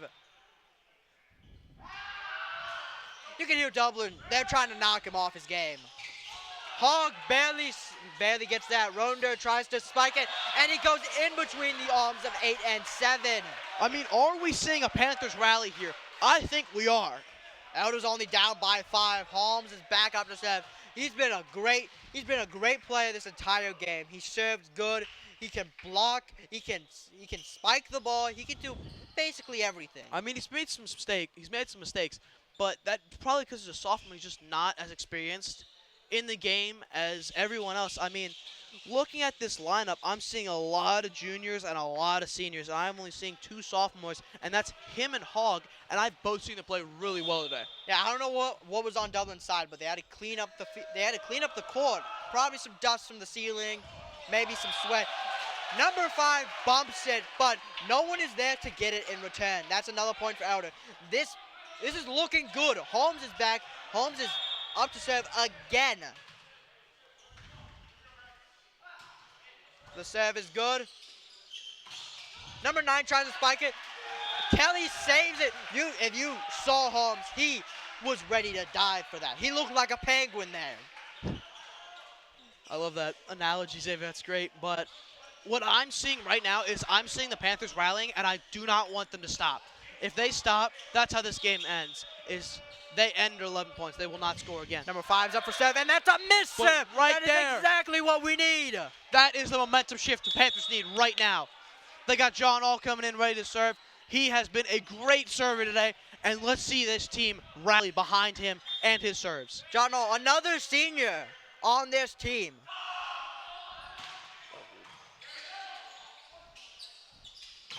Number 9 tries to spike it. Kelly was there, but he wasn't all the way there. Now, number 9 is up for the serve. There's something going on. There's Another Coach sub. Tierney They is bring changing Hogg it, back changing in. people. Hogs back in. Number 9 serves. The serve is good. Brennan gets it. Ronda almost spikes it, but it is blocked and it hits the net. A shot right there. And coming Brennan in hot. spikes it down, and the Panthers get the ball back. Panthers went down by 4. I can see a comeback in the Panthers' future. I can see them coming back. I can see them putting this game away, and we go into set 5. Yeah, well, you were saying in the third set, they can't have the ability to switch, get points back and forth. They can't do this, especially right there. That was a mistake that could easily be fixed. Less power on serves. Yeah, I think we're overshooting our serve sometimes. I think we're trying to send spikes, and we know they're not going to fit, and then we're trying to block spikes. We know we can't block. Number 7's up for the serve. He serves, and that is barely in. I think that might be the first ace we've seen all game. One off. Now it's 19-13. The Panthers are down 6, and Dublin they only need 6 more points. Let's take a look at this replay. Yeah, you can see it just barely makes it in. Perfect spike there. A perfect serve. My apologies. And it gets it. Kelly sends it up, and then Davis used that opportunity and got the ball back for the Panthers. And then there's when you see that teamwork and that communication. That setup by Kelly and that absolute spike by Davis. That's what the Panthers need. They need communication. Brandon They need is teamwork. back up on the serve. Number 10, he looked like he was going to spike it, but he hesitated at the last second. That's something you can't have, especially this late on into the 4th set, and what could be for you the last set of the game. Yeah, you cannot have hesitation. It has to be an action now, and you have to do it with full force. From what I'm seeing a Panther rally. Panthers were down by 3, and they were down by, what, 5, 6 earlier? I think we can see ourselves a Panther rally right here going into the 5th. Brandon's back up on the serve. He's been a great server this game. He's been a great player. Hogg saves it. Ronda saves it again. Kelly hits it up. And number 2 was able to spike it down, and no Panther was even near the ball. Now, Dublin has the ball back with 5 more points to go. It's number 10. Again, you got to keep that movement up. You can't have just statues standing there waiting for the ball. Got to be constantly moving around. And that is another misserve. This set has been full of misserves by Dublin. These are mistakes they cannot have, especially when they're 5 points away from victory. And now Elder is only 3 away from getting it. Hogg is up to serve. I mean, you took the words right out of my mouth, Xavier. The Panthers are coming back, and Dublin is just helping them by making these mistakes. I mean, that was a great play by Ronda. He was able to realize it got blocked, and he was able to get low and try to hit it. But now number 2 on Dublin is up for the serve. Just couldn't get it high enough. But Xavier, you took the words right out of my mouth. I mean, if they keep making these mistakes, Jerome is going to give the Panthers a comeback. But a block like that is not going to help the Panthers out. Yeah, Dublin's bench is going ecstatic. Their bench is full of their players, and then behind them, you have their student section. Yeah, Dublin Jerome is going crazy right now. As only 2 points away from victory. Yeah. My apologies, 3 points away. Brandon spikes it down, and it is in. Panthers have the ball back. This is a close, very close game. The Panthers are down by 4, and now they have the ball, and Kelly, Brandon Kelly is back up for the serve. Again, only down by 4. 4 is not a huge number in a sport like volleyball, where you can make a comeback just like that. is what I would have said if we had got that point, but Rodinder, it hits off of his arm. That's happened multiple times this game. Number 22 is back up to the serve. They only need 2 more points to lock in this game. let's see if the Panthers can rally here. What do you think, Xavier? Can they? I feel like they could. I'm a diehard Panthers fan. Yeah, I'm feeling a Panthers rally right now. Grant gets it. Kelly sets it up. Holmes. I think your feelings are correct, Xavier. I think West Seattle has a Panther rally. Holmes spikes it. They try to block it. It stayed on their side and it landed out. Holmes is up for the serve. I mean, I've seen Holmes. He's grown into himself just during this game. I've seen him go from kind of reserved and kind of out of whack to just growing into his own skin and playing really well right now. There's something else near Dublin's bench. I don't know what that was, but they were cleaning it up. I think they're trying to ice him out. I don't think there's anything there.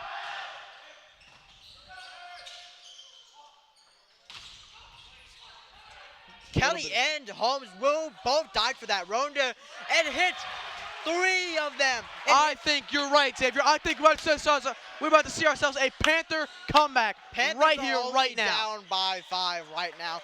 That ball hit 3. That ball hit 3 of them. Panthers need 5 more points to go and 3 more to tie the game. I think we're about to see our Panthers come back. That barely made it over the net. Kelly sets it up, and Rodinder hits it, and it is in. It is looking real good right now for the Panthers. It is looking amazing for the Panthers.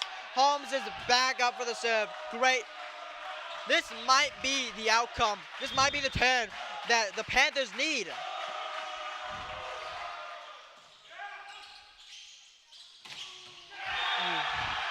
Shot like that is not helping out the Panthers, but I still think we could see ourselves as a Panthers comeback, and it will bring this game into the 5th. Number 9 on Jerome has been doing amazing all game. It's 5. Number 5 is serving at his match point. Can the Panthers save it? And they can. Number 5 misses the serve. That is like the 5th serve they have missed all game. This could be huge as John All comes up to serve. This could be a huge moment The for Panthers the are Panthers. already down by 2. This could be huge.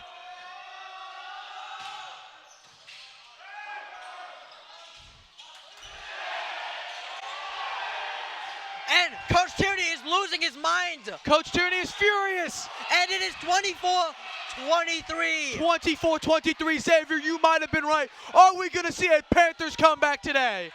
You can feel the atmosphere in this room. The crowd is going crazy. The benches are going crazy. The Panthers are hyped. Coach Tierney is hyped. Coach Tierney is also going crazy. Tie game. Panthers have to win by 2. It's a tie game right now. This is exactly what we need. It's a timeout. Timeout, Jerome. What a comeback from the Panthers, down 6. Now it is a tie game, and the Panthers have to score 2 more points, and they will seal it. This entire set, the Panthers have been down. I don't think we have even been in the lead this entire set.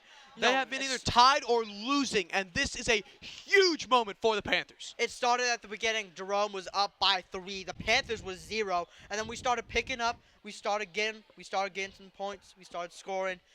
Now it's 24-24, and whoever gets 2 more wins this. And like we said, Jerome has made those little mistakes, and as we've seen, those little mistakes have piled up into a tie game where they were 2 points away from winning, and they haven't been able to score 2 points in 2 minutes. Yeah, it's amazing. I don't know if it's just, the last game actually getting to Jerome now, and they're starting to get tired. Do you think the adrenaline dump is hitting? I think it is. Jonathan All is back up to the serve. Let's see if John All can seal this game out for the Panthers with 2 aces.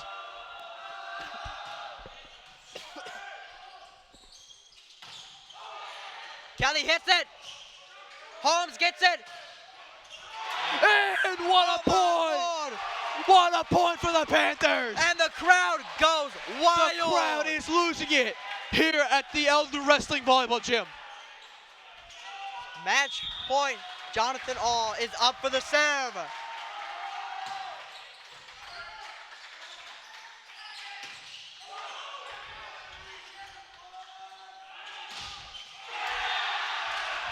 This game will go to 27. It's back to being a tie. What a close game. This will be going to 27 points. Can you believe it? They're having number 9 go up. Number 9's only missed, I'm pretty sure, 1 set. Yeah, this number is Fuller. 22 could have gone up. Kelly sets it. Rushes one. Oh, my Lord. One more match point for the Panthers. Rodinger is up for the serve. Goodness gracious. What a roller coaster this game has been. This has been a roller coaster of emotion. No, not even the game. These last 20 points, these last 15 points have just been insanity. And it is blocked. What a block. Rodinger hits it. Kelly sets it up. And Davis spikes it. That's the game. That's the set. And that the Panthers pull it out. And that's the set for the Panthers. That was amazing. I don't know what happened the last time out, but Coach Tierney really taught something into the Panthers. Let's take a look at this replay. Look at this final play. And you can see what a play by the Panthers. Coming back, what were they down by, 7 or 8 They points? was down by 7. Jerome had like 18. The Panthers were down so much, and they locked in, started communicating, had that teamwork, and they made it. Now, we'll be back for the final set in 2 minutes. We'll be back in 2 minutes on EA Sports.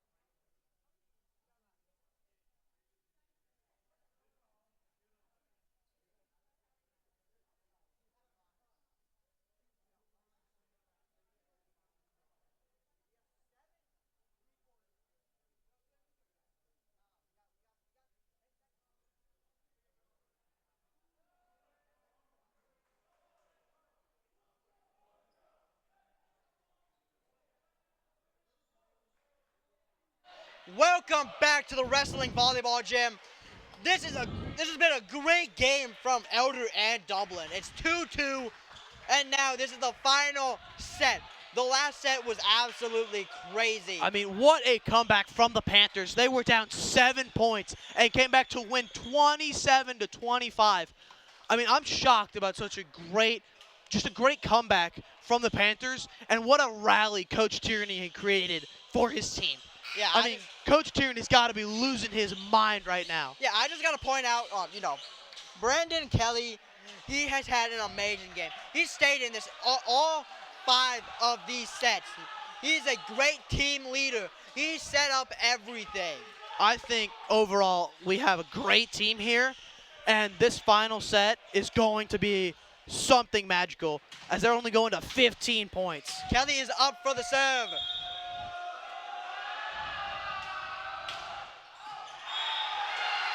That's a point for Elder. There we go. You can hear the screams, the chants, everything, even though there's not even a student section here. Everyone is ecstatic. Just look at that replay. What a shot from Kelly. It's barely in. It's just so and perfect. Blocked. Kelly sets it.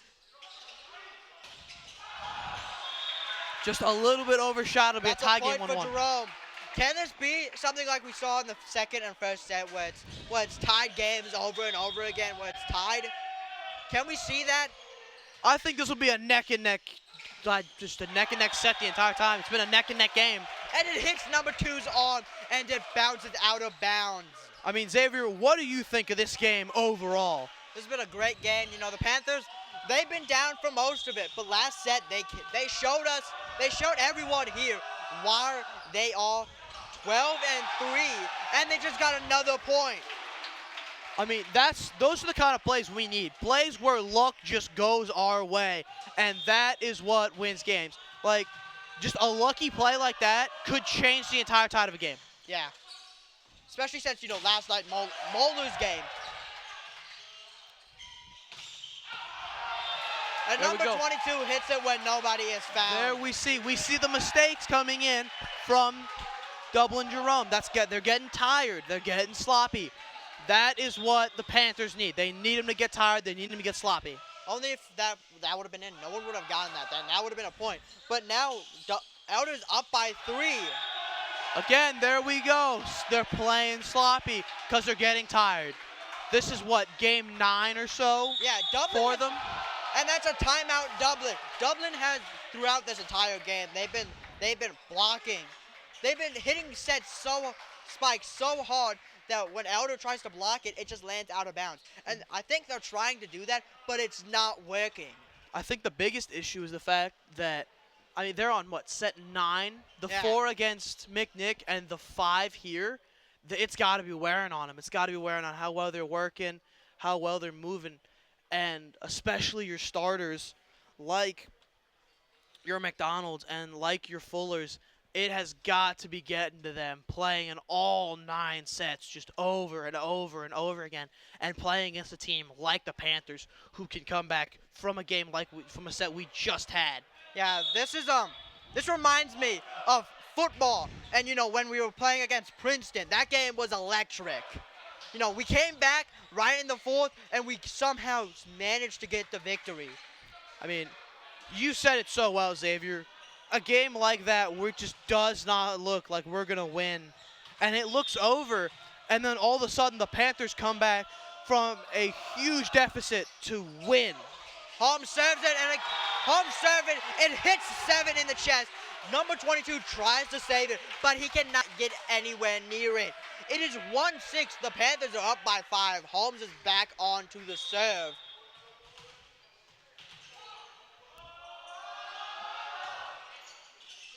Number 5 hits it. Number 9 hits it. Elder tries to block it, but it lands on the outside. Number 22 is up for the serve.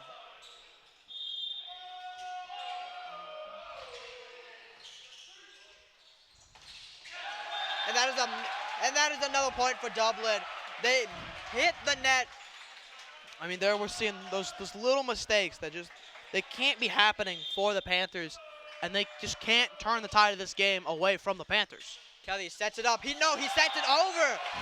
Kelly is great at doing that. He acts like he's going to set it up, and then he hits it over when nobody's paying attention. I mean, if we watch the replay, Xavier, you can see the whole group of Dublin Jerome just immediately bites, and they all jump up to try to block, and he just tips it right over, and it falls right in Jonathan place. All's up for serve. He makes it.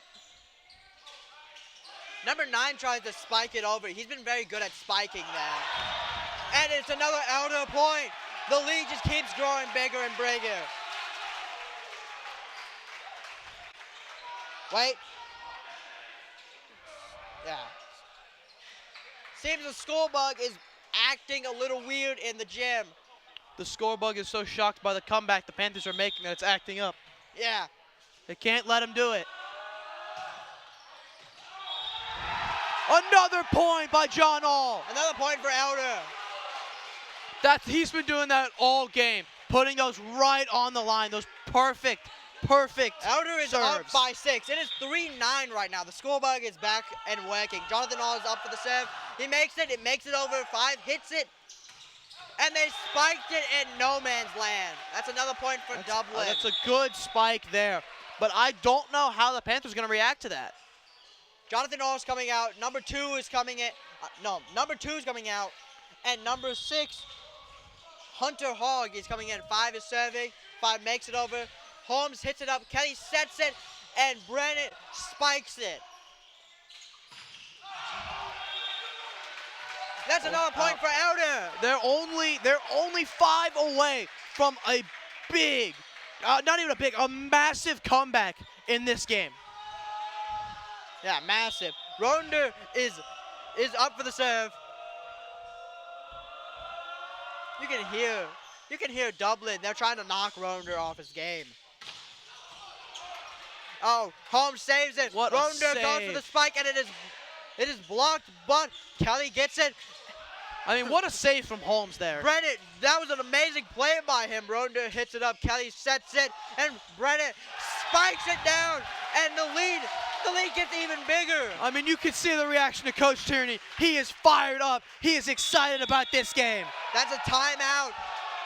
What Dublin. a play. You could see on that play Dublin's bench. There was one dude on Dublin's bench in the student section that was as soon as we scored, he went mad. He went crazy.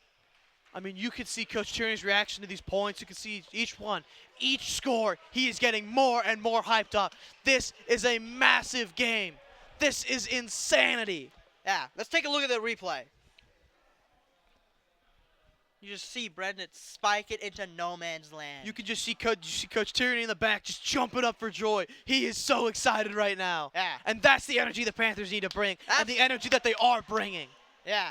They are having fun. They are winning. They are dominating. I don't know what happened in the 4th set, but Coach Tierney caught it.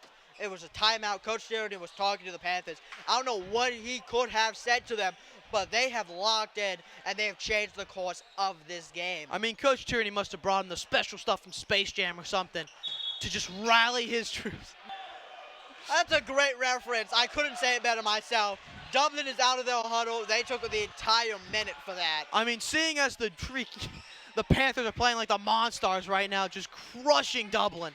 This is amazing. Ronder is up for the serve. Freak, man. Serve is good. Number 22 hits it up. Oh, Hogg hits it. Kelly does what he does best and hits it over when no one's looking.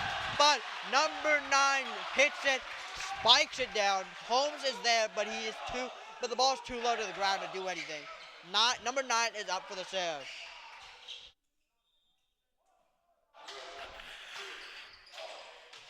The serve is good. Holmes sets it. Kelly sets it up. Davis spikes it down. And now Elder has the ball back. It is 5-12 in this game. This is an absolute change from the 4th, the 3rd, the 2nd, and the 1st set. What a spike by Ben Davis. Yeah, what a spike. Oh, Ronder saves it. Kelly sets it up. And Bennett hits it. And it is in. Did we see that fake just now? They had Hank Roeder jump up like he was about to lay that ball out, and they shoot it forward. Somebody comes in and slams it down and scores the Panther point. Bennett is back up for the serve. And it hits the net. That is something we cannot have, especially in the 5th set. Number 7 is back up to serve. Panthers only down by 2. Let's just look at that replay real fast. See that tip? And you see the Panther play where it looks like they're about to set it up. Another point for the Panthers. The Panthers only 1 away from sealing this game and making a comeback of the month. I feel like, especially for these seniors, this is going to be a game they remember. Both serves, and it is a miss serve. That's something the Panthers can't have right now. Especially 1 away from victory. They can't have the miscues. They can't have the little oopsie daisies because that can lose them this game. Yeah, number 10's up for the serve. They can have some mistakes, especially when it's this far apart, when they're down, when Jerome's down 7. But as soon as the game starts getting closer, they cannot do that.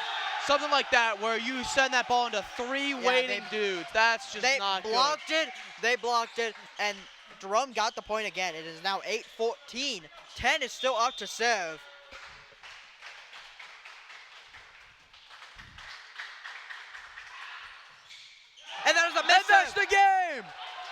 What a comeback from the Elder Panthers. That was, I don't even, pandemonium right now. That was an amazing call. That was just an amazing set at all. It was beautiful. First, second, third, and fourth set, the Panthers, you know, they weren't doing so well. Halfway through the fourth set, they called a timeout. Coach Tierney was talking to them.